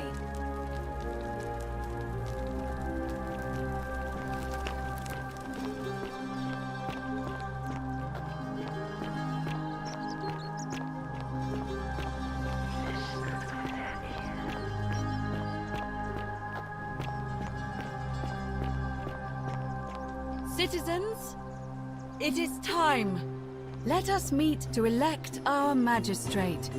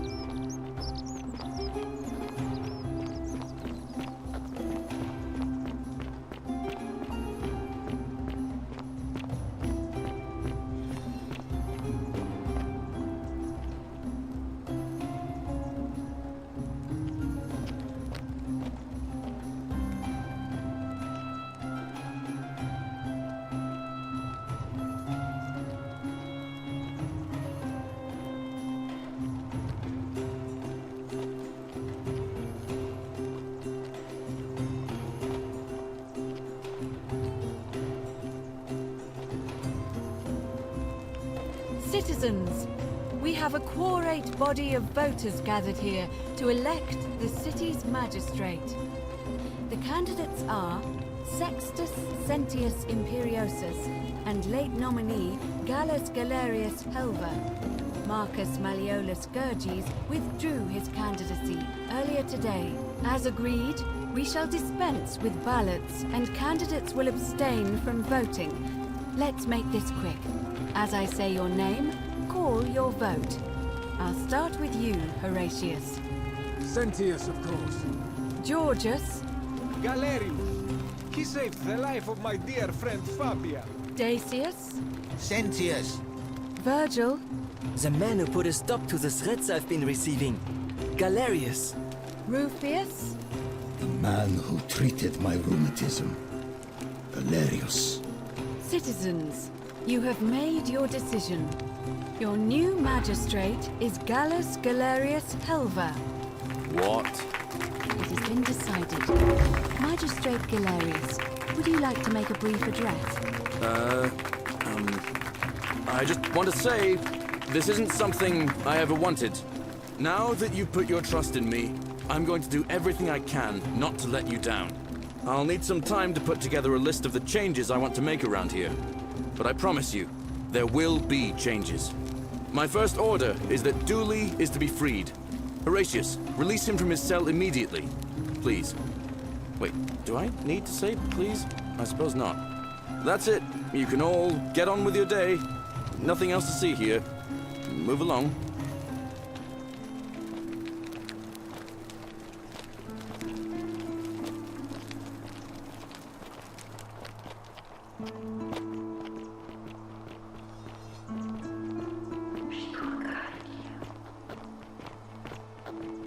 That's quite an impressive... It gladdens my heart that Galerius set poor Dooley free.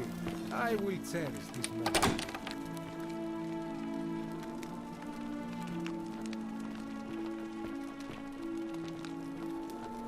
Fortune smiles on you today, Julius. Magistrate Galerius here has ordered your release. That's quite an impressive bow you have there. I'm sorry it took so long, my friend. And it wouldn't have happened at all if it wasn't for a newcomer. So be sure to offer your thanks when you can. I will. I will. Thank you, Galerius. I'm so happy. I'd love to stay and chat, but I've got a lot of work ahead of me. Why don't you go to the baths? Then tell Georgius I said you could have some new clothes. Then I want you to go home and rest. I'll speak with you soon, Dooley.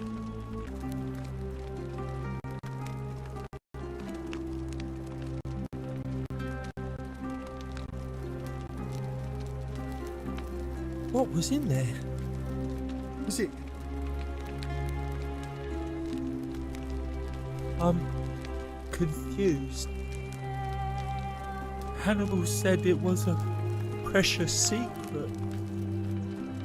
It's not a treasure. Oh, alright.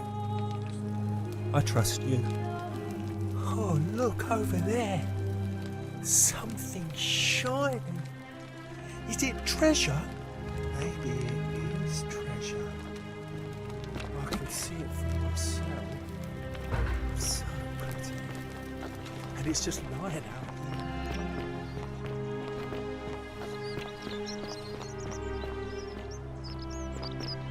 You look well, my Sartori.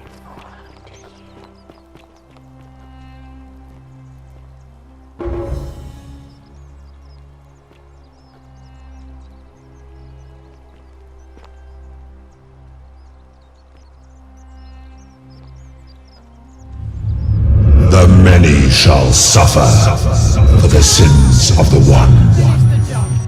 Go on.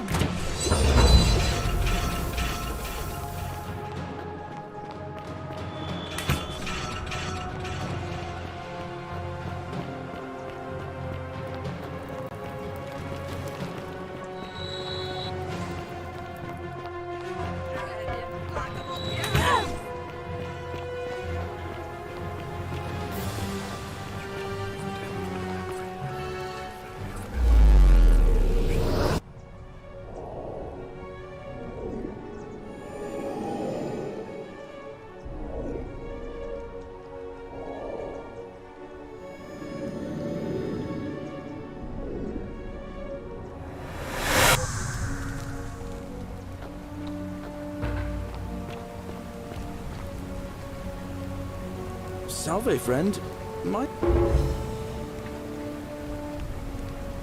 Oh, sounds serious. I'm listening. Yulia? Oh no.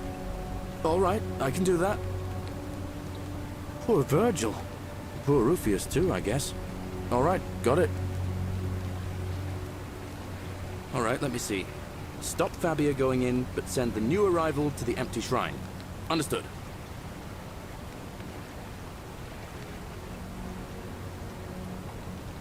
What? Are you... You're serious, aren't you? I doubt Domitius will let me talk to him, but I'll make sure he passes on the message. I'll go, but once I'm done, I'll need you to tell me how you know all of this.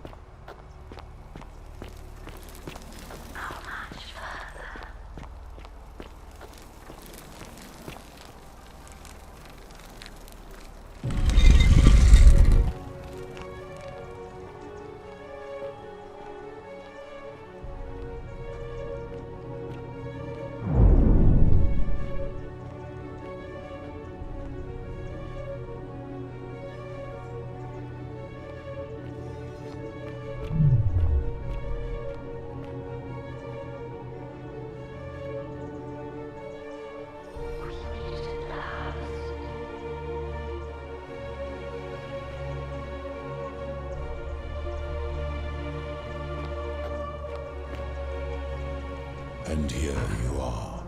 Allow me to introduce myself. As you have already gathered, I've been known by many names. Nergal to the Sumerians, Osiris to the Egyptians, Hades to the Greeks, and Pluto to the Romans. But the one constant through it all has been my title, God of the Underworld. And I've been watching you with curiosity, mortal, ever since your arrival. You are unlike the others, aren't you? And what is more, you carry a weapon that was never intended for mortals to wield, and you do it so gracefully. But there will be time for your reckoning later. First, as a reward for undoing the desecration of my obelisk, I will allow you to satisfy your curiosity. Ask what you will. My story is many thousands of years long. You will need to be more specific. What do you wish to know? It is a matter of perspective. God is a label I was given by you mortals, not one I gave myself. Your ancestors revered me because to them, my knowledge and technology made me incomprehensibly powerful, just as you might seem so to an insect. But despite all that, there are rules even I must obey. My kin and I all adopted this form long ago, so that we might better understand and communicate with your kind. In time, we grew fond of the sensory delights it affords: desire, joy, ecstasy, even rage and sorrow, while an acquired taste can be addictive. No. Long ago I swore to Persephone that I would remain in this form for as long as we remained among your kind. I must honor that.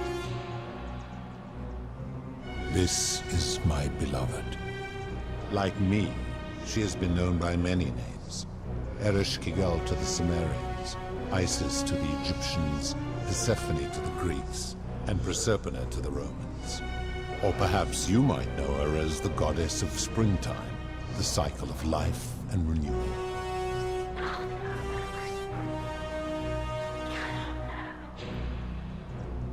Your gaze lingers too long. That is my servant. You would have met by the river, though she wears many faces and goes by many names. Kumutubal to the Sumerians, Kirti to the Egyptians, Charon to the Greeks, and Charon to the Romans. Her role is to ferry souls between the mortal world and this one, and to make their transition as seamless as possible.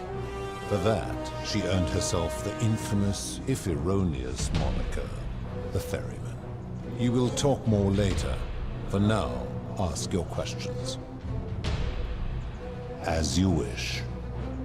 It has come to be known simply as the Underworld, and it exists because of a wager I made long ago. That is a long story, one that began over 3,000 years ago and continues to this day. You see, long ago my kin and I set out from our home on Elysium to search for other forms of life among the stars. We discovered your planet and witnessed your kind evolving from primates into something lawless and barbaric. You all but destroyed yourselves, your 2 short lives being extinguished by violence and ignorance and disease. Yet Proserpina saw raw potential in you, and persuaded the rest of us it would be squandered without our intervention and stewardship. So we revealed ourselves to your people in a place called Sumer. We offered guidance in agriculture, toolcraft, and law, and you called us gods. For a time you flourished, but soon you were too many for us to oversee. And as you spread from that cradle of civilization, we saw something disturbing.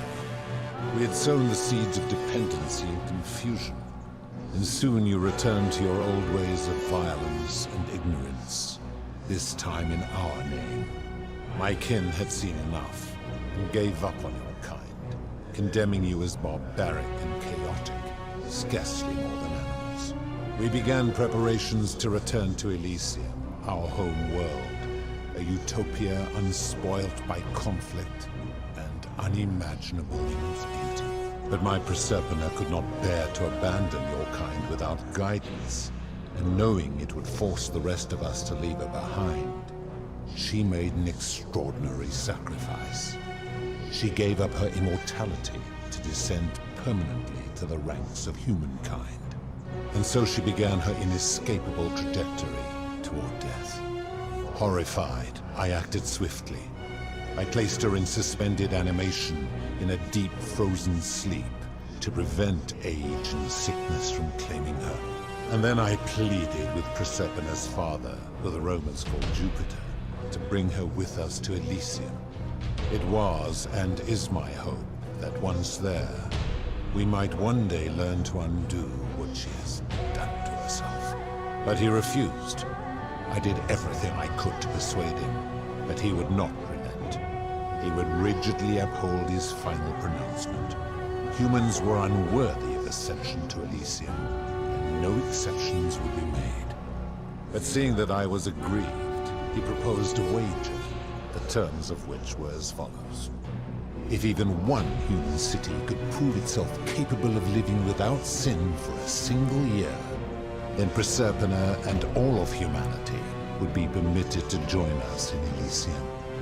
My part would be to remain behind, the last of my kind, to watch over you without interfering, and to sit in silent judgment.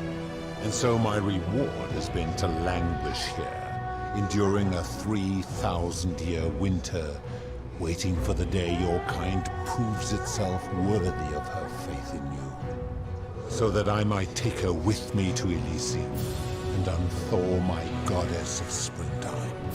And here I am, after all this time, still waiting. There were also gods who, like me, have been known by many names, but perhaps you knew them by their Roman names. Our leader, Jupiter, as well as Neptune, Saturn, Juno, Minerva, Mars, Venus, Apollo, Diana, Vulcan, Vesta, Ceres, and of course, my beloved Proserpina. As the first wave of your kind arrived from Sumer, I had them build a city in their own fashion, so that they might be comfortable and recreate their lives here. I had them build the entrance as a vertical shaft leading to baths to cleanse them of the sins of their former lives and to prevent escape. I watched wave after wave of Sumerians arrive, and as their civilization declined over the centuries, they were replaced by Egyptians. Of course, believing themselves to be the superior civilization, the Egyptians promptly built over what had been built before, and made all the same mistakes. After another 1,000 years, the Greeks began to arrive, and then the Romans, and they all did the same thing. They built upon the underworlds of their predecessors, renamed their gods, and ensured their foundations were forgotten. To ensure the wager was fair, it was important that my subjects were chosen at random. To this end, I had my servant distribute 1,000 tokens fashioned from silver, a rare element at the time, across all of Sumer. Whoever died while in possession of one of them would be located by my servant and ferried to this place, with no memory of how they arrived. As the tokens were discovered, they were traded, smelted, and fashioned into trinkets, and eventually coins, spreading to Egypt like seeds on the wind. Later, when they spread to Greece, they would come to be known as Charon's obol, or as coins for the ferryman. Some placed coins in the mouths of their dead, hoping they would awaken here, though they had no way of knowing which coins were fashioned from the original tokens. In fact, almost all of the tokens are accounted for, only 2 remain.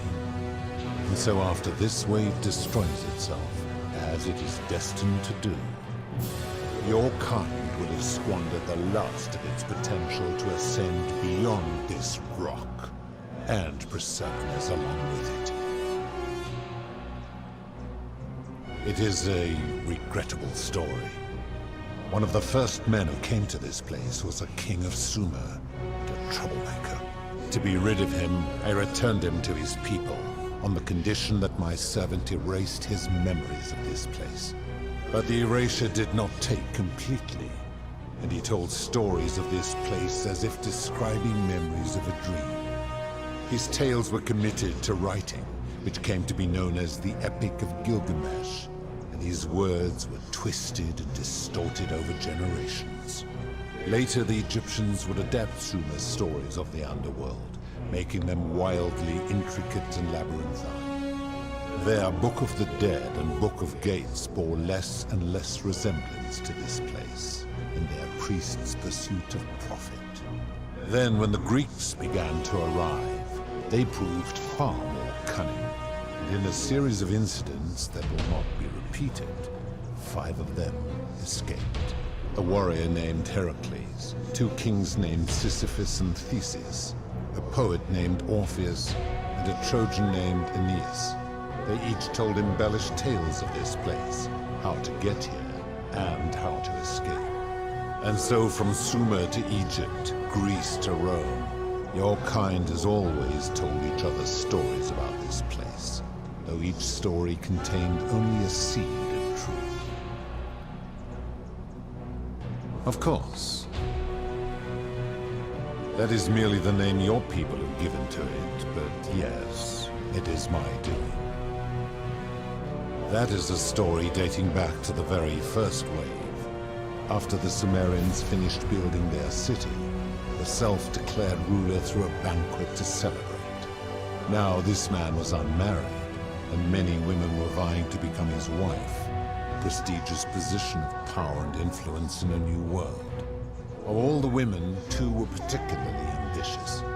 Both were beautiful, and both arrived at the banquet wearing eye-catching dresses and painted faces, their hair woven in elaborate fashion. The first woman, recognizing that she would require an advantage to win the ruler's affection, draped herself in jewelry, ornate necklaces, bracelets, and rings fashioned from gold. Seeing this ostentatious display, the second woman grew envious, for she had no such jewelry at her disposal. She prayed aloud to any gods that would listen to cover her in gold, and when her prayer went unanswered, she took matters into her own hands. While the others indulged at the banquet, the second woman summoned the first for a discussion in a quiet place. She checked that nobody was watching, and pushed her rival from the top of the ziggurat, where she broke her neck on the rocks below. But I was watching, and I decided to answer her prayer. I took the golden bow left behind by Diana, and I shot that woman in the heart, covering her from head to toe in a layer of molten gold. And I left her to stand there, that she might serve as a grim reminder of what befalls those who sin in my domain. But that was not enough, for the entire city was tainted by her sin, and the wager could no longer be won. So I had no choice but to wipe the slate clean. I gilded them all, to make way for a new wave, and began the wager again. And to this day, each of them, and all who came after, line the halls of this city, inanimate but conscious, suspended in time with only their sight and hearing preserved, so they may bear witness to and lament the folly of your kind for eternity, the silent golden sentinels. I give your kind a second chance at life, as well as ample warning about my law. And when you disobey, and you always disobey, you force my hand, bringing terrible suffering upon yourselves. And so you ask if I'm the one destroying your lives. And I say, no, you destroy yourselves. I am merely the means by which you do it. When my kin departed, they left behind many relics which I inherited. Consolation prize of sorts. The golden bow originally belonged to one of my kin, who the Romans called Diana.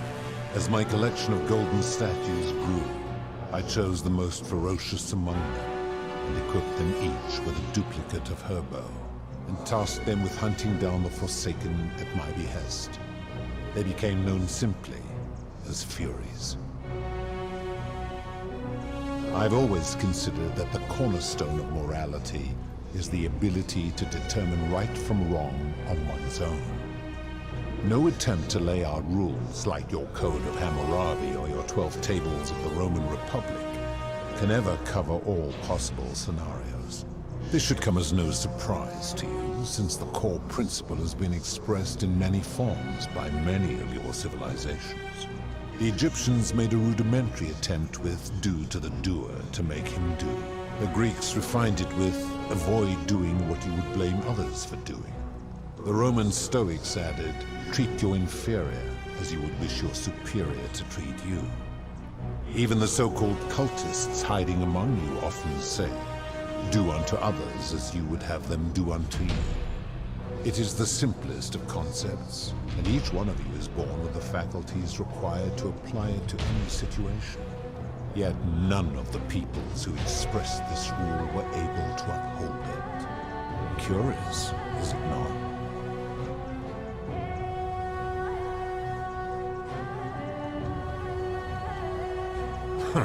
For you, perhaps. I'm able to commune with all of the statues in the city. Their ears are my ears, and their eyes are my eyes. If she was still conscious, I suppose she could, but she's not. Why do you ask?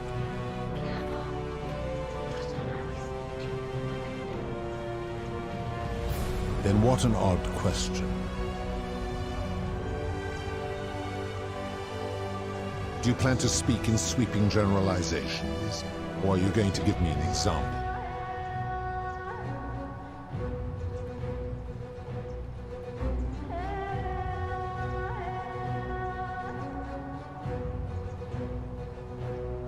I've seen no such thing, but in any case, taking one's own life is a self-directed act.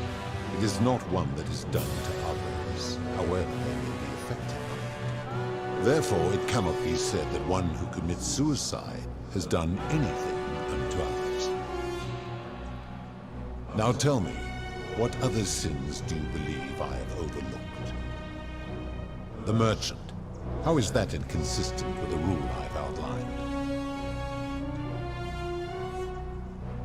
I disagree. Having watched this merchant, that is precisely what he would expect from others, and he would be quite capable of paying the price anyway. Now tell me, what other sins do you believe I have overlooked? Ah, the tavern keeper, yes? How is that inconsistent with the rule?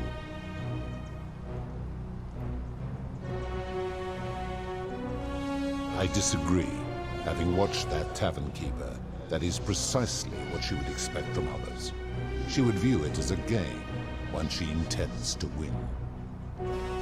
Now tell me, what other sins do you believe I have overlooked? You speak of the moneylender. How is that inconsistent with the rule? And he would never have signed a contract pledging his labor for 30 years. All he did was enforce the terms of a contract signed voluntarily by others. Ignoring your irritating sense of moral superiority, this is interesting. I'm curious, how do people escape poverty where you're from? I see. And how long might it take such a person to repay their debt? I fail to see how your system of loans is significantly different to a debt bondsman signing over his labor for 30 years. Supposing you're right, then my law has been broken, and I should turn you all to gold immediately. Is that what you want? Now tell me, what other sins do you believe I have overlooked? The midwife in the palace, yes. How is that inconsistent with the rule? The rule is do unto others, meaning other people. Those statues are something else now. bloodless shadows, mere shapes of their former selves. They are forsaken. What happens to them is no concern of mine. Applying this rule always requires us to interpret the meaning of the words. The literal interpretation helps to minimize the ambiguities of your primitive language. Supposing you're right, then my law has been broken, and I should turn you all to gold immediately. Is that what you want?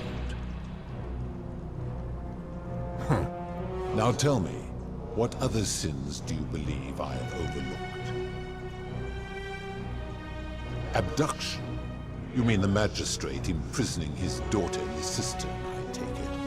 He did so because she sought to escape. A sin I take particularly seriously. Better that he stops her from escaping, albeit brutishly, than I have to wipe out this entire city to punish her. Wouldn't you agree? Now tell me, what other sins do you believe I have overlooked?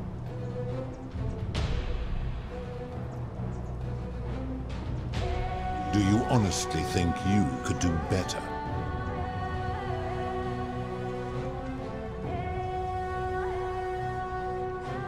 I should strike you down for that. Now, did you have any other questions before your reckoning? Very well. Good. Then now it is time for your reckoning. Only, it seems, something is wrong. It has long been within my power to see to the hearts of mortals and weigh their deeds in life. But when I peer into you, I see only a blank slate, as if you did not exist until you appeared in this city. How is this possible? Charon, where did you find this one?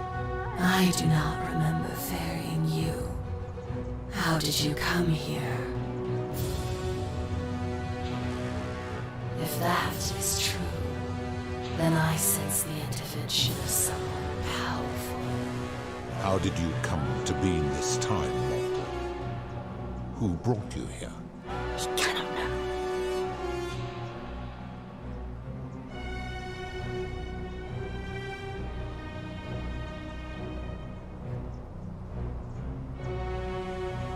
I do not know.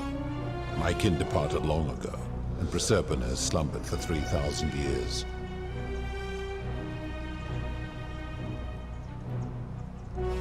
Tread lightly, mortal.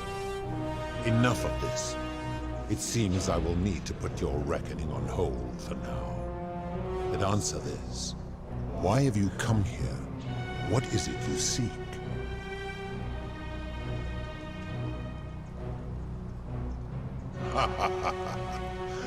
Your hubris is amusing, so I will allow you to make your case.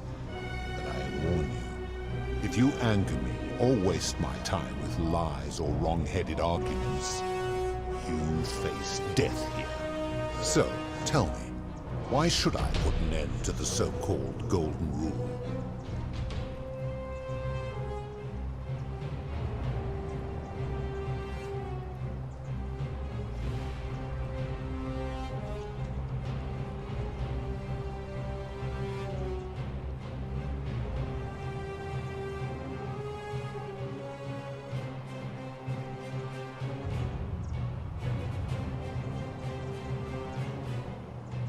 That is a very serious accusation, mortal.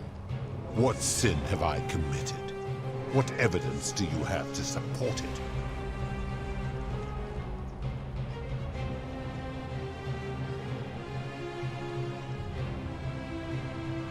it?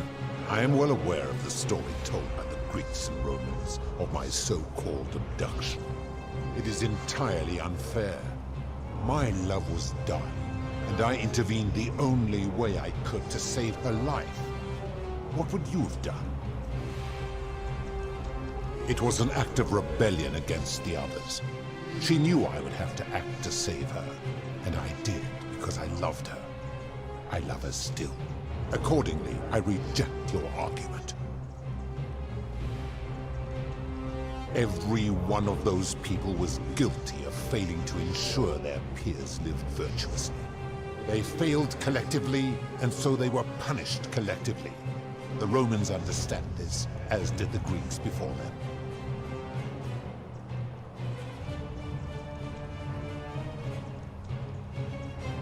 How unfortunate that we are not where you are from.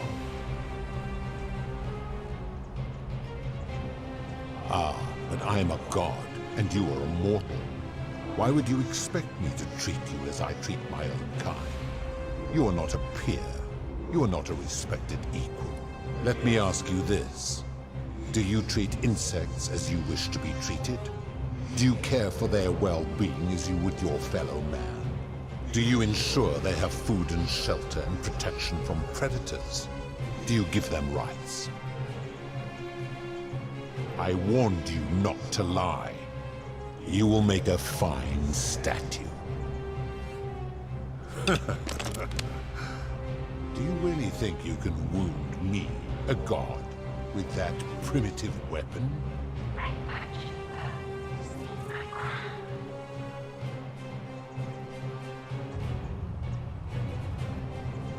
Pathetic. The many shall suffer for the sins of the one.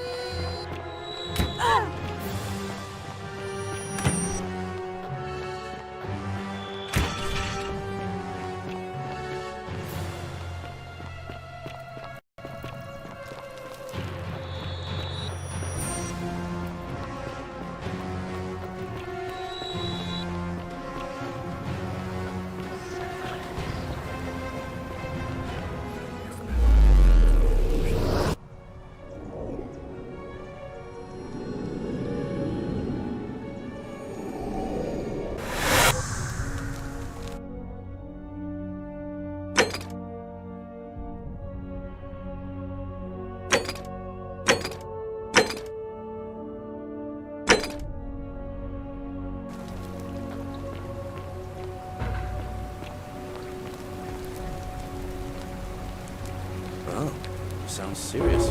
I'm listening. Yulia? Poor Virgil. All right, let me see. What? I'll go.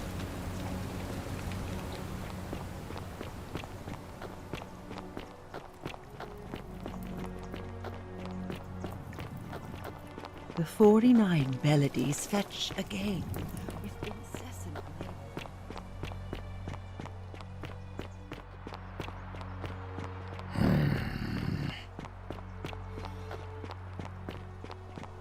Ah, a fellow traveler from a faraway land.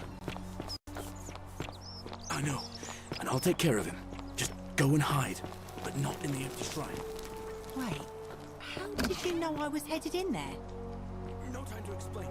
Go! All right, I'll be in my bakery. Thank you, Galerius.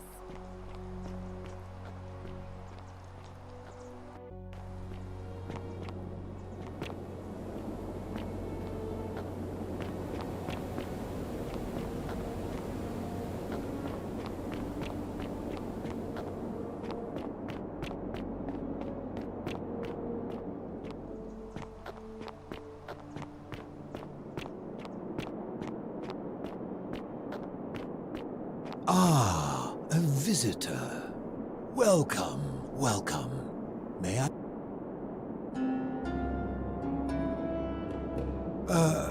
I was indeed, but we've never met before, have we? I'm sure I would have remembered. Blessed Lissa, am I losing my memory? Oh, that's a relief. For a moment, I thought it was I who was touched by madness. I assume you're asking me this as some kind of amusing hypothetical? Extraordinary. Then let me see if I can help you. I suppose first I'd want to gather information. I'd want to know about his reasons for imposing the Golden Rule and what he considers a sin. If I could expose some internal inconsistency in his reasoning, some degree of hypocrisy, I might be able to compel him to change his position. But as a philosopher, the saddest truth I ever learned is that all but the most enlightened opponents are more easily swayed by appeals to emotion than by reason. So the easiest path would be to find his emotional susceptibility and exploit it. If he was vain, I might try to flatter him. If he was merciful, I would try to evoke pity. As a last resort, I might figure out what he fears losing above all else, and, if I could, threaten to take it away. Though, of course, that could easily go awry. Now, go quickly while my words are still fresh in your memory.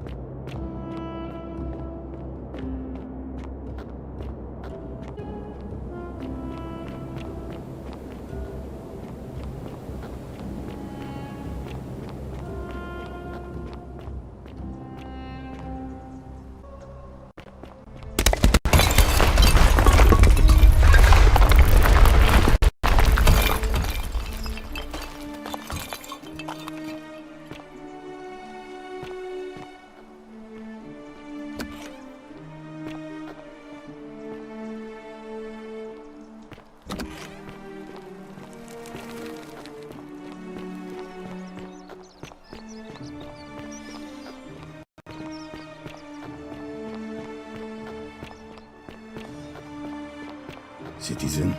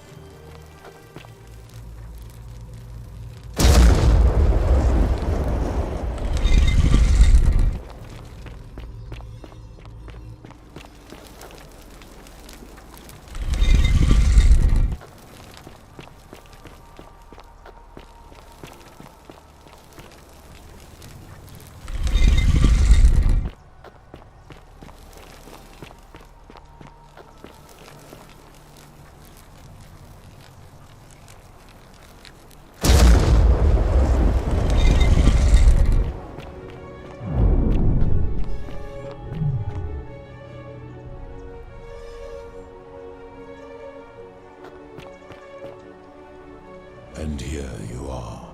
Allow me to introduce myself. As you have already gathered, I've been known by many names. No gull to the Cimmerians, but the one constant, and I've been watching you with curiosity. And what is more, you cap that there will be time first.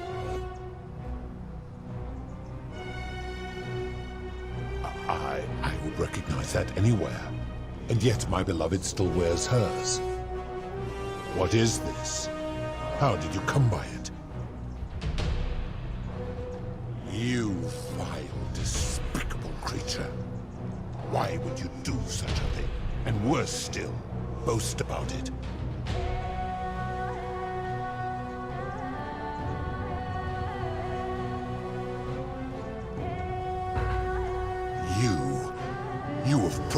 in an impossible position. If I refuse, you will murder her. And yet, if I agree, I will lose my wager and return to Elysium humiliated and alone. Perhaps you are cleverer than you appear. I do not see that I have a choice in this. Your treachery and savagery have opened my eyes like nothing I have witnessed in 3,000 years. And now you have shown me your species' true colors. And I see that Proserpina was a fool to have ever believed in you at all. This has gone on too long. It is time for me to let go of this form, of her, of all of you. But know this. If I abandon the wager and leave for Elysium, neither she nor your kind may ever ascend.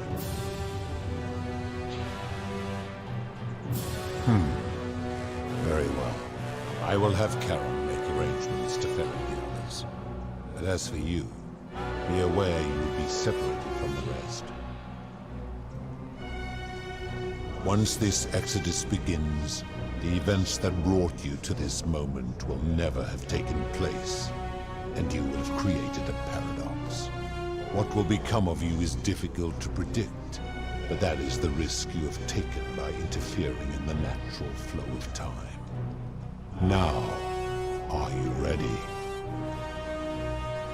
You had best pray our paths never cross again, mortal.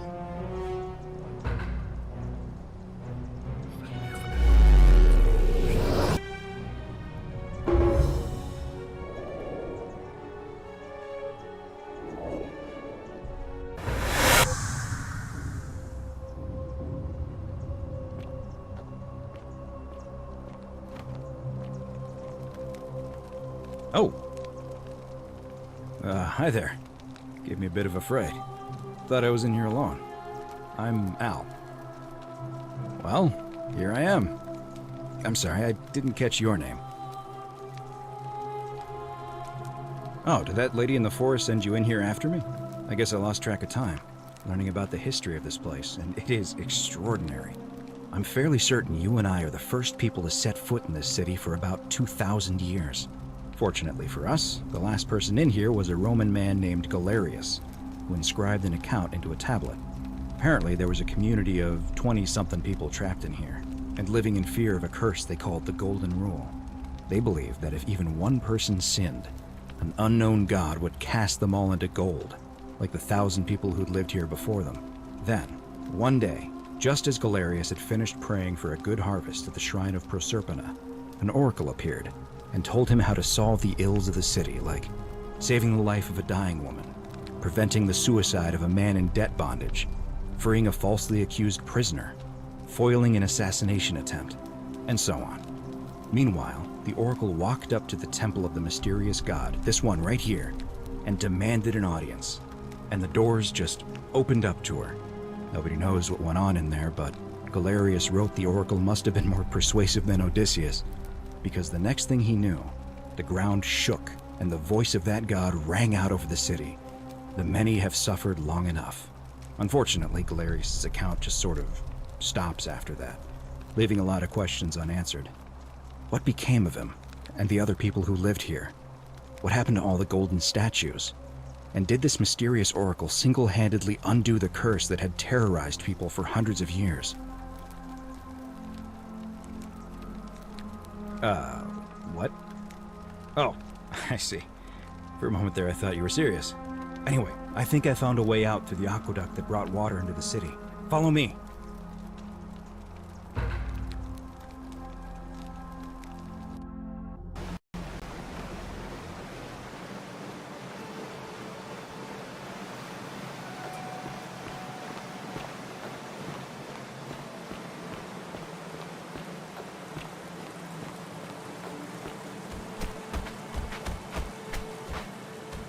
I'm gonna pause here for a moment and make sure nobody else has ever lured into this temple.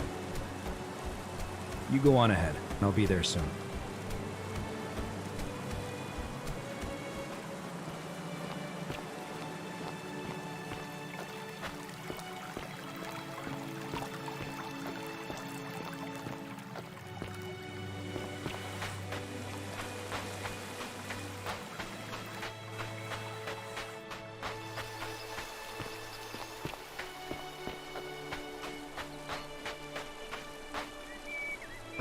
You're back! But you're alone. Does that mean you didn't find Al? Oh, what a relief. Thank you so much. I was beginning to think you'd both become trapped in there. Why don't you tell me what you discovered, while we wait?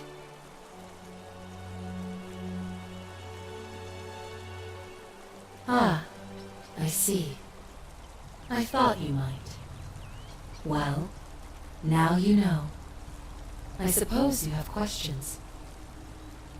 You can just call me Charon, if you like. I am sorry I was not completely honest with you when we first met. I do not enjoy deceiving people.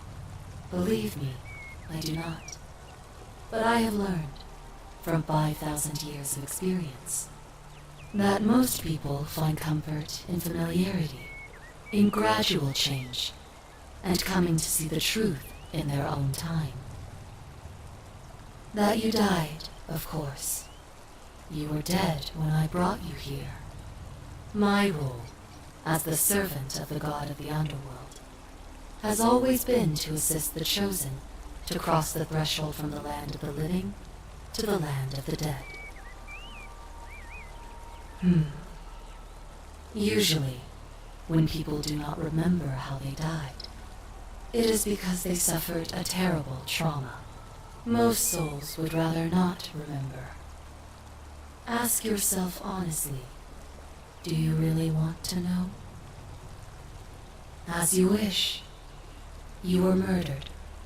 You were exploring an old tomb when you discovered a cache of forgotten relics, including 2 silver coins of ancient origin. Unfortunately, as you emerged into daylight, you were set upon by 2 thieves. A nearby hiker saw the scuffle break out and leapt to your aid, trying to help you recover your bounty. You both fought bravely, but your assailants were armed, and you were not. There was nothing you or your ally could have done. He died instantly at the scene, and you followed a few hours later. That man's name was Al Worth. You were each in possession of a sacred coin, called Charon's Opal by some, and so it was my duty to bring you here. Perhaps you have heard the tales of the Greeks and Romans burying their dead with a coin in their mouths to pay the ferryman for passage across the river. Well, those stories contained a seed of truth, but not any coin would do. A long time ago, my master created 1,000 silver coins and had me distribute them across the world. My orders were simple. Whenever a person died in possession of a coin, I was to locate them and ferry them here. That is a question you would have to ask him, if that were still possible, in light of the path you have chosen. I am just his servant, doing his bidding. Only now, I find myself bereft of purpose. You see, the coins on you and Al were the last of the 1,000 in existence. There is nobody else to ferry here, nobody to keep you company. After 5,000 years, the underworld has finally run its course. I see no point in keeping you here, but I have to ask one thing.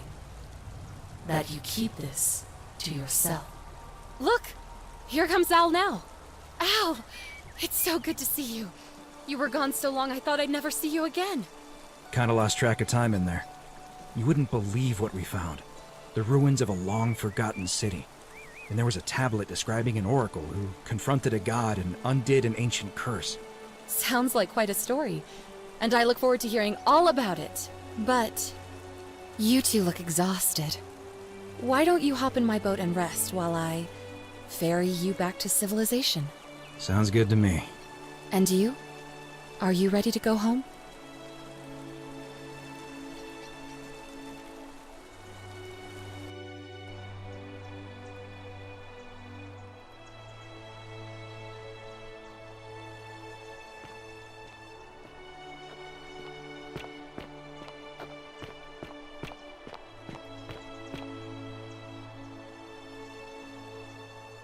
Hey, you made it. It's great to see you again. I read your book, and what the critics said about it. I guess they weren't ready for your theories about the underworld. Anyway, after everything you've been through, I thought you might appreciate some good news. So after we got back to the real world, I started doing some research into the people mentioned in Galerius's tablet, and I found something strange. I'm sorry I've been so cryptic. I've been dying to tell you, I just really wanted you to see this for yourself. Why don't you head on down there? I'll catch up with you at the other end.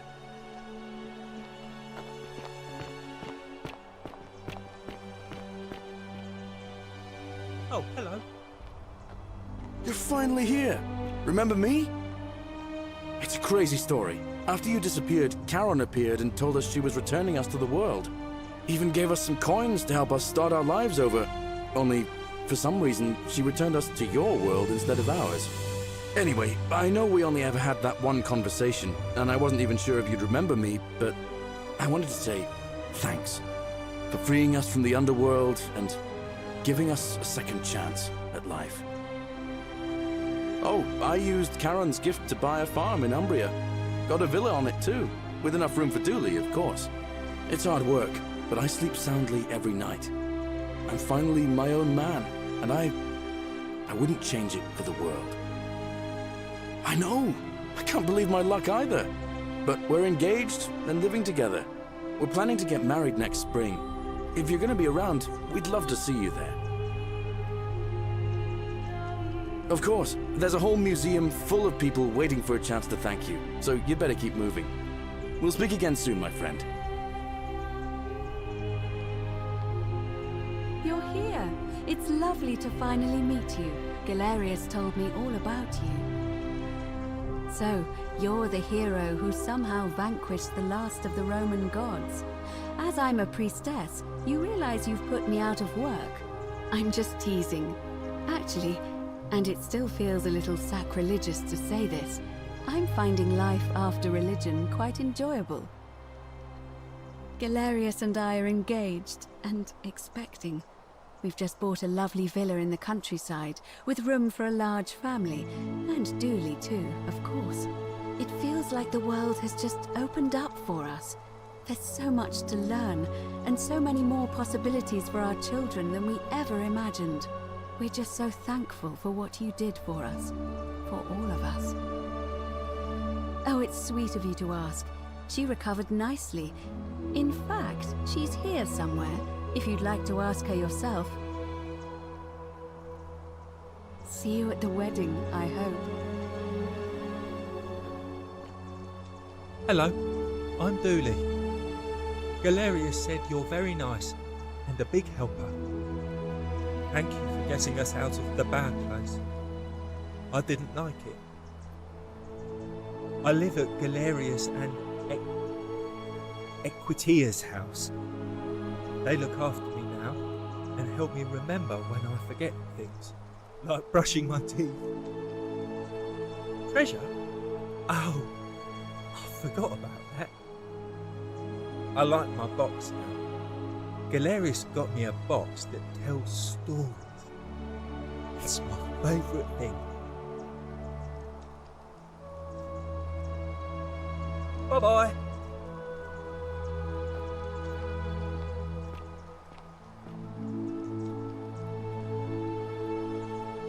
You're the Oracle, right? Oh, of course, sorry.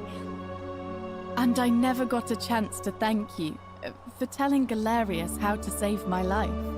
And of course, getting me and all of us out of a terrible situation. Oh, I barely recognize myself. I'm living in a house share in London with my wonderful girlfriend. And I'm studying English at university. Eventually, I want to travel the world and write about it. Turns out, it's about 30 times bigger than the Roman Empire ever was. Did you know there are entire continents Rome never knew existed? And you can travel almost anywhere in an aircraft, which is rather like flying on a Pegasus, but much more comfortable. Oh, sorry, you already know all that, of course. I'm just so excited. There's so much to see and learn and write about. I have noticed people from your time have no idea how fortunate they are. I hope to change that. One day. Last I heard, Malleolus kept insisting he was the last rightful ruler of the Roman Empire, and wound up being committed to a psychiatric hospital. As for Claudia, she was always so viciously unhappy. Someone said she'd blown all her money on wine, trying to drink herself back to the underworld. After the horrific way they treated Ulpius and me, I can't help feeling a sense of... what's that German word?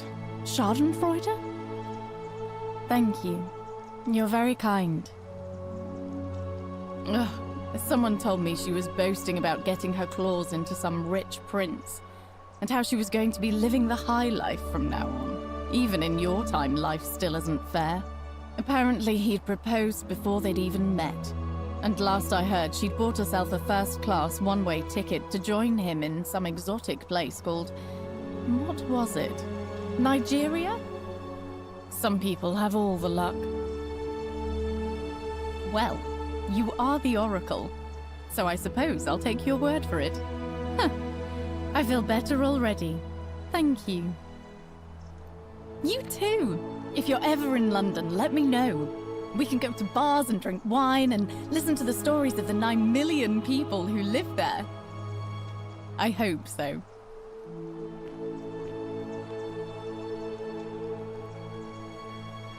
You are here. It's nice to finally meet you. Lucy is fine. I'm making an effort to blend in, as you can see. We are all trying to keep a low profile. If the world knew we died 2,000 years ago and were suddenly brought back to life 12 months ago, they'd never leave us alone. Speaking of which, I wanted to say thank you in person. I'd say the gods smile on you, but I hear you drove the last of them off. So... I'm studying to get into medical school. As much as I resented the responsibility of keeping everyone in the city alive, when it ended, I realized I missed it. So I guess I'll just keep saving the world, if begrudgingly, one patient at a time. You too, don't be a stranger. Hey. Hi there, I'm Horatius. I understand we have you to thank for giving us a second chance at life, and reuniting Centilla with us as well. So, thank you. I'm living up north and studying in the military academy in Modena. I'm going to be an officer one day. The world's changed a lot, but some things stay the same. Would you believe we're still studying military tactics from my time? Alexander the Great, Caesar, Hannibal Barca. Still, I have to keep challenging myself to let go of old ways of thinking and embrace the new. As Seneca wrote, the ones who pioneered our paths aren't our masters, but our guides. He's not my... Oh, I see what you did there. Good one. He had more trouble adapting than most. He got himself disqualified from the UFC. So he started some kind of underground blood sport tournament, like we had in Rome. Suppose it appealed to people's baser instincts. And they say he made some good coin, killing a bunch of men like that. But his luck finally ran out, and his life along with it. You know what they say. Live by the sword, die by the sword. Perhaps. See you at drinks later, I hope.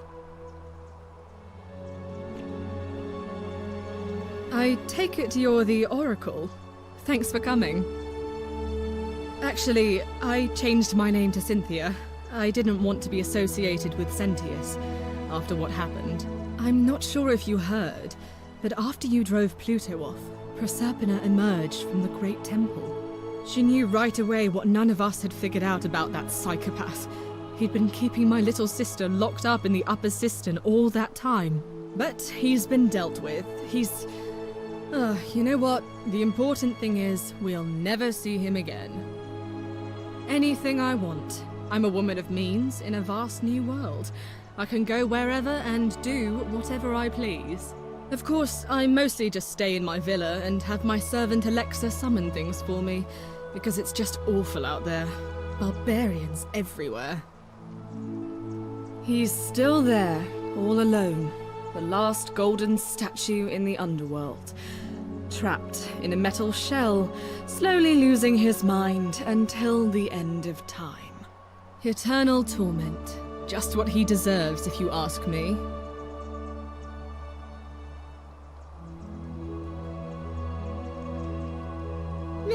I try not to think about him at all. You too. See you around.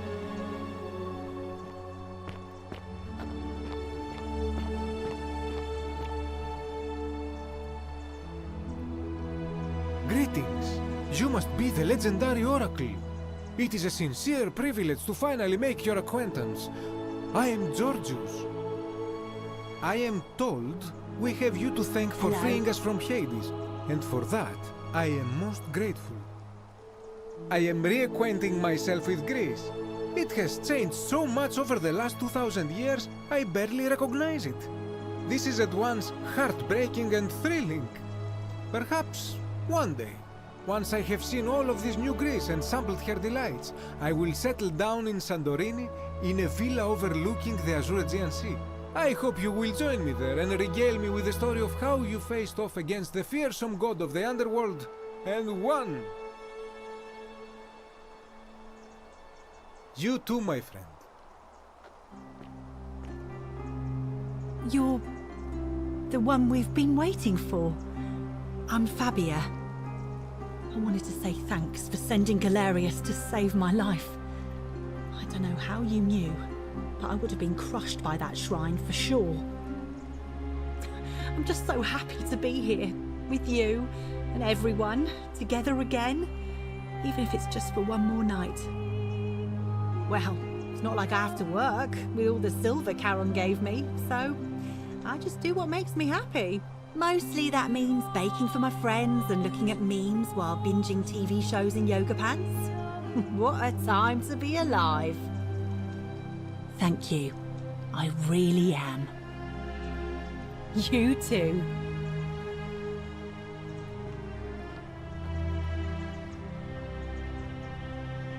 And here you are.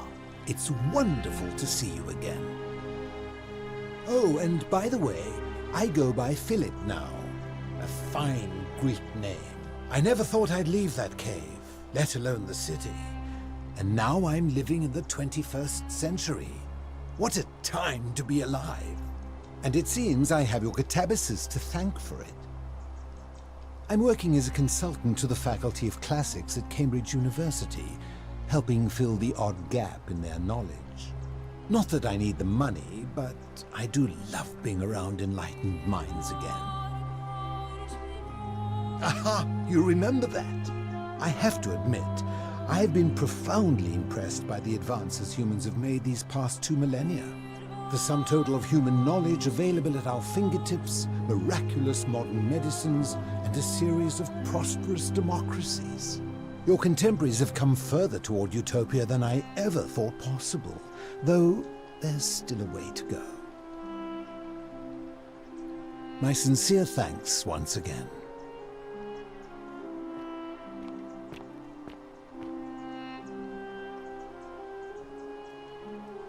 Oh, hello. It's lovely to meet you. I've heard so much about you. I'm thankful that you're here. I was sure the person who drove off the last pagan god would have more important things to do than visit the likes of us. But thank you for coming and for saving our lives. What you did was extraordinary, and I'll never forget it. I'm living in Rome again, in a charming little flat by the Tiber, not far from my old place. Oh, and I'm training to be a crisis counselor. After you sent Galerius to persuade Ulpius not to take his own life, I was inspired. I just want to spend the rest of my life helping people, like you helped him. Thank you. That means a lot. And you. Good evening. Greetings. Thank you for your kind words and for liberating us all.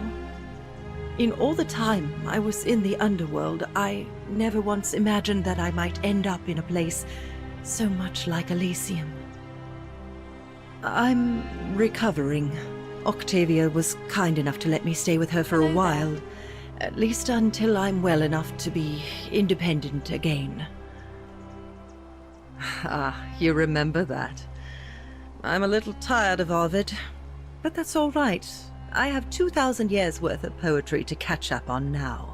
I'm already up to the 19th century, and am quite enjoying the work of a fellow named Poe. I think I may have found a kindred spirit. Men have called me mad, but the question is not yet settled whether madness is or is not the loftiest intelligence. And you, farewell, friend. Some soiree, innit? Oh, hello at last. You must be the oracle I've heard so much about. I'm Daisius. Listen, I wanted to express my sincere appreciation for what you did. If it wasn't for you, I'd never been able to sell all those useless old relics I accumulated. Whatever you did in that temple made me a very wealthy man. Thank you. Most gracious of you. I took the money I made from selling my trinkets and started investing in the stock market. That's where the real money is now. In fact, I was hoping to ask your advice, you being the oracle and future seer and all that, on which stocks I should invest in next. I can't decide between fossil fuels, tobacco, gambling and arms. What would you recommend? Oh, don't be like that. You can tell your old pal Dacius. I won't take no for an answer.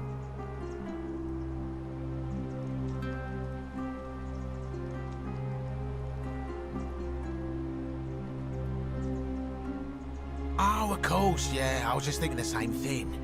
I'll go home and buy up as much stock as I can tonight. I'm gonna make a bloody fortune. Of course, don't let me keep you. Thanks again for the tips, my friend.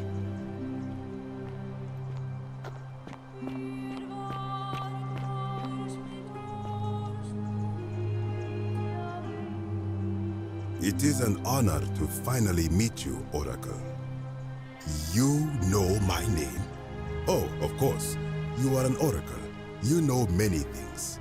I too would like to offer my thanks for releasing us from that place and for your role in bringing us here. This world is truly wondrous. For a time, I returned to Alexandria, but they have no need of another fisherman, and I came to see there is nothing for me there. Instead, I have decided to follow the custom of your youths and backpack the world. It is a great adventure, and I have met many people from many cultures. I spent the first 25 years of my life avoiding the 42 sins that would deny me access to the afterlife. Now, I think it is time I had some fun. Indeed. Thank you, Oracle.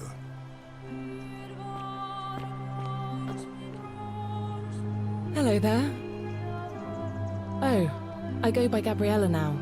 I didn't want to be reminded of that monster every time I heard my own name. You didn't hear? My adoptive father, Sentius, locked me up in the upper cistern to stop me from escaping. After you drove Pluto off, Proserpina came and released me, and that monster got what was coming to him. Don't worry, nobody did.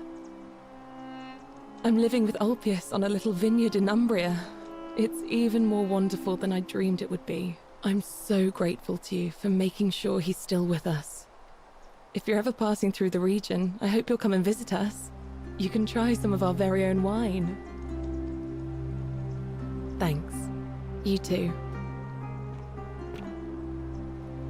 It's nice to finally put a face to the name. I'm Ulpius. I understand I have you to thank for sending Galerius to save my life.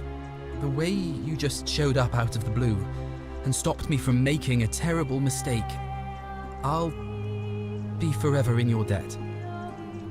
I'm living with Gabriella in Umbria. We finally bought the little vineyard we always dreamed of. It'll be a little while before we know what we're doing, but every day I look at her and this extraordinary new world with all its beauty, and I think, what if I'd given up hope? and missed out on all of this. So we're living each day to the fullest.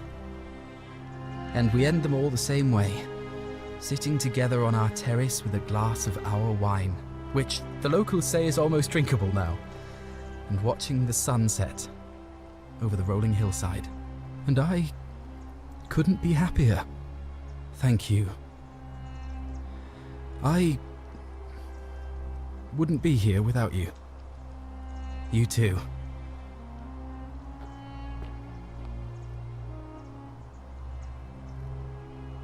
Nice to meet you. I go by Rufus now. New start, new name. Oh, and thanks, by the way, for what you did. Sorry, I'm no good with the mushy stuff.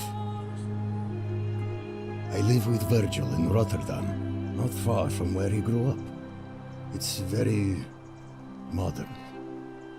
Destroyed in the war, and it rebuilt itself. Good place for a fresh start. Haven't decided what I'm going to do with my life yet. One adjustment at a time.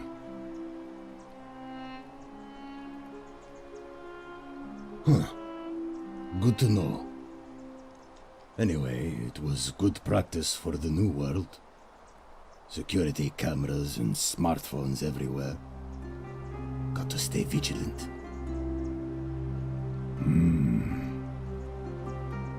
You too. Look us up next time you're in the Netherlands. We're grateful.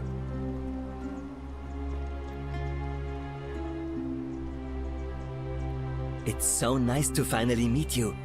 I've heard so much about you. I wanted to thank you personally for getting us out of there. And for helping Rufus come to terms with himself. He may come off a little gruff, but once you get past that, he's a lovely fellow. I'm studying to be an architect again, and living with Rufus in our beautiful flat in Rotterdam, just down the river from Nijmegen, where I grew up. Of course, it's improved immensely since I was there last. Gleaming futuristic buildings and clean streets full of educated, accepting people. You natives of the 21st century have no idea how fortunate you are. You too, as Rufus said in his own laconic way. If you're ever in the Netherlands, we'd love to show you around. It's the least we could do.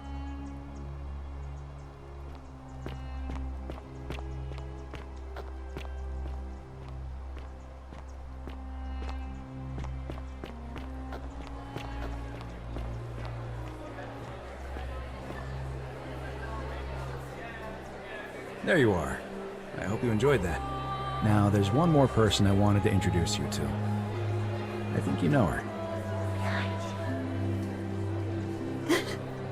Sorry if I frightened you. Just a little joke I've been saving for a long, long time. Allow me to introduce myself properly. I am Proserpina, former goddess of the cycle of life and renewal, and now a regular mortal. I wanted to meet you in person, and thank you for freeing all these people, and me. I hate to think what would have happened to us without your intervention. Indeed. Suffice it to say that while Pluto was controlling the eyes and ears of each golden statue, I was able to control their tongues, and whisper to you when he was distracted. I am sorry my messages were so cryptic. There were only ever brief windows in which I could speak to you without being detected. I did. I may have given up my immortality, but I still retain my gifts as the goddess of the cycle of life and renewal. After witnessing Pluto punish countless poor souls over thousands of years, I knew this generation, the final wave, would not survive. So I tried to give them a way to buy more time. A second chance. Rather as many second chances as they needed to avoid his wrath. So I whispered to Sentius in secret, telling him the prayer required to create a portal in my shrine. I knew the danger of humans being corrupted by godly power, and so I put a safeguard in place. I required the creator of the portal to sacrifice their own life, so that it could only be used selflessly to help others. What I did not anticipate is that Sentius would retain his accumulated memories from each previous day, and as a veteran soldier, he had long since shed his fear of death. He quickly discovered that he could, in effect, prolong his own life indefinitely by exploiting the cycle. Of course, once I had taught him the prayer, I could not unteach him, and there was little I could do but wait for someone like you to come along and see him for what he was. We were all fortunate you came along when you did. I don't know what happened to him. I haven't heard from him, and I rather hope it stays that way. Oh, she inherited dominion over the underworld. Last time we spoke, she was working on a new world of some kind. She wouldn't say what it was, but I'd be surprised if you don't run into her again. I imagine we all will, one day.